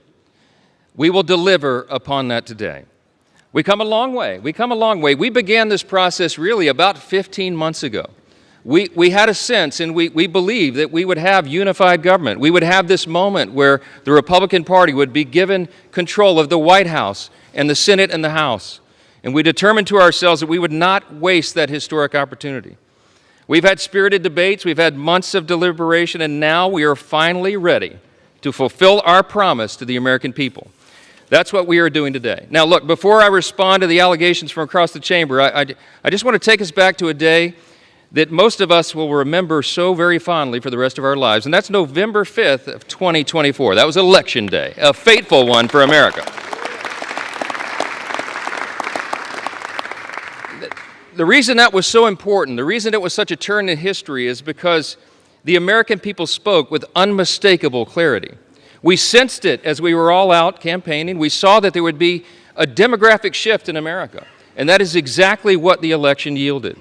We, in our party, had a record number of Black and African American voters come to the Republican Party. We had a record number of Hispanic and Latino voters come to the Republican Party, a record number of Jewish voters and union workers and suburban women and urban voters. They came out in record numbers to join the Republican Party and the America First agenda with President Trump.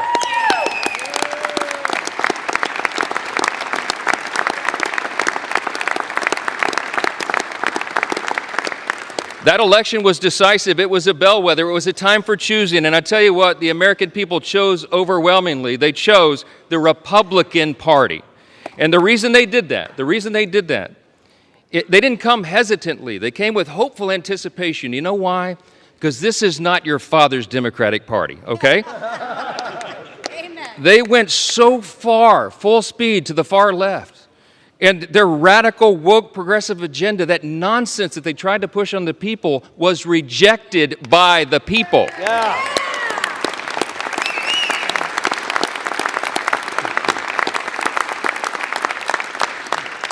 These new voters came to us. They had enough of the Biden-Harris madness and all the things they were trying to hoist upon the American people that they just don't believe in their hearts.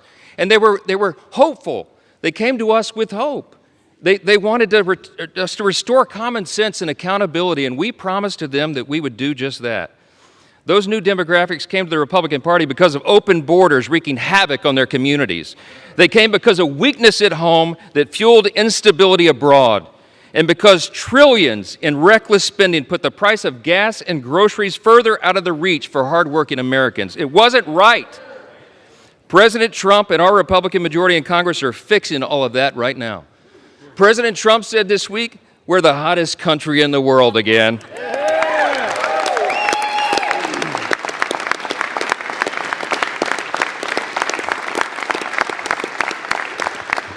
My friends, that is an objective truth. Hey, listen, how about all the wins for the president and this party? Here's just a sample from the last 2 weeks. The headline today will be, the one big beautiful bill passes the Congress, okay?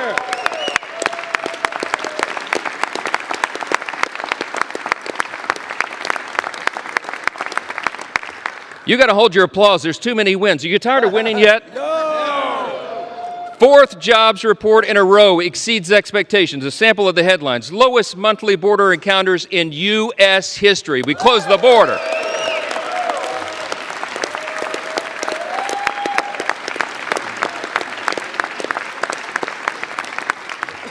Last couple of days, a new trade deal with Vietnam and all the countries of the world, around the world lining up for that. UPenn agrees to ban biological men from women's sports.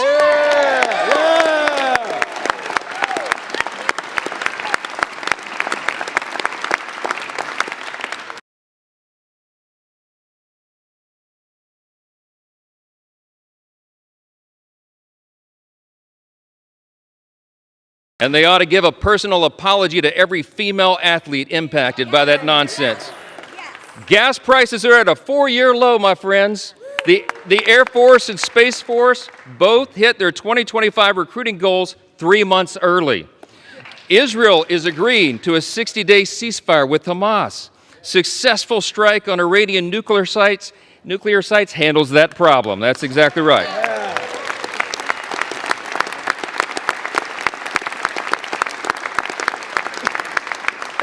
Strength is back. America's back. It's resulted now in a ceasefire deal between Iran and Israel. The NATO countries are increasing their defense spending, not just 2%, 5% of GDP, okay?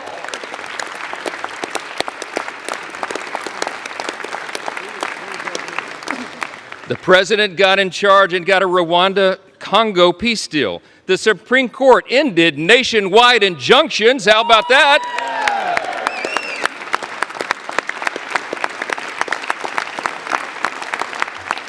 That conservative majority on the Supreme Court also allows third country deportations. We've had a record high stock market, and we're signing a China trade deal. That's just the last 2 weeks. The last 2 weeks.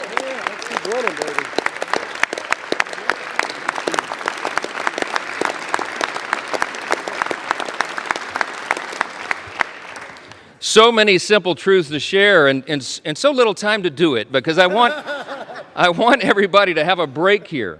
But I just want to say this. It's really nice to hear my Democrat colleagues suddenly take an interest in working Americans again. Did you pick up on that theme today? Let's be clear. Working Americans stopped trusting Democrats a long time ago. That is a fact. They're looking to this side of the chamber. They're looking to the Republican Party and our principles to deliver the relief and the reform that they have long demanded and they most certainly deserve. This big, beautiful bill fulfills all the promises of the America First agenda. It is the people's bill. It is made for and shaped by the most diverse coalition of American voters in American history.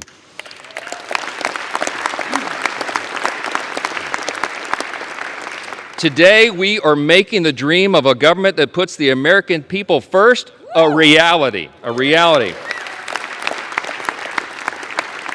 I would need this entire notebook to tell you all the great things in the big, beautiful bill. It is aptly named, but I'll just tell you a couple of the highlights. Record tax cuts for hardworking Americans.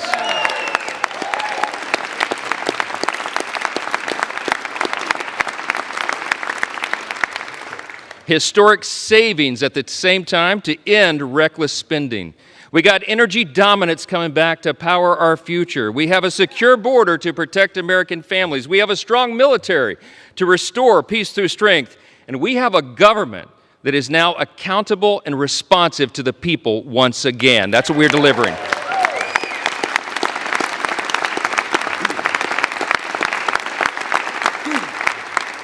For everyday Americans, this means real, positive change that they can feel, and they will feel much more when this bill is done. Families back home will have real relief, an average of $10,000 in their pockets, thanks to the largest working and middle-class tax cut in the history of this great nation. That's what we're doing today.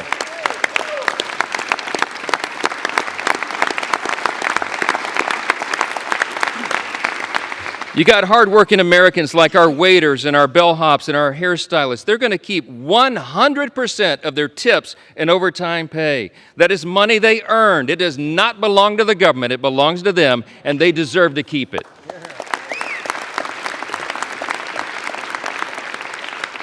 Small businesses that want to build and expand new factories, you know what they can do now? They can write off 100% of their investment. That will have us a lot more building. Young families who want to buy a home will be able to, thanks to historic savings that will put our country on a stronger financial footing. pregnant women, children, seniors, single mothers, the disabled, and the low-income Americans among us receiving Medicaid and SNAP will have the peace of mind of knowing that we've made these safety nets stronger with our reforms.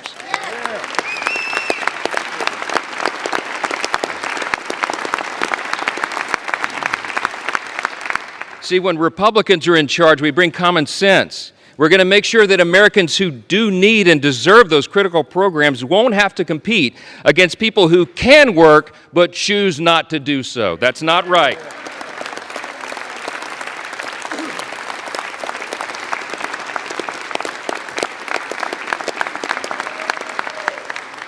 This bill is going to put fairness back in the system. We are returning to common sense. We're returning to what is good and decent that people know in their hearts, and that's why they support it.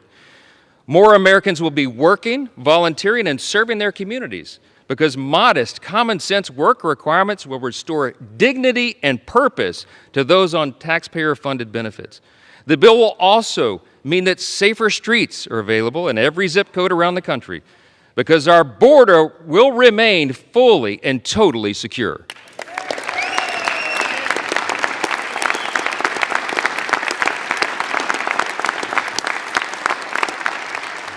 The Republican Party stands for law and order, and this is the side that stands with law enforcement, the brave men and women who are on the front line.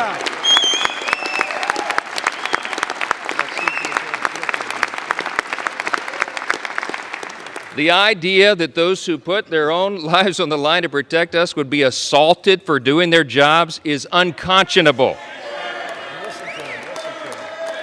Law enforcement, I know you agree. I know, amen. Law enforcement will have the help of a border wall now that's 100% complete. Yeah!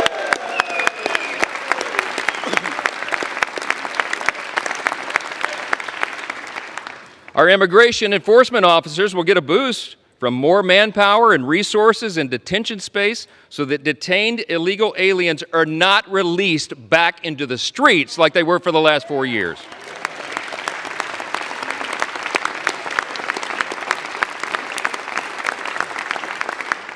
And our homeland can rest soundly again under the protection of President Trump's Golden Dome. That's what we're investing in.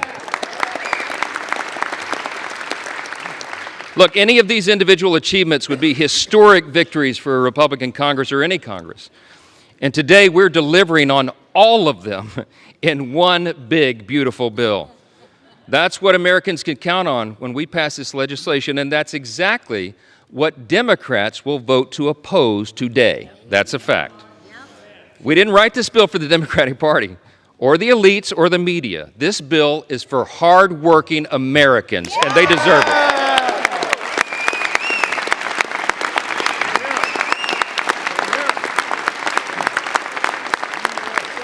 I'm gonna just say this as plainly as I can. This is a simple truth. If you're for a secure border, safer communities, and a strong military, this bill is for you. If you're for common sense fiscal responsibility and reducing the deficit, this bill is for you.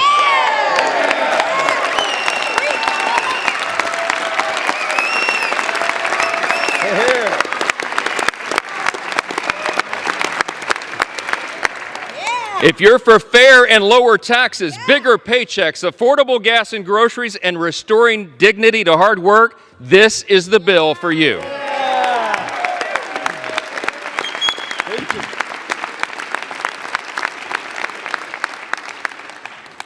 It makes no difference whether our colleagues on the, across the chamber speak for 25 minutes or 25 hours. They can't change the truth.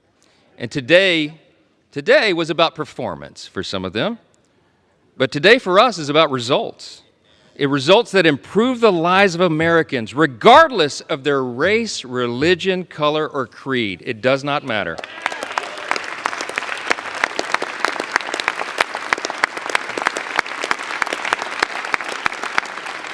I tell you what, Ronald Reagan used to remind us you can always trust the American people, and we do trust the American people, and they can discern the difference. What they saw on display here today is that Democrats deliver performances and Republicans deliver results.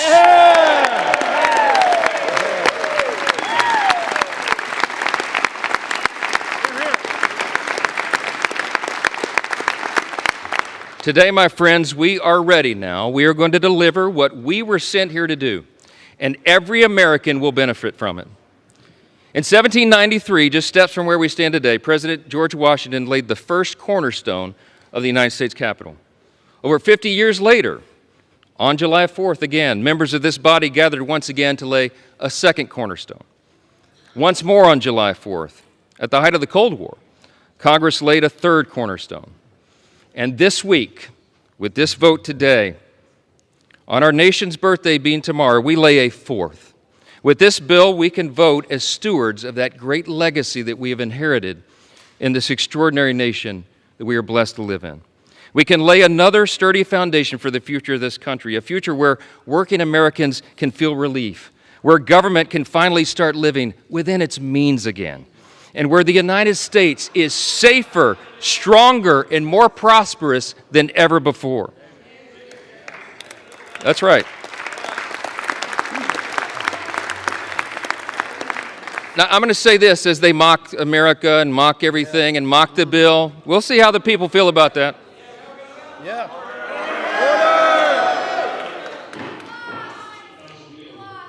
So listen, seriously, as friends and colleagues, really, across the aisle, what we celebrate tomorrow is the nation's birthday. Let's put the politics aside for a minute, and let's reflect on our blessings. No kidding, really. Tomorrow is the 249th birthday of our nation, and that's right.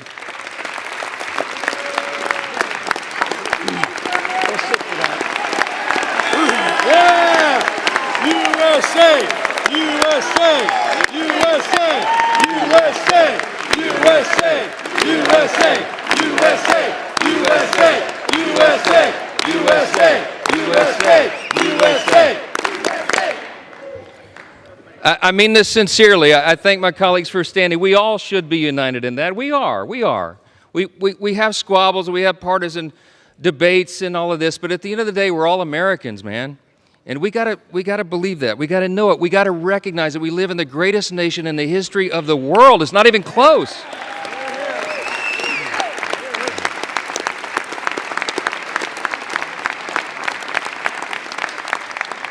My friends and colleagues, we are so blessed. We should not take it for granted. We live in the most free, the most successful, the most powerful, the most benevolent nation that has ever been on the face of the earth. And there's a reason for that. The reason that we are the greatest nation is because we were built on the ultimate foundation. And the bold declaration that my friend Hakeem Jeffries articulated earlier is true. We unite under that. The bold declaration that we do hold these truths to be self-evident. What is a self-evident truth? It's something that's obvious. We hold these truths to be self-evident that all men are created equal. It does not say born equal, it says created equal. And that it is our Creator, yes. It is our Creator that gives us our rights. See, the powerful thing about that is we're the first nation in the history of the world that acknowledged that our rights do not derive from government. They come from God Himself.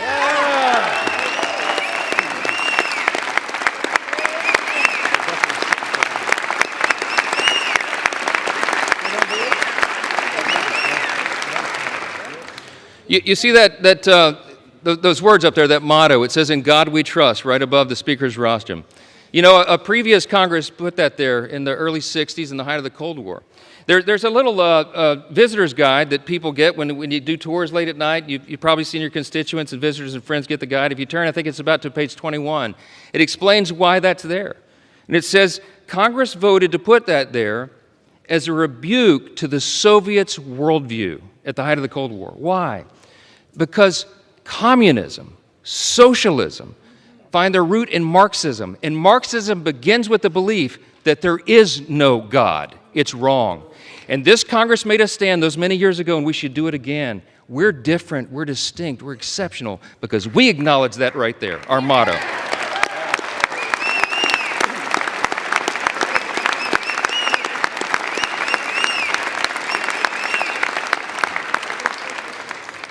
It doesn't say in government we trust. It says in God we trust. And we better remember that. He has blessed us with his grand experiment in self-governance now for almost 2.5 centuries, and by God's grace, we are working hard and we are delivering on our promise to make America great again.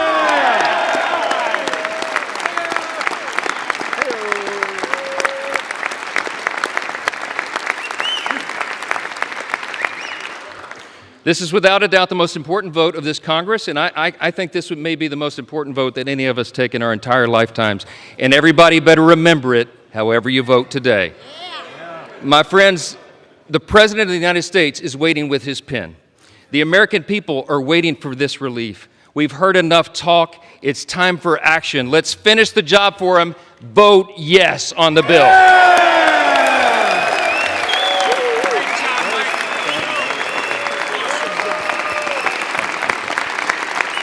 With that, I yield back.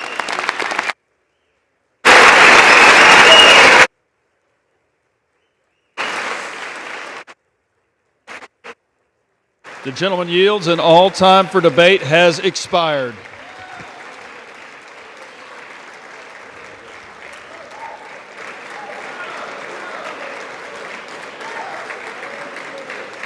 Pursuant to House Resolution 566, the previous question is ordered. The question is on the motion by the gentleman from Texas, Mr. Arrington. All those in favor say aye. Aye. Those opposed, no. No. The ayes have it. The motion is agreed to. For what purpose does the gentleman from Massachusetts seek recognition? I ask for a recorded vote. Vote is requested. Those favoring a recorded vote will rise. A sufficient number having risen, a recorded vote is ordered. Members will record their votes by electronic device. This will be a 15-minute vote.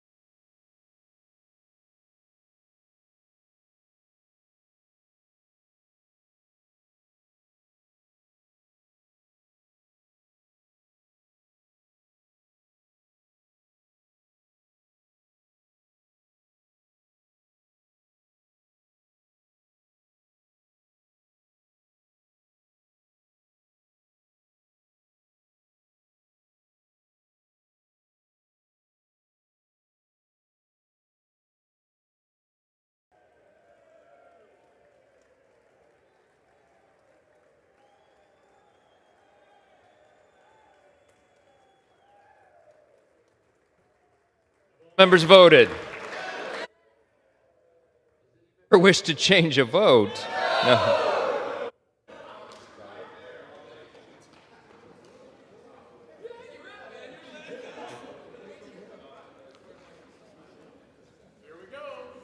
On this vote, the yeas are 218, the nays are 214. The motion is adopted.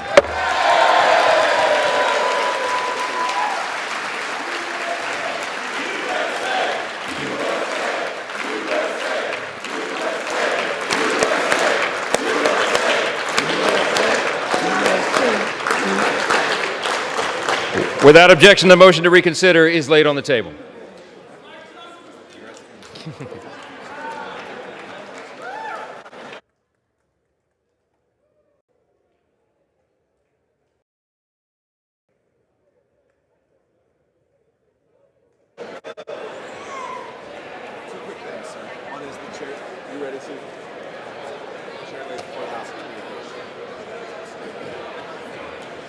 You ready? The chair lays before the House a communication. The Honorable Speaker, House of Representatives, sir, pursuant to the permission granted in Clause 2H of Rule 2 of the Rules of the U.S. House of Representatives, the clerk received the following message from the Secretary of the Senate on June 27, 2025 at 3:36 p.m. that the Senate passed Senate 98, Senate 257, that the Senate agreed to relative to the death of Frederick W. Smith, Senate Resolution 308, Appointments, Board of Visitors of the U.S. Military Academy. Signed sincerely, Kevin F. McCumber, Clerk. Do I have to do?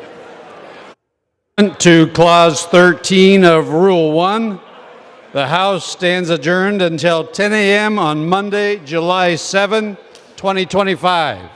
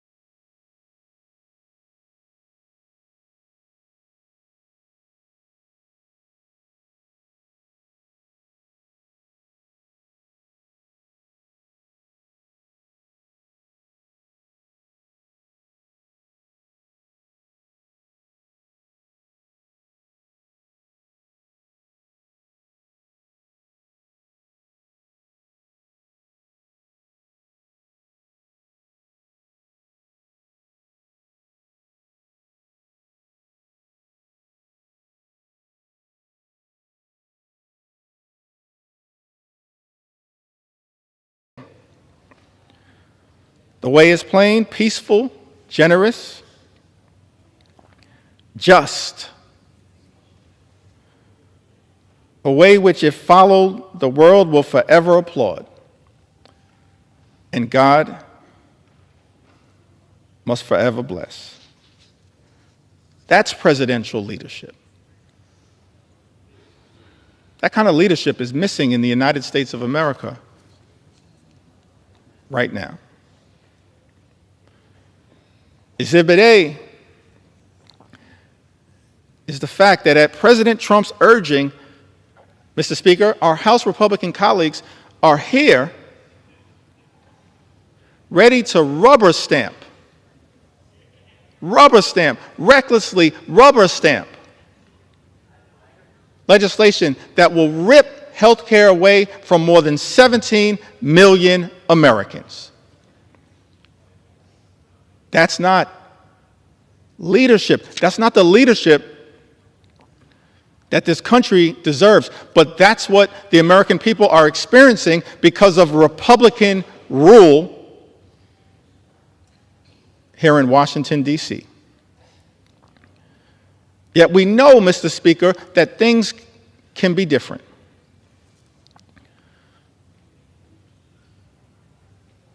At the very beginning of the preamble of the United States Constitution, those words are written, we, the people, in order to form a more perfect union. I like that. We, the people, in order to form a more perfect union. That's a recognition of the aspirational objective that all of us should have as part of our sacred charge to make life better for the American people, while also acknowledging that at its birth and even to this day, America is not a perfect country. But the gift that we've been given is that sacred charge to strive for a more perfect union, to look out for every single American as best we can. Now, we've seen that kind of leadership across the years, across the decades, across the centuries, particularly as it relates to the social safety net. It's a social safety net that's under extreme assault right now. Donald Trump's one big, ugly bill represents an unprecedented assault on America's social safety net. An unprecedented assault on hard-working American taxpayers. It's the exact opposite of the type of leadership that we've seen in this country that is designed to march us toward a more perfect union. It's one of the reasons why we can't forget American history. We need to learn from and lift up American history. All types of history, and I'll address that issue later, but let me also parenthetically pause and make it clear, Black history is American history. We will never let anyone erase it. We need to learn from it, not erase it. And we will never let that happen. Our history teaches us that that what leadership actually does is set us on a course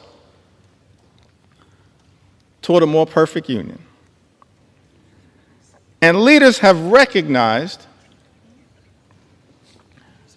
that part of doing that is to make sure we are there for everyday Americans who would otherwise find themselves in an incredibly vulnerable situation. President Franklin D. Roosevelt, reflecting upon Social Security, which he championed, uttered these words: long before the economic blight of the Depression descended on the nation, millions of our people were living in wastelands of want and fear. Men and women too old and infirm to work either depended on those who had but little to share, or spent their remaining years within the walls of a poorhouse. Fatherless children early learned the meaning of being a burden to relatives or to the community. Men and women still strong, still young, but discarded as gainful workers, were drained of self-confidence and self-respect. The millions of today want and have a right to the same security their forefathers sought. The assurance that with the health and the willingness to work, they will find a place for themselves in the social and economic system of the time. Because it has become increasingly difficult for individuals to build their own security single-handed, government must now step in and help them lay the foundation stones. Just as government in the past has helped lay the foundation of business and industry. We must face the fact that in this country we have a rich man's security and a poor man's security, and that the government owes equal obligations to both. National security is not a half and half manner, it's all or none. President Roosevelt further went on to say that the Social Security Act offers to all our citizens a workable and working method of meeting urgent present needs and of forestalling future need. It utilizes the familiar machinery of our federal state government to promote the common welfare and the economic stability of the nation. The act does not offer anyone, either individually or collectively, an easy life, nor was it ever intended so to do. None of the sums of money paid out to individuals in assistance or in insurance will spell anything approaching abundance. But they will furnish that minimum necessity to keep a foothold. And that is the kind of protection Americans want. Truer words could never have been spoken. That is the type of protection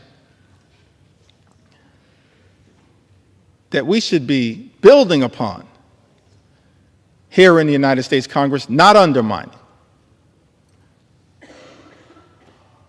President Franklin D. Roosevelt went on to say, what we are doing is good,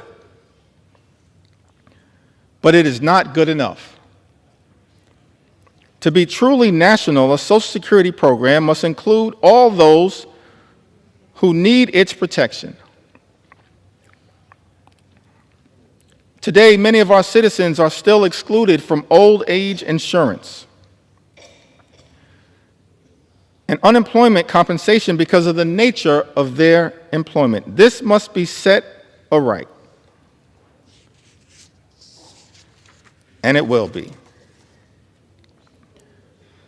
FDR continues to say to the American people, "I am hopeful that on the basis of studies and investigations now underway,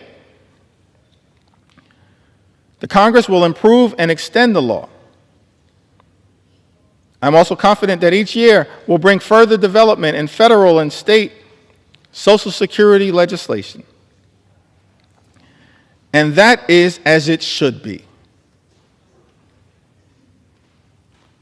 One word of warning, however, in our efforts to provide security for all of the American people, let us not allow ourselves to be misled by those who advocate shortcuts to utopia of fantastic financial schemes. We have come a long way, but we still have a long way to go. There is still today a frontier that remains unconquered. In America, unclaimed. This is the nationwide frontier of insecurity, of human want and fear. This is the frontier, the America we have set ourselves to reclaim. President Franklin D. Roosevelt pioneered Social Security, but recognized that the work was unfinished, even as it related to making sure every single American, regardless of race or position in life, would have Social Security to be able to live out their golden years with grace and dignity. President Franklin D. Roosevelt talked about this frontier that America must continue to pursue, conquering the frontier of insecurity, of human want and fear. That's leadership. That's what we should be doing here in the United States of America, Mr. Speaker, not enacting devastating cuts to health care that will hurt millions of everyday Americans. All of this is also unfolding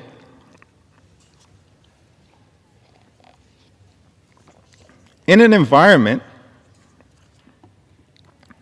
where Social Security is now under attack. That's extraordinary to me. Social Security is a sacred promise, a sacred trust between the American people and its stewards, her stewards in government. So I'm so thankful for leadership as it relates to Social Security from people like Congressman John Larson, who recognizes that our goals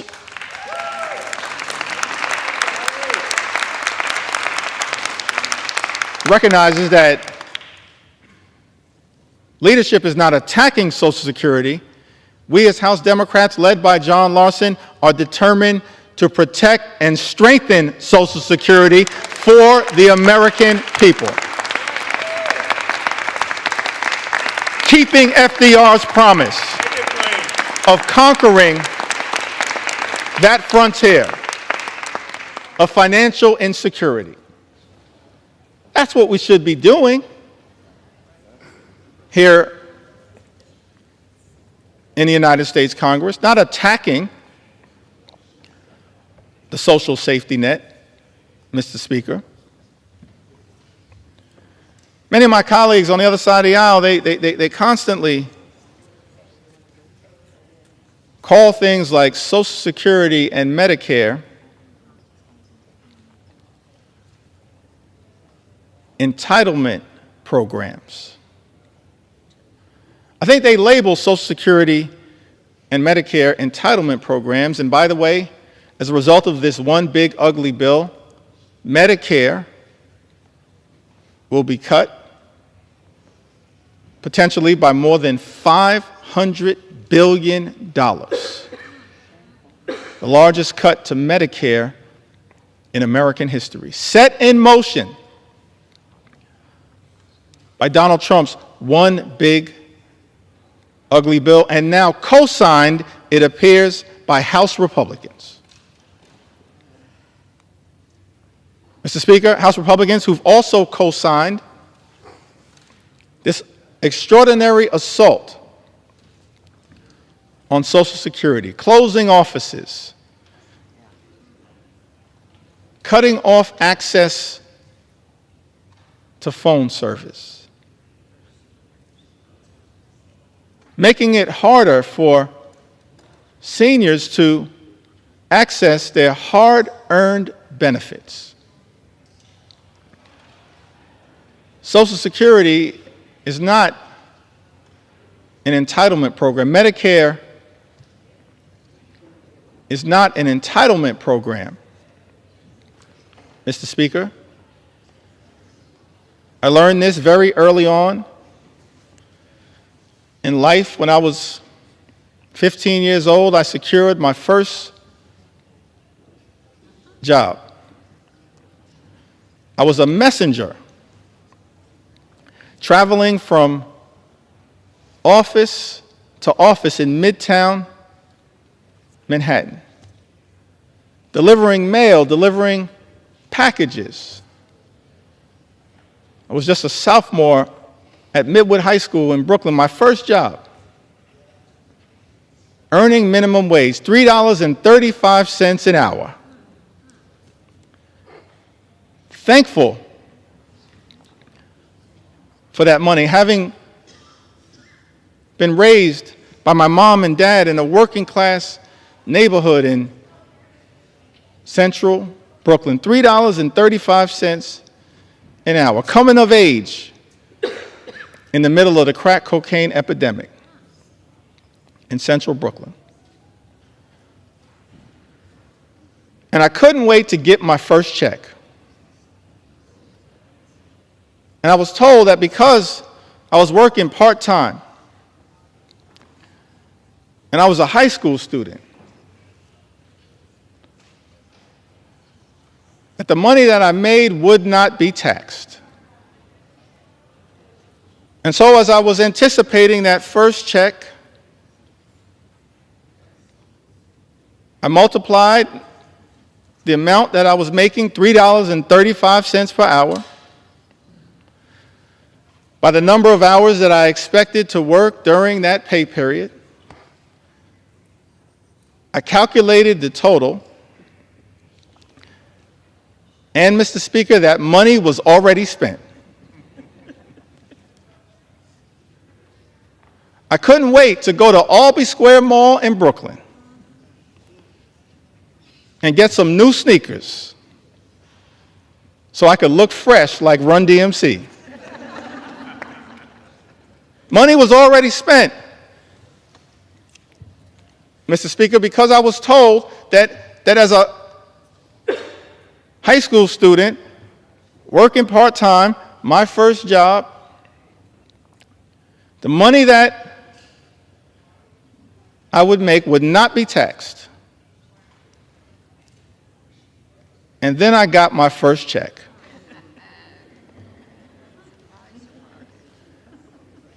And I had two questions, Mr. Speaker. Who is FICA? And why is he taking my money? You see, Mr. Speaker, what I learned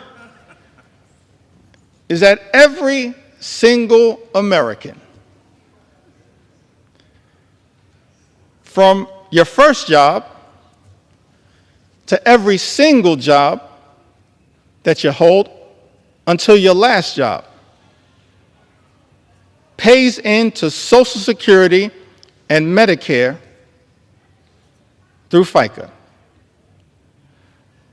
Social Security and Medicare aren't entitlement programs, they are earned benefits.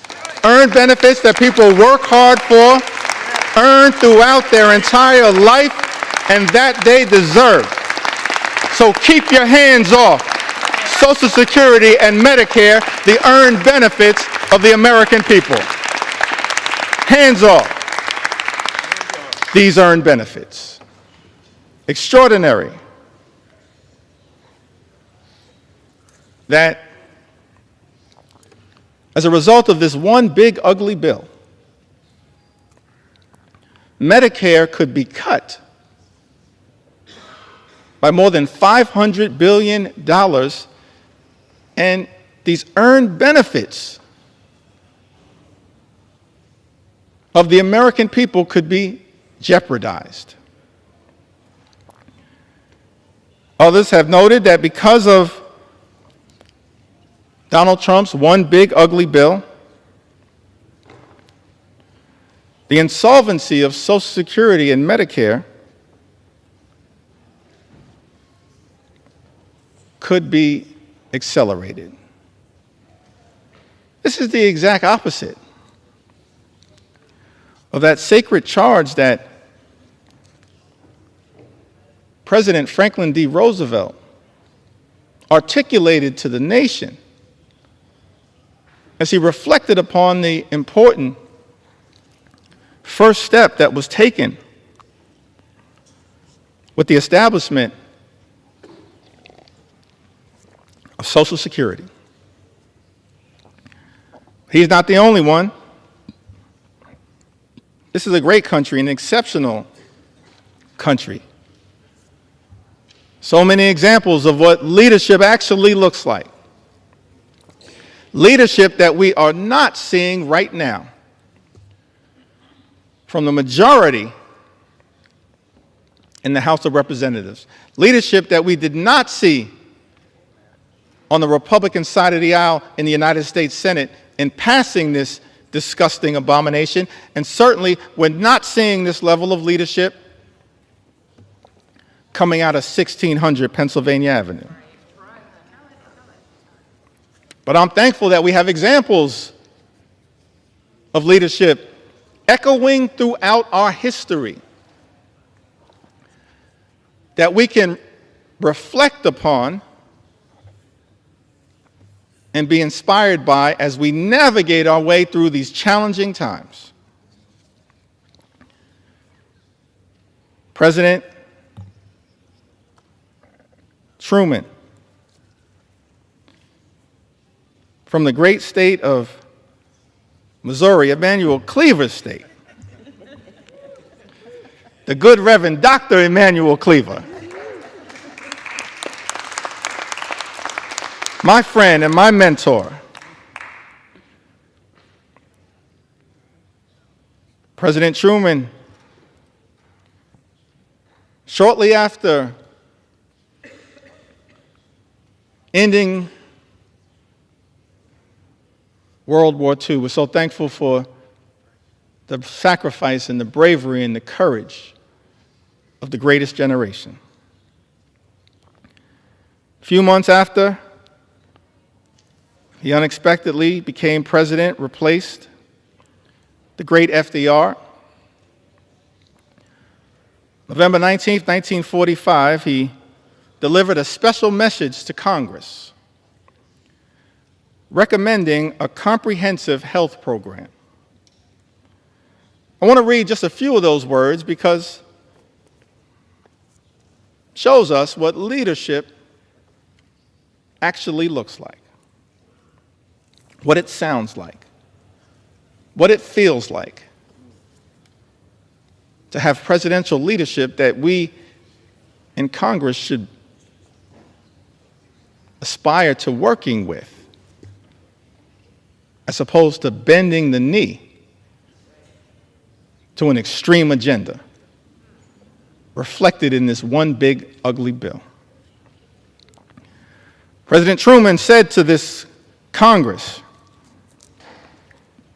in a statement recommending a comprehensive health program, millions of our citizens do not now have a full measure of opportunity to achieve and enjoy good health.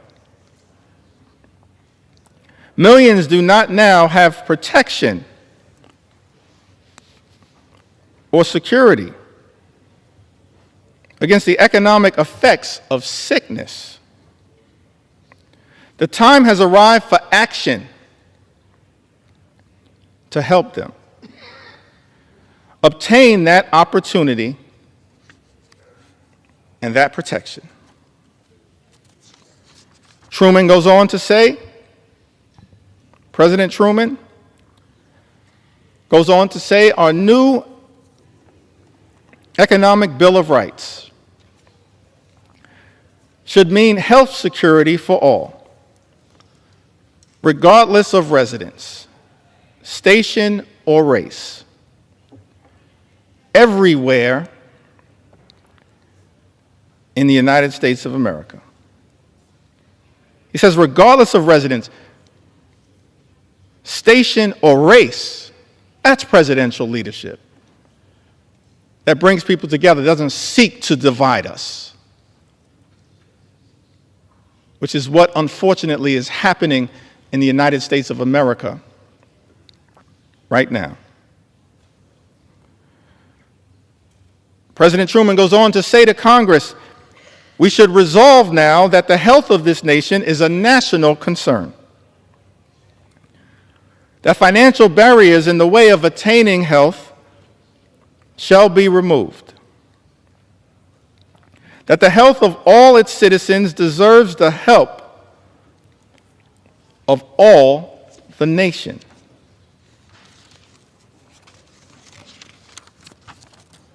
Truman goes on to articulate the challenges that exist in America as it relates to illnesses. He articulates several of them. Talks about the deficiencies in health care that existed across America. And the fact that in the aftermath of World War II, it was clear that so many people without coverage were medically infirm. And he made clear that's unacceptable in the United States of America. He articulated a forward-looking vision for universal health care, aspirational vision, a vision designed to lift the American people up, not rip health care away from them, which is what this one big, ugly bill will do, ripping health care away for more than 17 million Americans. That's shameful. It disgusts me that we're on the floor of the House of Representatives right now having to push back so aggressively against an all-out assault on the health care of the American people when we should be trying to lift them up in a manner consistent, Mr. Speaker, with what President Truman once charged this Congress with doing. And of course, he wasn't the only one. We're thankful for other leaders who worked with this Congress in prior years to actually advance the health, safety, and well-being of the American people. President Lyndon Baines Johnson, in connection with the Great Society, inspired in part by his own experiences growing up in the hill country of Texas, seeing rural poverty and the devastating impacts of it. Something that he was inspired to address, as opposed to this one big, ugly Republican bill that will result in rural hospitals closing in the United States of America. That's not the type of leadership that this country needs, that rural America needs. Thankful that we have examples of the type of leadership that hopefully, Mr. Speaker, we can aspire to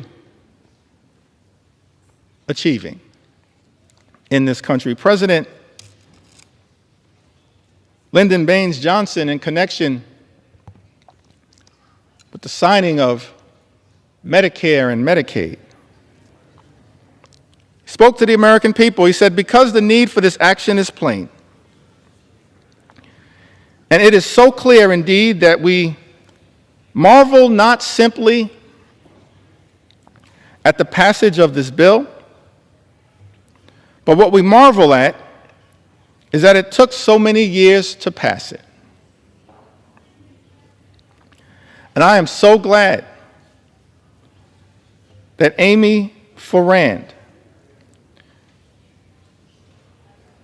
is here to see it finally passed and signed, one of the first authors.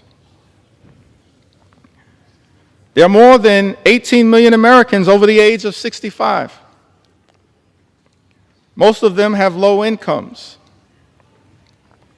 Most of them are threatened by illness and medical expenses that they cannot afford. And through this new law, Mr. President, every citizen will be able, in his productive years, when he is earning, to insure himself against the ravages of illness in his old age. President Johnson was referring to President Harry Truman, who was there at the signing ceremony, having recognized President Truman's vision. He says, and through this new law, Mr. President, every citizen will be able, in his productive years, when he is earning, to insure himself against the ravages of illness in his old age. That was the beauty of Medicare. You pay into it, it's an earned benefit. And you can reap the benefits in your golden years. President Johnson went on to say, this insurance will help pay for care in hospitals, in skilled nursing homes, or in the home. It's ironic. That's what presidential leadership looks like. LBJ says this insurance will help pay for care in hospitals, in skilled nursing homes, or in the home. And yet, Mr. Speaker, we're here 60 years later, and Republicans are trying to jam a budget down the throats of the American people that will close hospitals, close nursing homes, and detonate the ability of millions of people to access home care. That's shameful. It's not the type of leadership that this country needs right now, but that's what we're getting. Chaos, cruelty, and corruption. President Johnson went on to talk about Medicaid, which is the subject of an all-out assault now by this reckless, Republican budget, the GOP tax scam, this one big ugly bill. So I want to make sure that the record reflects what enlightened leadership had to say about Medicaid.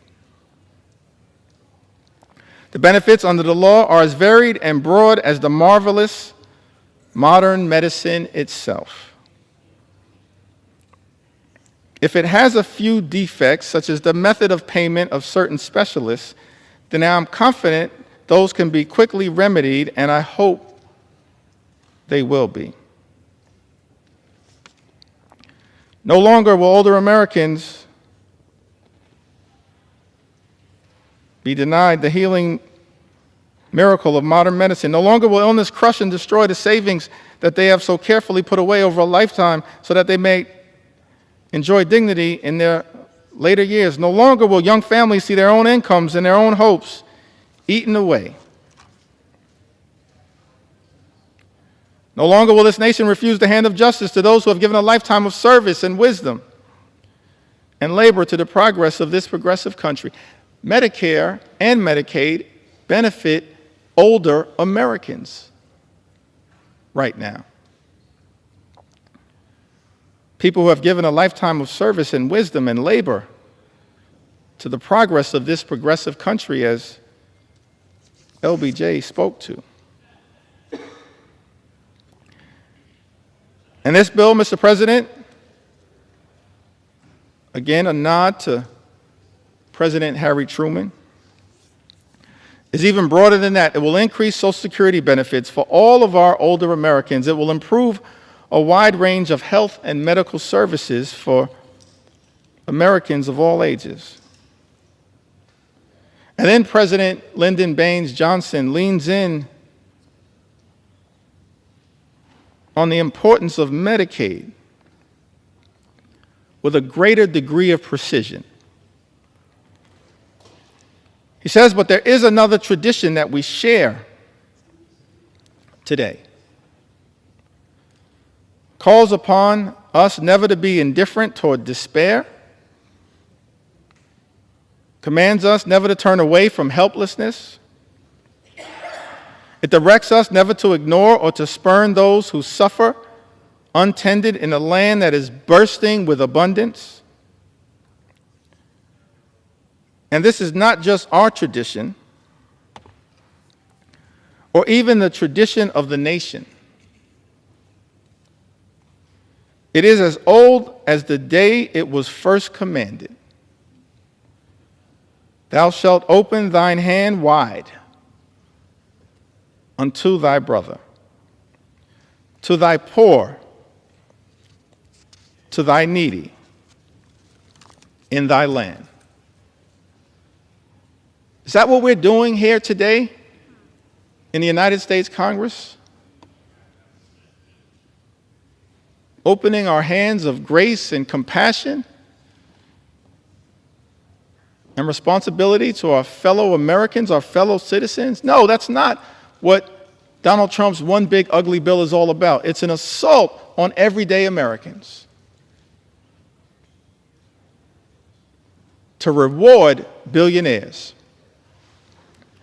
with massive tax breaks. That's extraordinary.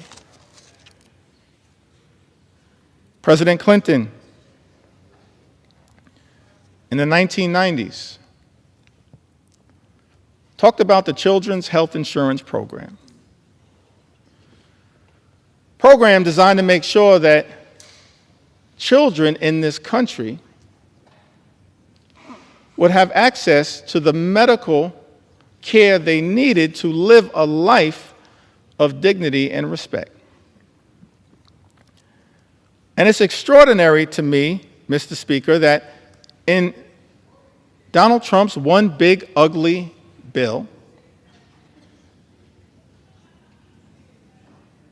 the eligibility for the Children's Health Insurance Program will also be diminished as part of an all-out assault on the health care of the American people. So I thought it not robbery in the time that I have that we lift up the original spirit of the Children's Health Insurance Program. President Clinton said to the nation, because we have acted, millions of children across this country will be able to get medicine and have their sight and hearing tested and see dentists and doctors for the first time. Millions of young Americans will be able to go on to college.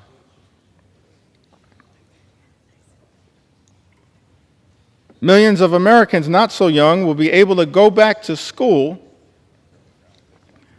to get the education and training they need to succeed in life.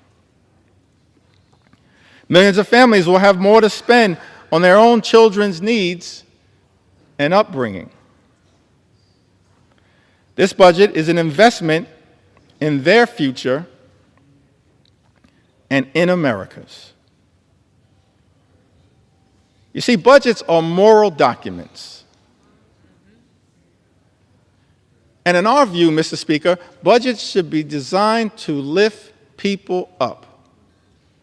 This reckless Republican budget that we are debating right now on the floor of the House of Representatives tears people down. This reckless Republican budget is an immoral document, and everybody should vote no against it because of how it attacks children and seniors and everyday Americans and people with disabilities.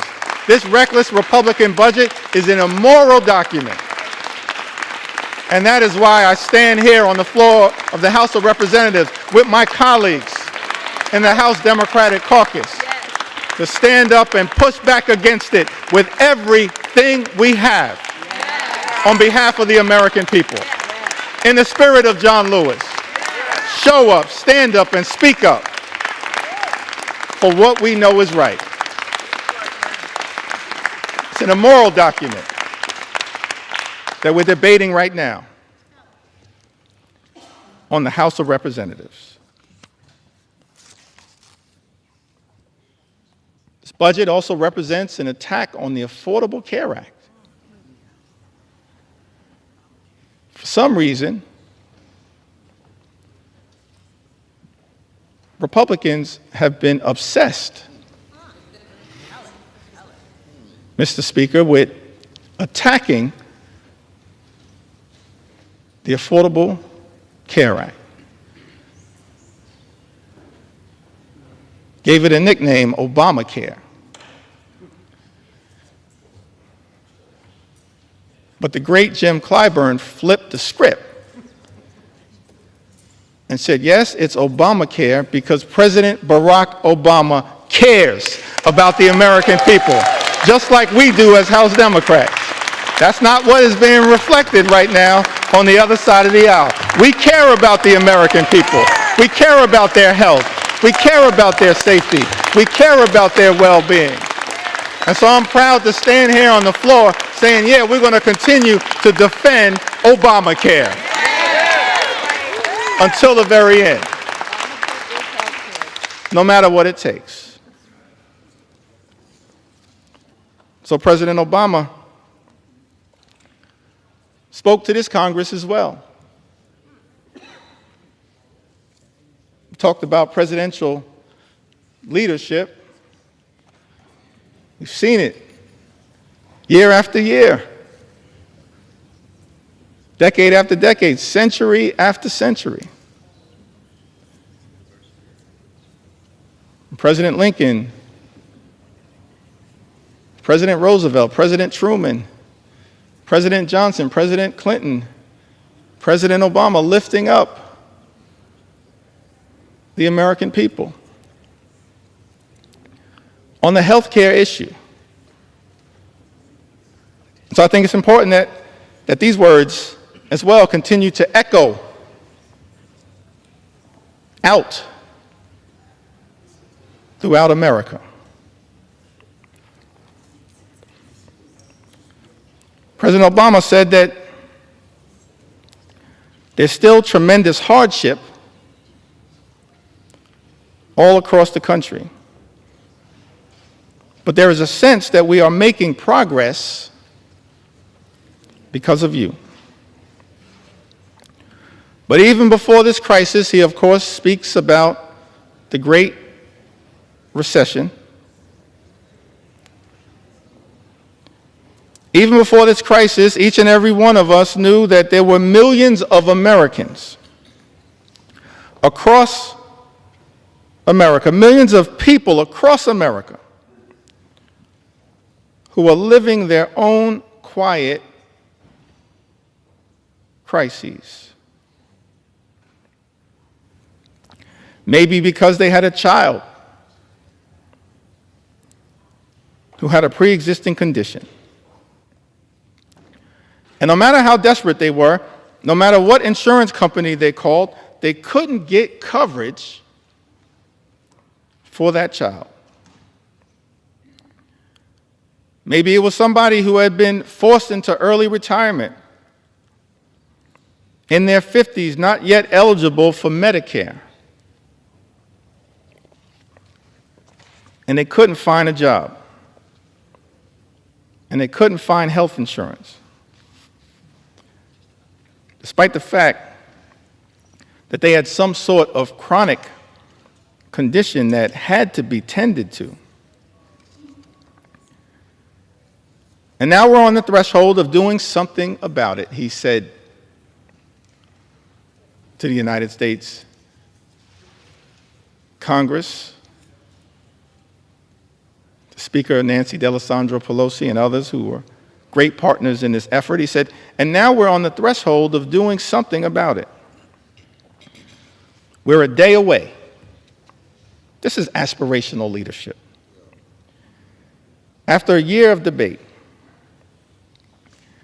after every argument has been made by just about everybody, we're 24 hours away. But it may also be possible, referring to his critics that existed at the time, who sat on the other side of the aisle. He said, but it may also be possible that they realize after health reform passes and I sign that legislation into law, that it's going to be a little harder to mischaracterize what this effort has been all about.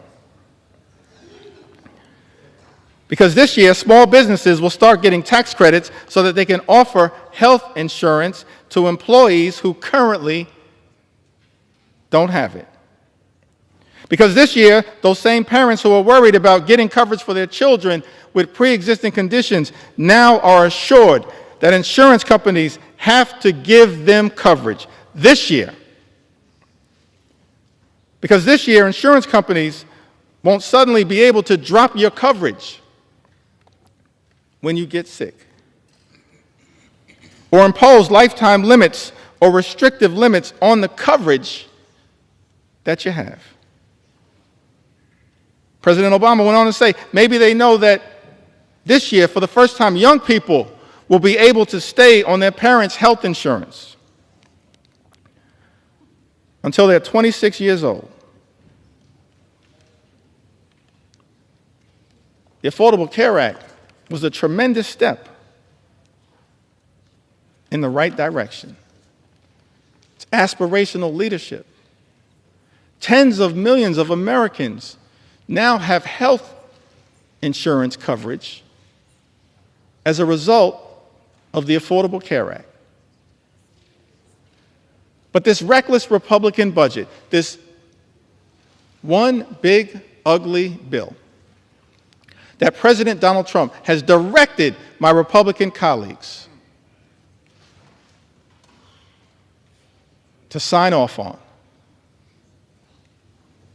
to recklessly rubber stamp and to bend the knee to, even though this bill and its assault on health care, on Medicaid, on the Children's Health Insurance Program, on Medicare, and on Obamacare will rip away health care coverage from the people my Republican colleagues are here in Washington to represent. It's extraordinary to me that as a result of this one big ugly bill, this all-out, millions of people are going to lose coverage, thrown off of health care, set in motion a chain of events where hospitals will close, nursing homes will shut down, people unable to get the care that they need to live a life of dignity and respect. And that as a result of the all-out Republican assault on health care in the United States of America, people will die. Tens of thousands, perhaps year after year after year, as a result of the Republican assault on the health care of the American people. I'm sad. I never thought that I'd be on the House floor saying that this is a crime scene.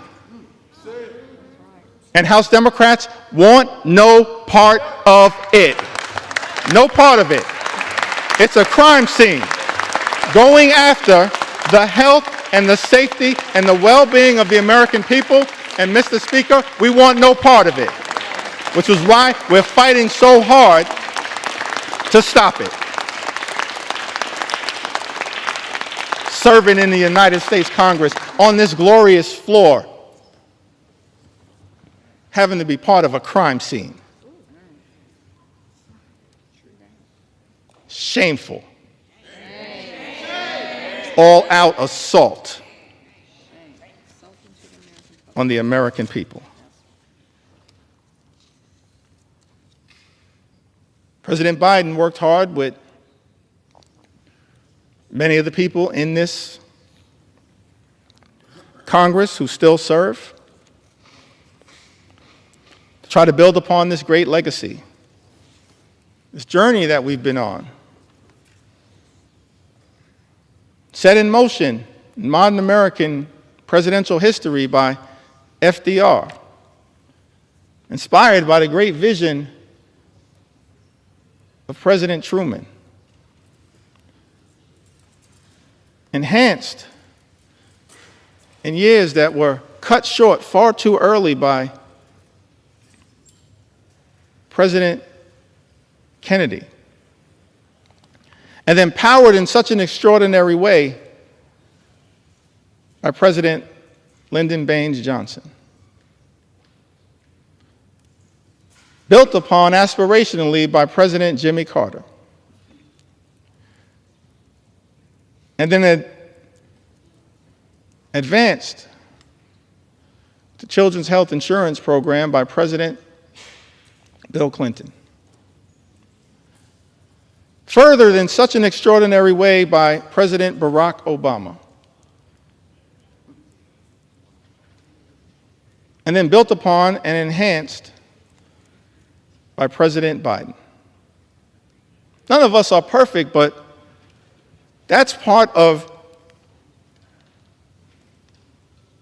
our march toward a more perfect union. That's part of the charge that we have as public servants, given that sacred charge in the preamble of the United States Constitution. We the people, in order to form a more perfect union, leadership that tries to perfect the American journey. President Biden spoke to this in August of 2022, talked about the challenges pushing back against special interests that are often the forces trying to stop progress on behalf of the American people.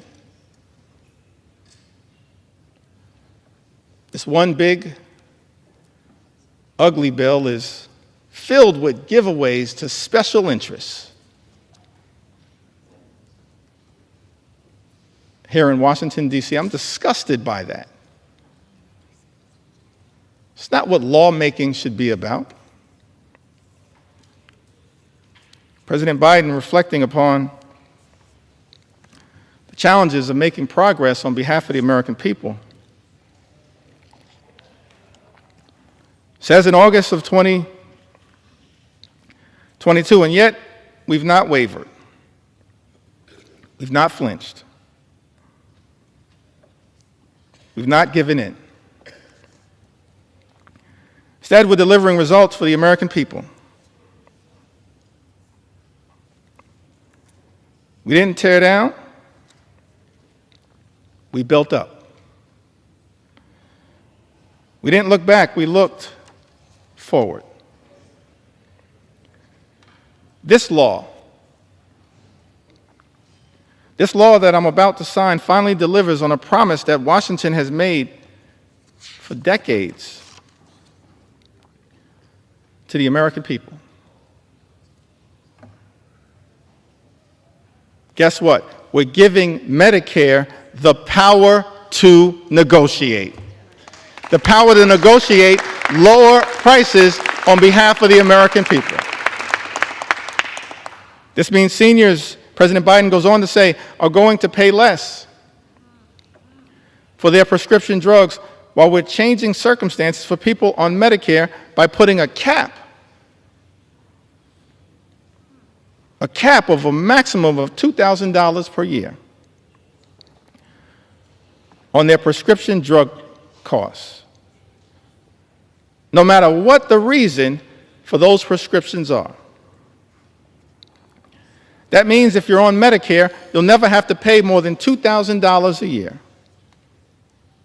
No matter how many prescriptions you have, whether it's for cancer or any other disease, no more than $2,000 a year.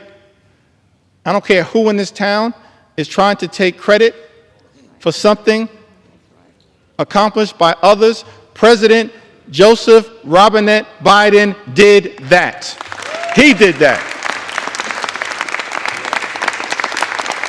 He did that as part of our effort to lower costs on behalf of the American people. None of us are perfect. There's still work to do. But the 46th President of the United States of America did that. Inflation Reduction Act, he went on to say, locks in lower health care premiums for millions of families who get their coverage under the Affordable Care Act. Last year, a family of four saved on average $2,400 through the American Rescue Plan that I signed into law that Congress voted in place. President Biden's talking about the continuation of our march toward a more perfect union, the work that we in this Congress, many of us who had the privilege to serve over the last few years, did to try to expand and strengthen the Affordable Care Act, Obamacare, by enhancing the premium tax credits available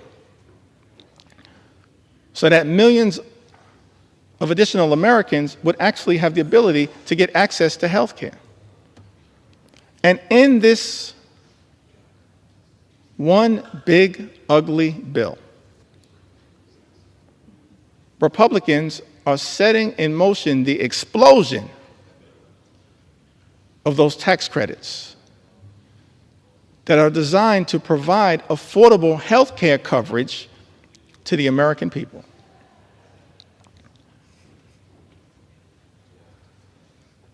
Leadership requires courage, conviction, compassion. And yet what we've seen from this administration and its co-conspirators on the Republican side of the aisle, Mr. Speaker, is cruelty, chaos, and corruption. And it's all been morphed into a toxic mix now contained in Donald Trump's one big ugly bill. An extraordinary assault on the health care of the American people. I mentioned earlier, Mr. Speaker, that taken to the House floor to share stories from the American people. Stories available to us in connection with debating this bill. But I'm going to do my best to make sure that we have a representative sample of why so many Americans all across this country went to bed in fear and are now waking up in horror because Republicans are trying to jam this one big ugly bill down the throats of the American people. An assault on health care. An assault on nutritional assistance, an assault on children, an assault on veterans, an assault on farmers, an assault on everyday Americans. Crystal, who's also from the great state of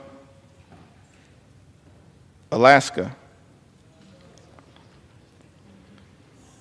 said that after my husband passed away suddenly, I was unprepared to pay all the bills as a part-time stay-at-home mom. And working part-time while my young girls were in school. I applied for SNAP benefits.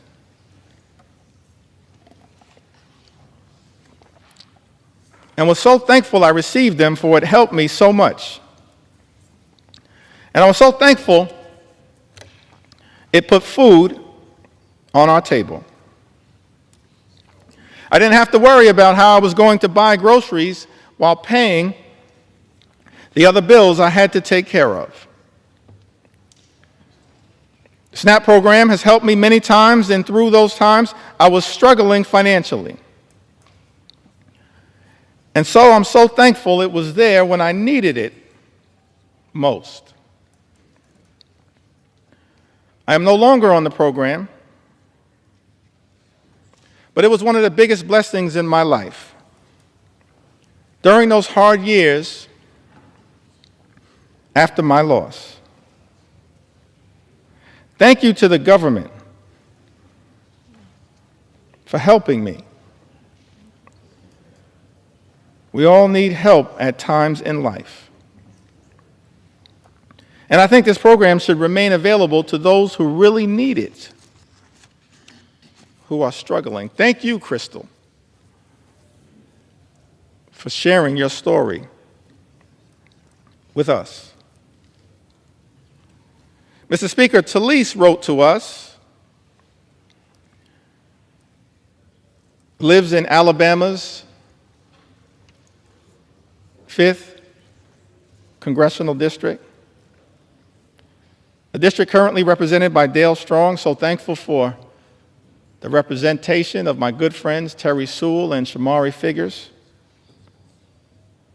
in the great state of Alabama. Talise writes to us, I'm a single mom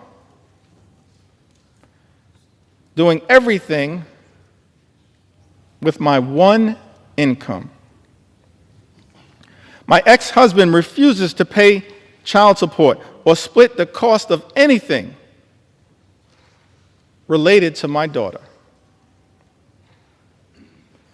If it wasn't for SNAP, we'd probably have very little in terms of food because I am always running on E.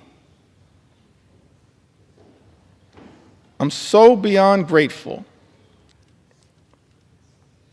for the assistance. Curtis writes to us, Mr. Speaker, from the great state of Arizona, in my disabled senior status, I would be in a dire nutritional status, if not mostly for the SNAP nutritional assistance, a godsend. For so many Americans, that is what SNAP has been, a godsend in a time of need. And now the nutritional assistance benefits will be ripped away from millions of Americans in Donald Trump's one big ugly bill, a bill that Republicans are prepared to recklessly rubber stamp.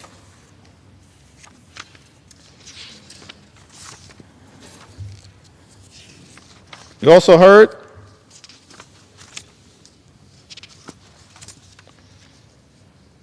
from Diana, great state of California.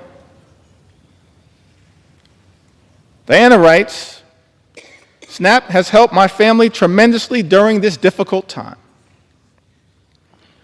We really appreciate all the help. My husband was diagnosed with cancer, and we have a little one at home. It's been difficult taking care of everything. Please keep this benefit to help people get on their feet. Diana lives in the Inland Empire, California's 33rd congressional district, represented by the chairman of the House Democratic Caucus, Pete Aguilar. Diana, Pete Aguilar is fighting hard for you. Just like every single House Democrat are fighting hard for the American people to protect you as best we can from this cruel assault on nutritional assistance. We're going to continue to fight hard for you.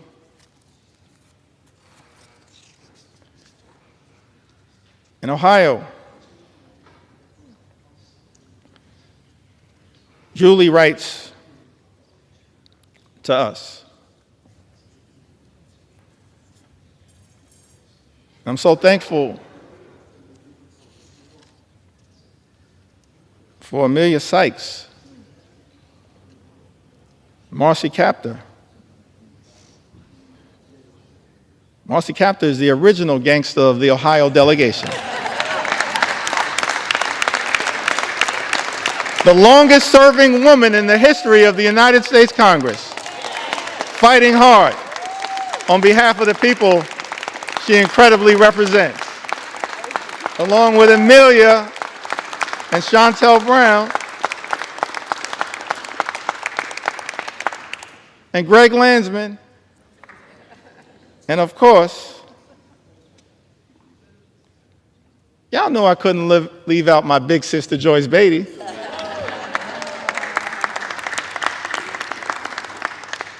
I wanted to mention Joyce because this is part of the resilience of what we've seen from House Democrats, from Brittany Pedersen, distinguished gentlelady from the great state of Colorado, who gave birth to a beautiful baby boy, Sam, at the beginning of this year. But because House Republicans, Mr. Speaker, have refused to allow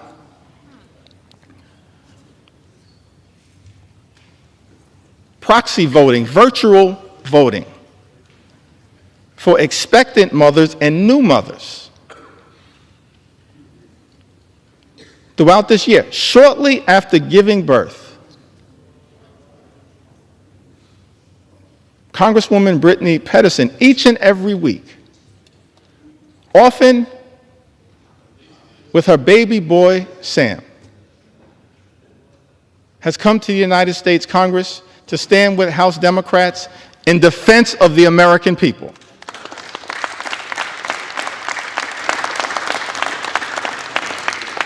And she did it in connection with that first vote that set this whole disgusting abomination into motion in February. That same day,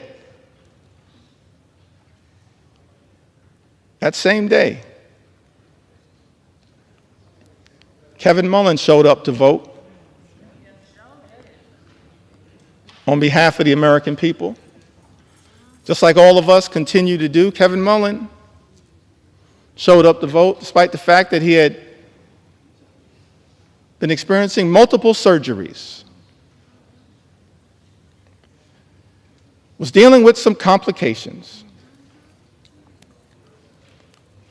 But he understood, just like all House Democrats understand, the need to stand up in this moment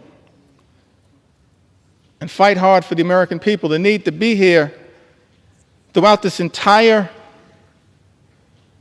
toxic journey that Republicans have set us on. Connection with this one big, ugly bill. Kevin Mullins, coming off of multiple surgeries,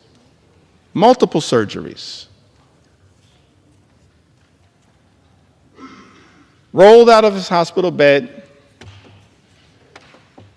got on a plane from Northern California, took his wife with him so that she could change his IV on the plane across the country to be here and stand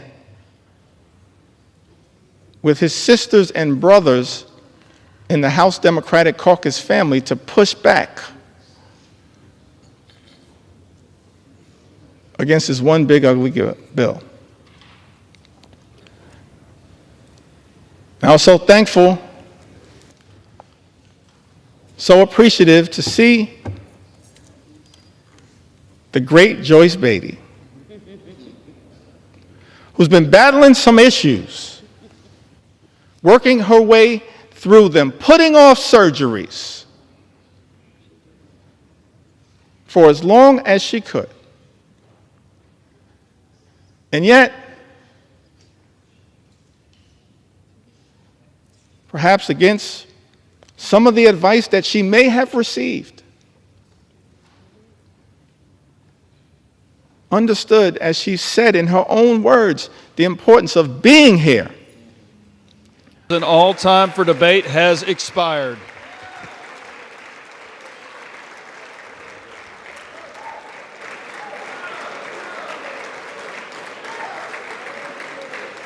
Pursuant to House Resolution 566, the previous question is ordered. The question is on the motion by the gentleman from Texas, Mr. Arrington. All those in favor say aye.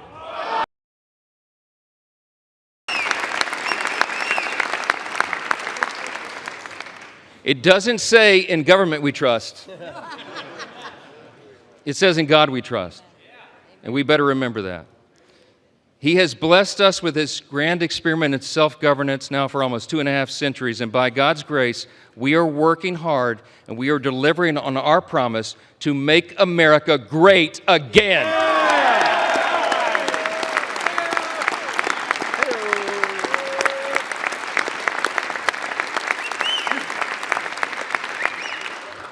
This is without a doubt the most important vote of this Congress, and I think this may be the most important vote that any of us take in our entire lifetimes. And everybody better remember it, however you vote today. My friends, the President of the United States is waiting with his pen. The American people are waiting for this relief. We've heard enough talk. It's time for action. Let's finish the job for him. Vote yes on the bill.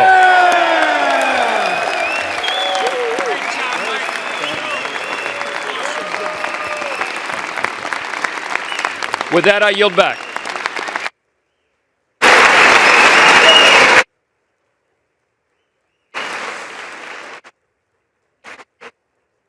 The gentleman yields, and all time for debate has expired.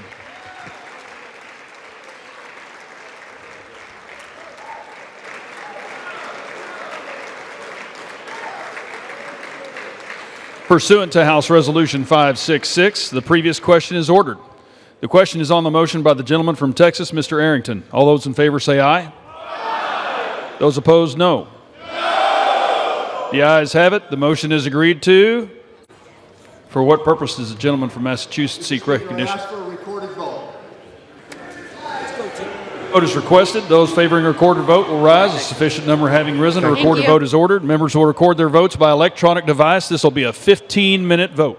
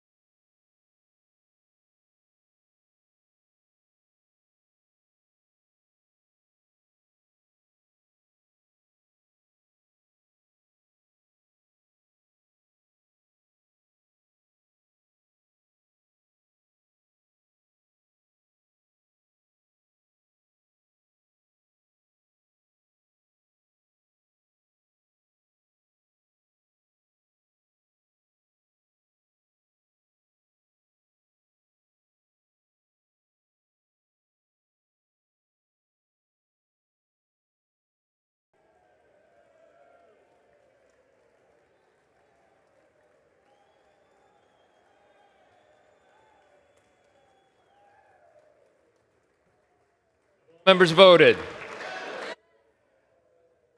Or wish to change a vote? No.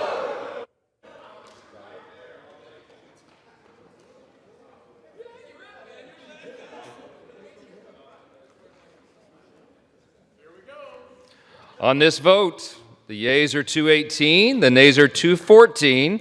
The motion is adopted.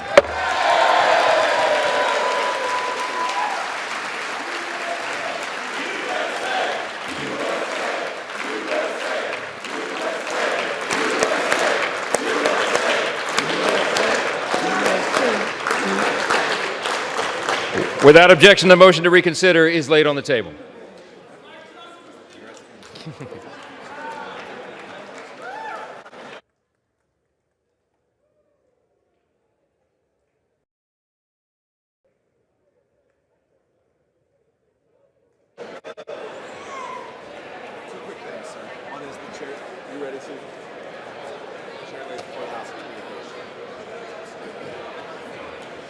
You ready? The chair lays before the House a communication. The Honorable Speaker, House of Representatives, sir, pursuant to the permission granted in Clause 2H of Rule 2 of the Rules of the U.S. House of Representatives, the clerk received the following message from the Secretary of the Senate on June 27, 2025 at 3:36 p.m. that the Senate passed Senate 98, Senate 257, that the Senate agreed to relative to the death of Frederick W. Smith, Senate Resolution 308, Appointments, Board of Visitors of the U.S. Military Academy. Signed sincerely, Kevin F. McCumber, Clerk.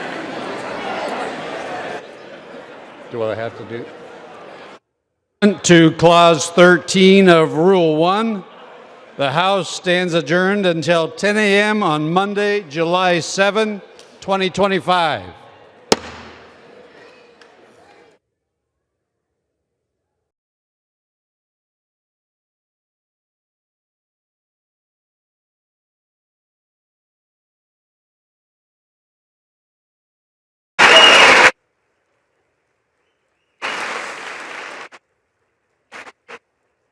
The gentleman yields, and all time for debate has expired.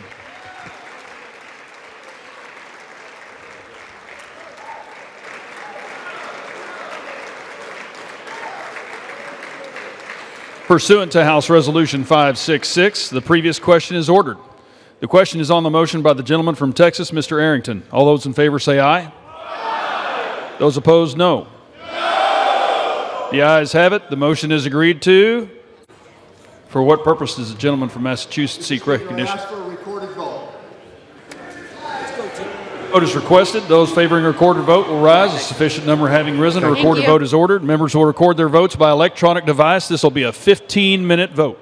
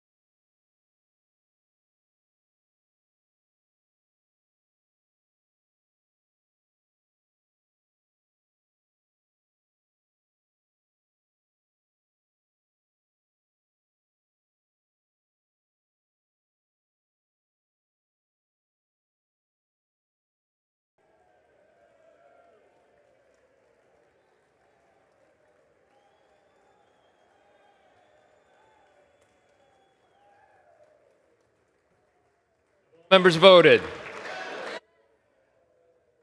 Or wish to change a vote? No.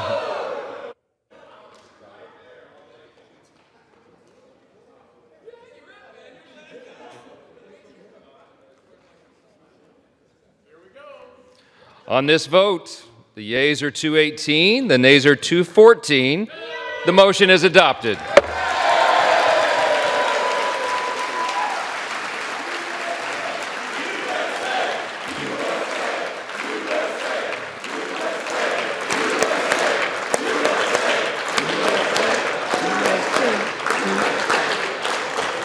Without objection, the motion to reconsider is laid on the table.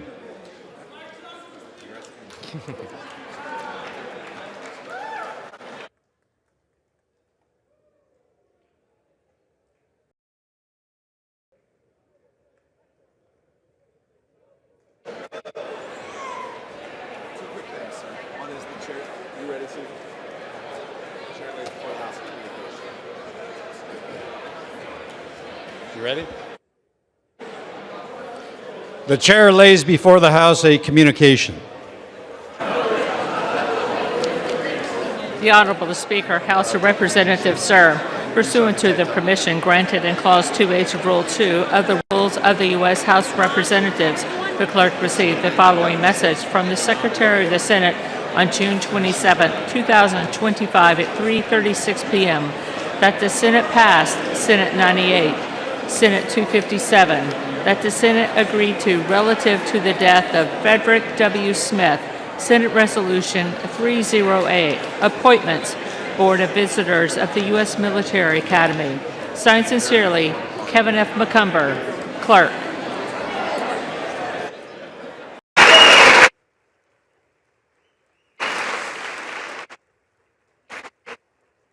The gentleman yields, and all time for debate has expired.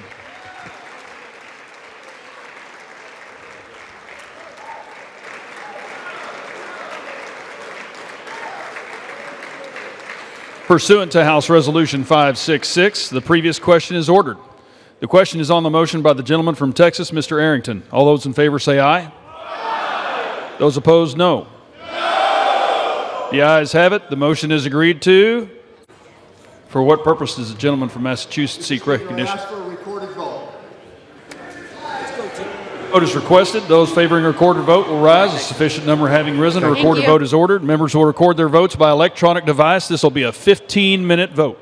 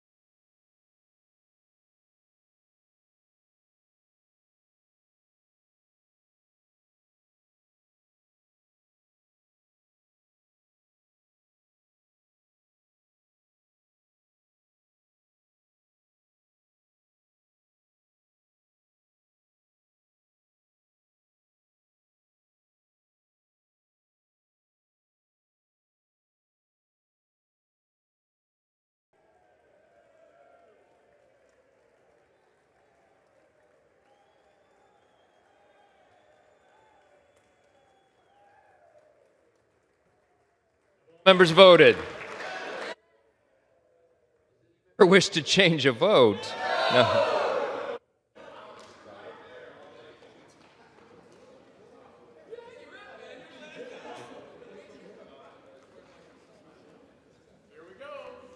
On this vote, the yeas are 218, the nays are 214.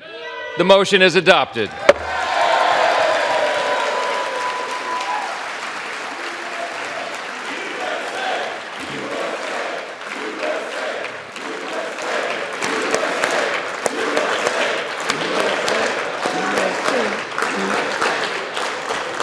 Without objection, the motion to reconsider is laid on the table.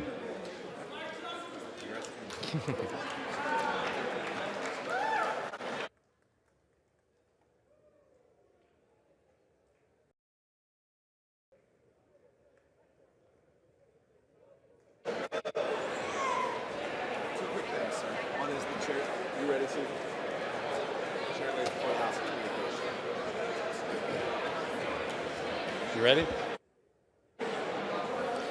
The chair lays before the House a communication. The Honorable Speaker, House of Representatives, sir, pursuant to the permission granted in Clause 2H of Rule 2 of the Rules of the U.S. House of Representatives, the clerk received the following message from the Secretary of the Senate on June 27, 2025 at 3:36 p.m. that the Senate passed Senate 98, Senate 257, that the Senate agreed to relative to the death of Frederick W. Smith, Senate Resolution 308, Appointments, Board of Visitors of the U.S. Military Academy. Signed sincerely, Kevin F. McCumber, Clerk.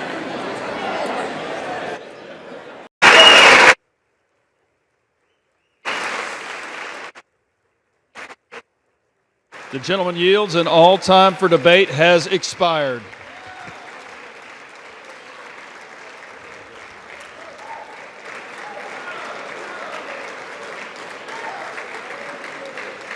Pursuant to House Resolution 566, the previous question is ordered. The question is on the motion by the gentleman from Texas, Mr. Arrington. All those in favor say aye. Aye. Those opposed, no. No. The ayes have it. The motion is agreed to. For what purpose does the gentleman from Massachusetts seek recognition? Ask for a recorded vote. Vote is requested. Those favoring a recorded vote will rise. A sufficient number having risen, a recorded vote is ordered. Members will record their votes by electronic device. This will be a 15-minute vote.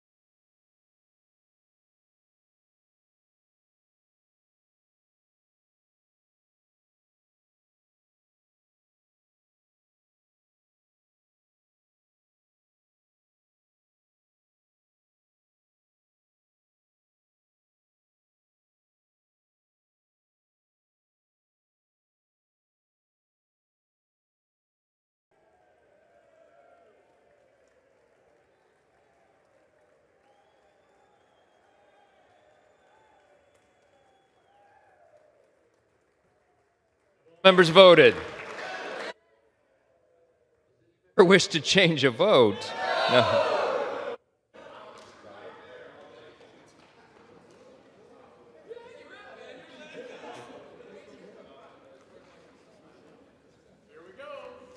On this vote, the yeas are 218, the nays are 214. The motion is adopted.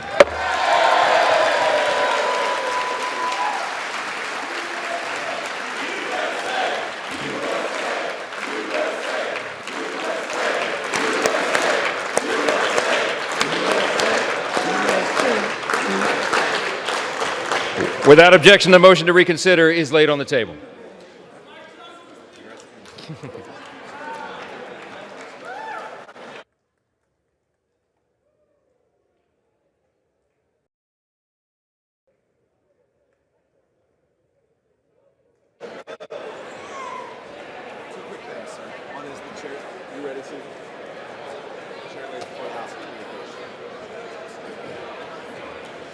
You ready? The chair lays before the House a communication. The Honorable Speaker, House of Representatives, sir, pursuant to the permission granted in Clause 2H of Rule 2 of the Rules of the U.S. House of Representatives, the clerk received the following message from the Secretary of the Senate on June 27, 2025 at 3:36 p.m. that the Senate passed Senate 98, Senate 257, that the Senate agreed to relative to the death of Frederick W. Smith, Senate Resolution 308, Appointments, Board of Visitors of the U.S. Military Academy. Signed sincerely, Kevin F. McCumber, Clerk.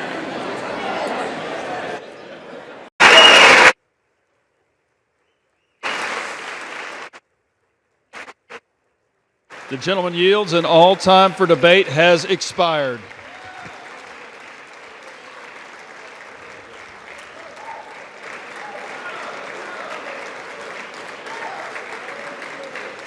Pursuant to House Resolution 566, the previous question is ordered. The question is on the motion by the gentleman from Texas, Mr. Arrington. All those in favor say aye. Aye. Those opposed, no. No. The ayes have it. The motion is agreed to. For what purpose does the gentleman from Massachusetts seek recognition? Ask for a recorded vote.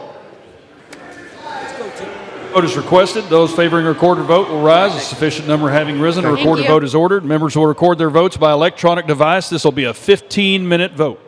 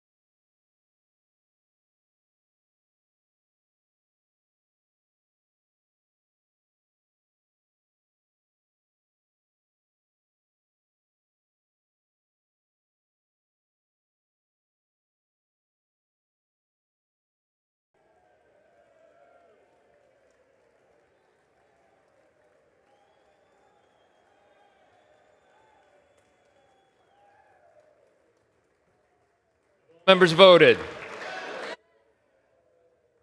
Or wish to change a vote? No.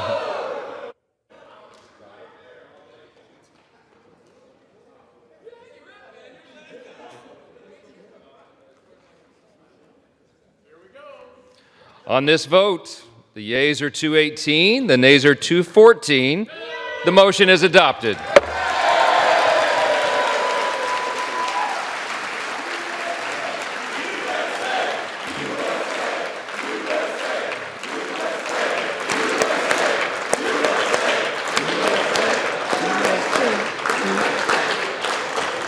Without objection, the motion to reconsider is laid on the table.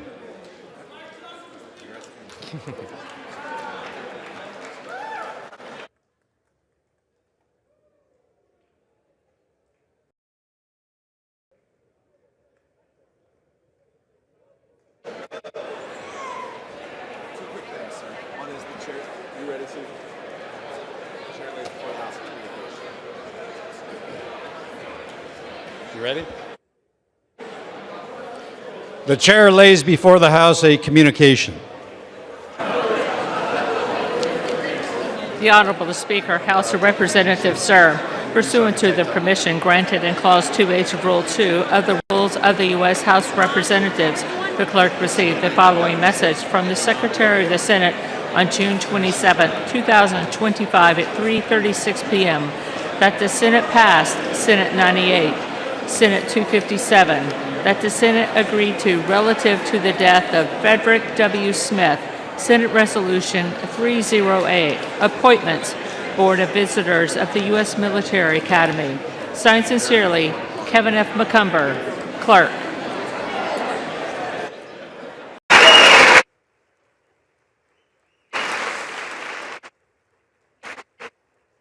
The gentleman yields, and all time for debate has expired.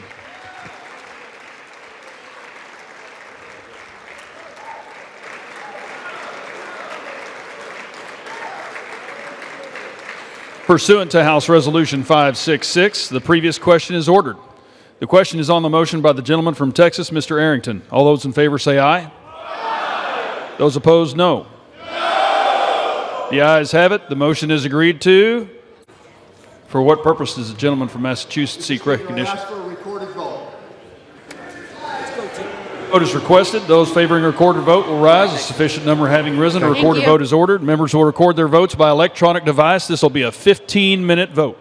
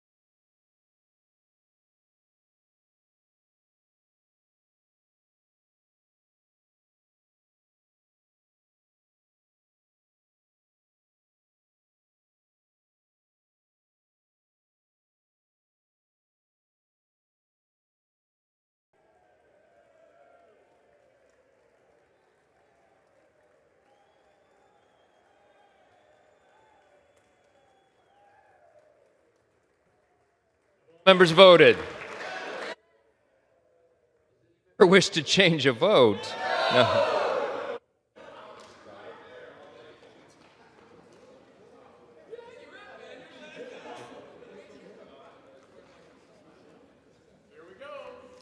On this vote, the yeas are 218, the nays are 214.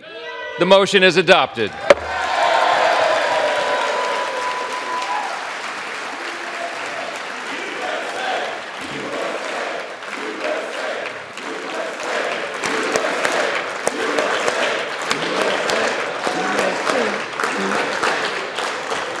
Without objection, the motion to reconsider is laid on the table.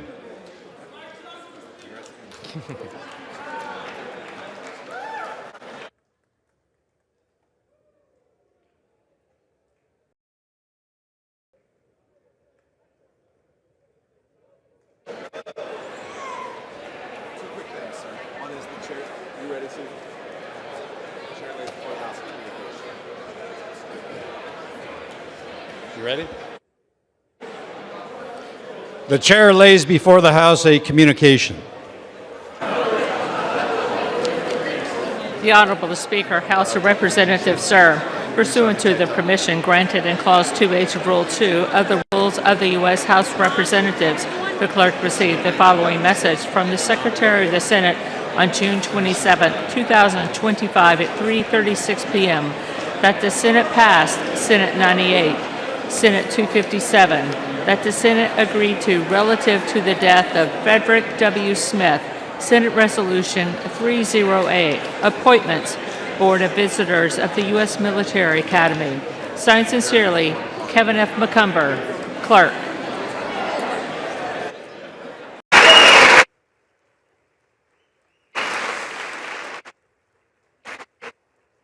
The gentleman yields, and all time for debate has expired.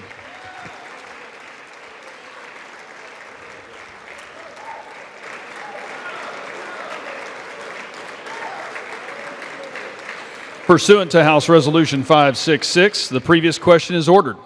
The question is on the motion by the gentleman from Texas, Mr. Arrington. All those in favor say aye. Aye. Those opposed, no.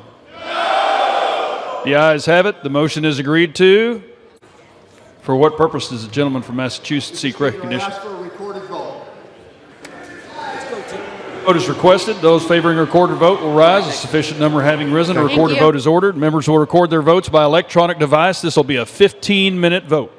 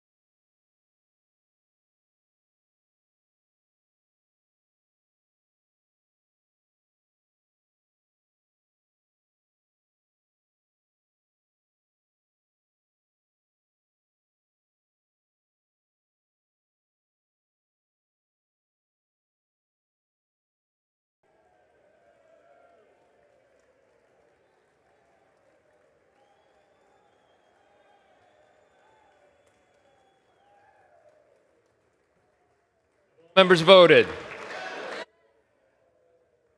Or wish to change a vote? No.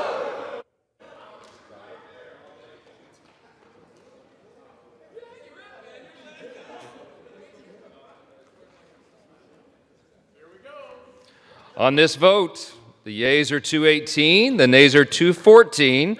The motion is adopted.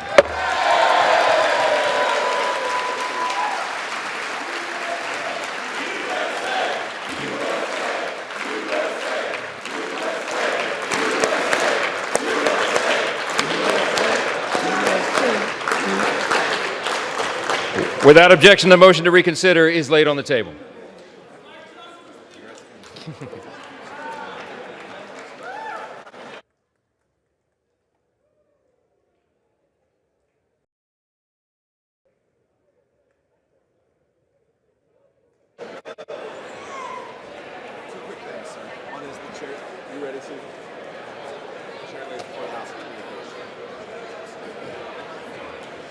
You ready? The chair lays before the House a communication. The Honorable Speaker, House of Representatives, sir, pursuant to the permission granted in Clause 2H of Rule 2 of the Rules of the U.S. House of Representatives, the clerk received the following message from the Secretary of the Senate on June 27, 2025 at 3:36 p.m.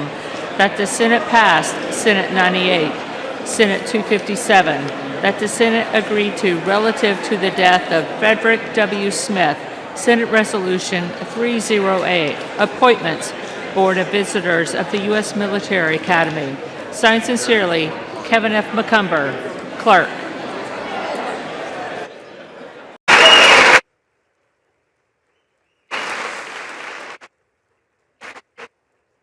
The gentleman yields, and all time for debate has expired.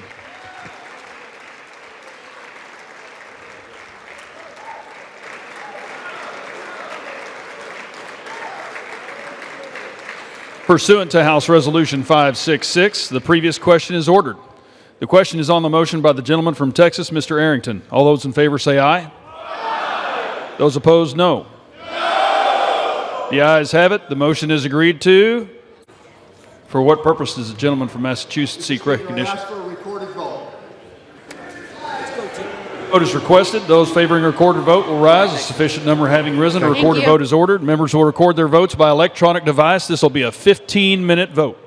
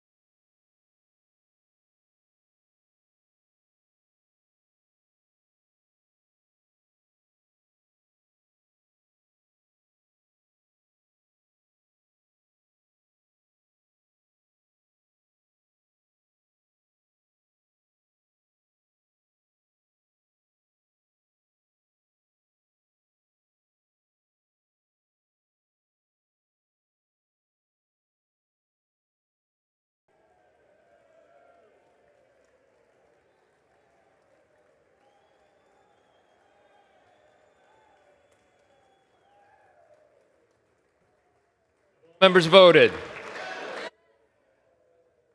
Or wish to change a vote? No.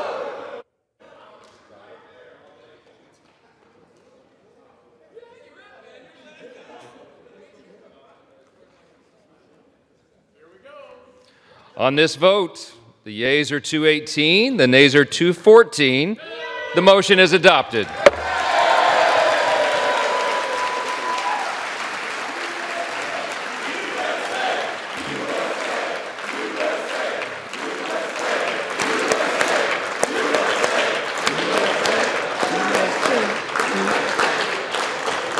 Without objection, the motion to reconsider is laid on the table.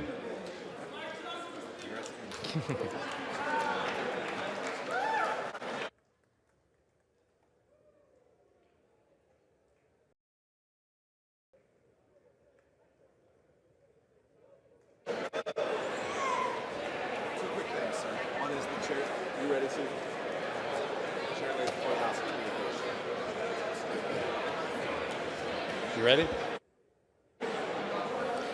The chair lays before the House a communication. The Honorable Speaker, House of Representatives, sir, pursuant to the permission granted in Clause 2H of Rule 2 of the Rules of the U.S. House of Representatives, the clerk received the following message from the Secretary of the Senate on June 27, 2025 at 3:36 p.m. that the Senate passed Senate 98, Senate 257, that the Senate agreed to relative to the death of Frederick W. Smith, Senate Resolution 308, Appointments, Board of Visitors of the U.S. Military Academy. Signed sincerely, Kevin F. McCumber, Clerk.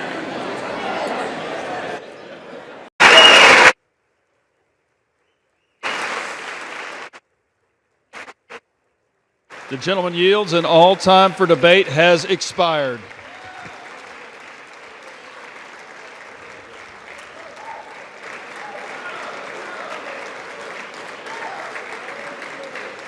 Pursuant to House Resolution 566, the previous question is ordered. The question is on the motion by the gentleman from Texas, Mr. Arrington. All those in favor say aye. Aye. Those opposed, no. No. The ayes have it. The motion is agreed to. For what purpose does the gentleman from Massachusetts seek recognition? Ask for a recorded vote.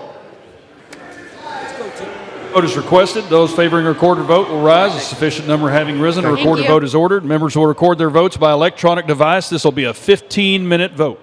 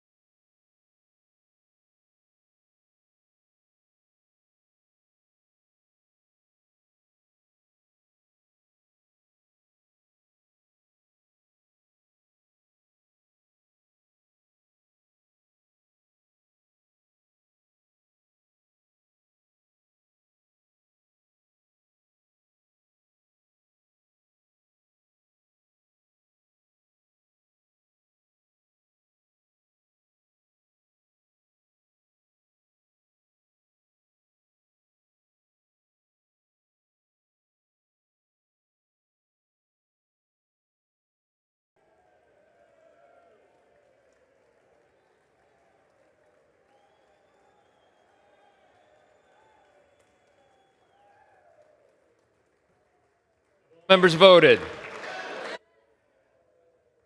Or wish to change a vote? No.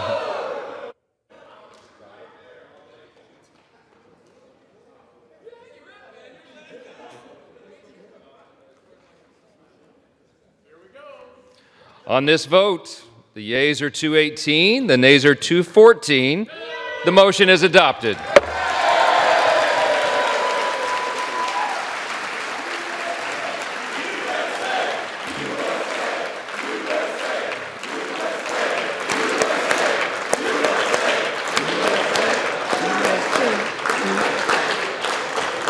Without objection, the motion to reconsider is laid on the table.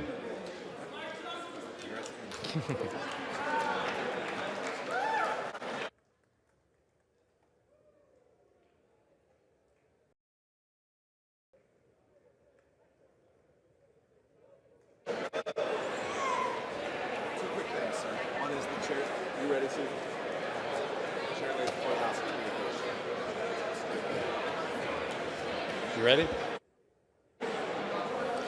The chair lays before the House a communication. The Honorable Speaker, House of Representatives, sir, pursuant to the permission granted in Clause 2H of Rule 2 of the Rules of the U.S. House of Representatives, the clerk received the following message from the Secretary of the Senate on June 27, 2025 at 3:36 p.m. that the Senate passed Senate 98, Senate 257, that the Senate agreed to relative to the death of Frederick W. Smith, Senate Resolution 308, Appointments, Board of Visitors of the U.S. Military Academy. Signed sincerely, Kevin F. McCumber, Clerk.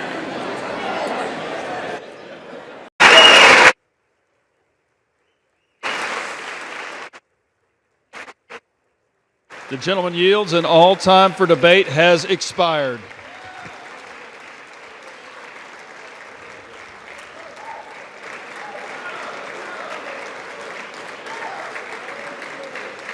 Pursuant to House Resolution 566, the previous question is ordered. The question is on the motion by the gentleman from Texas, Mr. Arrington. All those in favor say aye. Aye. Those opposed, no. No. The ayes have it. The motion is agreed to. For what purpose does the gentleman from Massachusetts seek recognition? Ask for a recorded vote. Vote is requested. Those favoring a recorded vote will rise. A sufficient number having risen, a recorded vote is ordered. Members will record their votes by electronic device. This will be a 15-minute vote.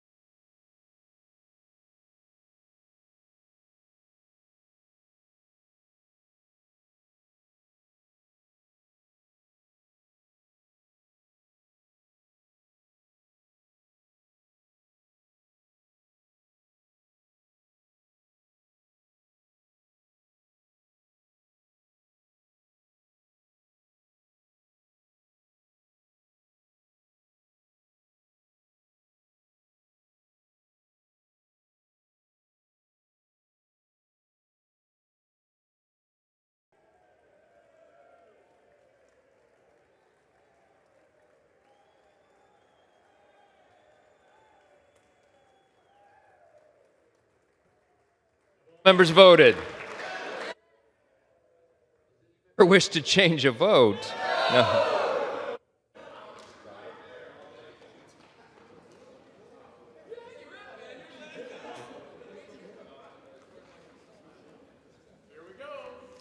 On this vote, the yeas are 218, the nays are 214. The motion is adopted.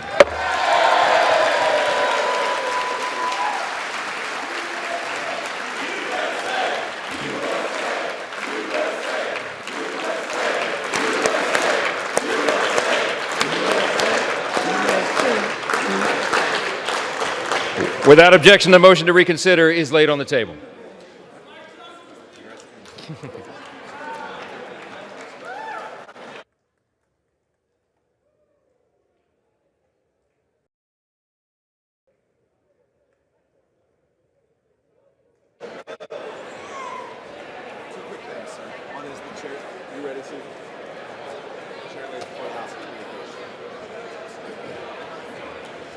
You ready? The chair lays before the House a communication. The Honorable Speaker, House of Representatives, sir, pursuant to the permission granted in Clause 2H of Rule 2 of the Rules of the U.S. House of Representatives, the clerk received the following message from the Secretary of the Senate on June 27, 2025 at 3:36 p.m. that the Senate passed Senate 98, Senate 257, that the Senate agreed to relative to the death of Frederick W. Smith, Senate Resolution 308, Appointments, Board of Visitors of the U.S. Military Academy. Signed sincerely, Kevin F. McCumber, Clerk.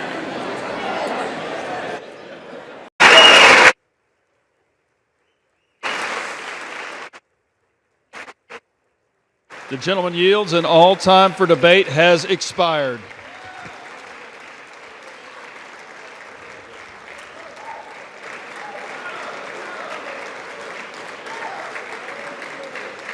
Pursuant to House Resolution 566, the previous question is ordered.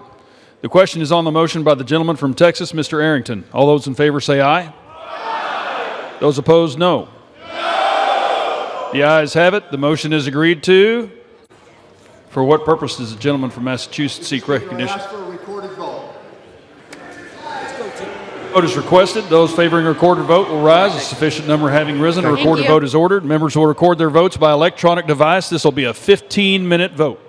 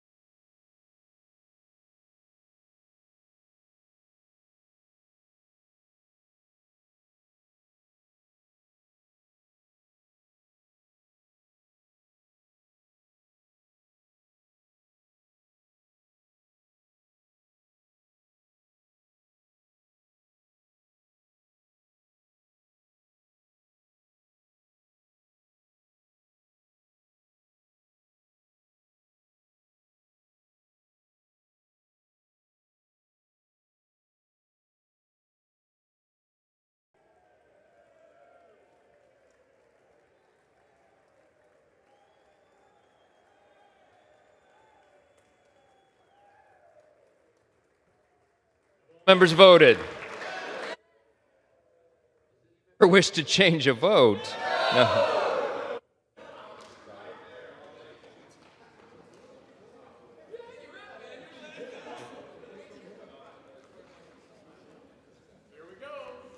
On this vote, the yeas are 218, the nays are 214. The motion is adopted.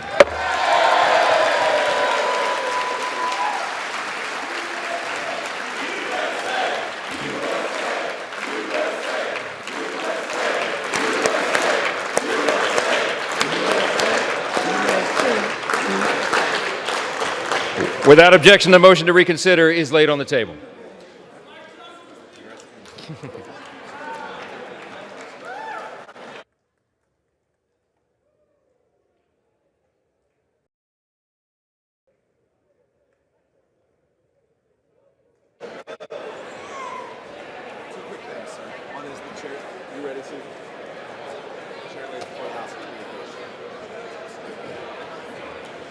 You ready?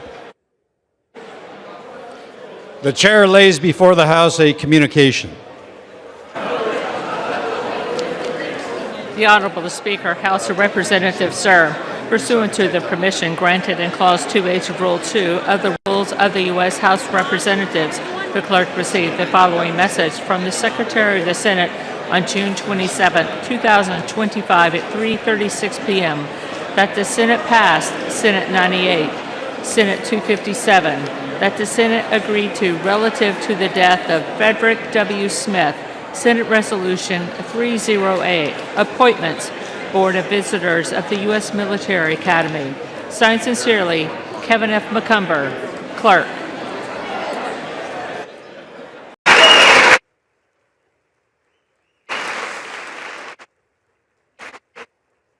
The gentleman yields, and all time for debate has expired.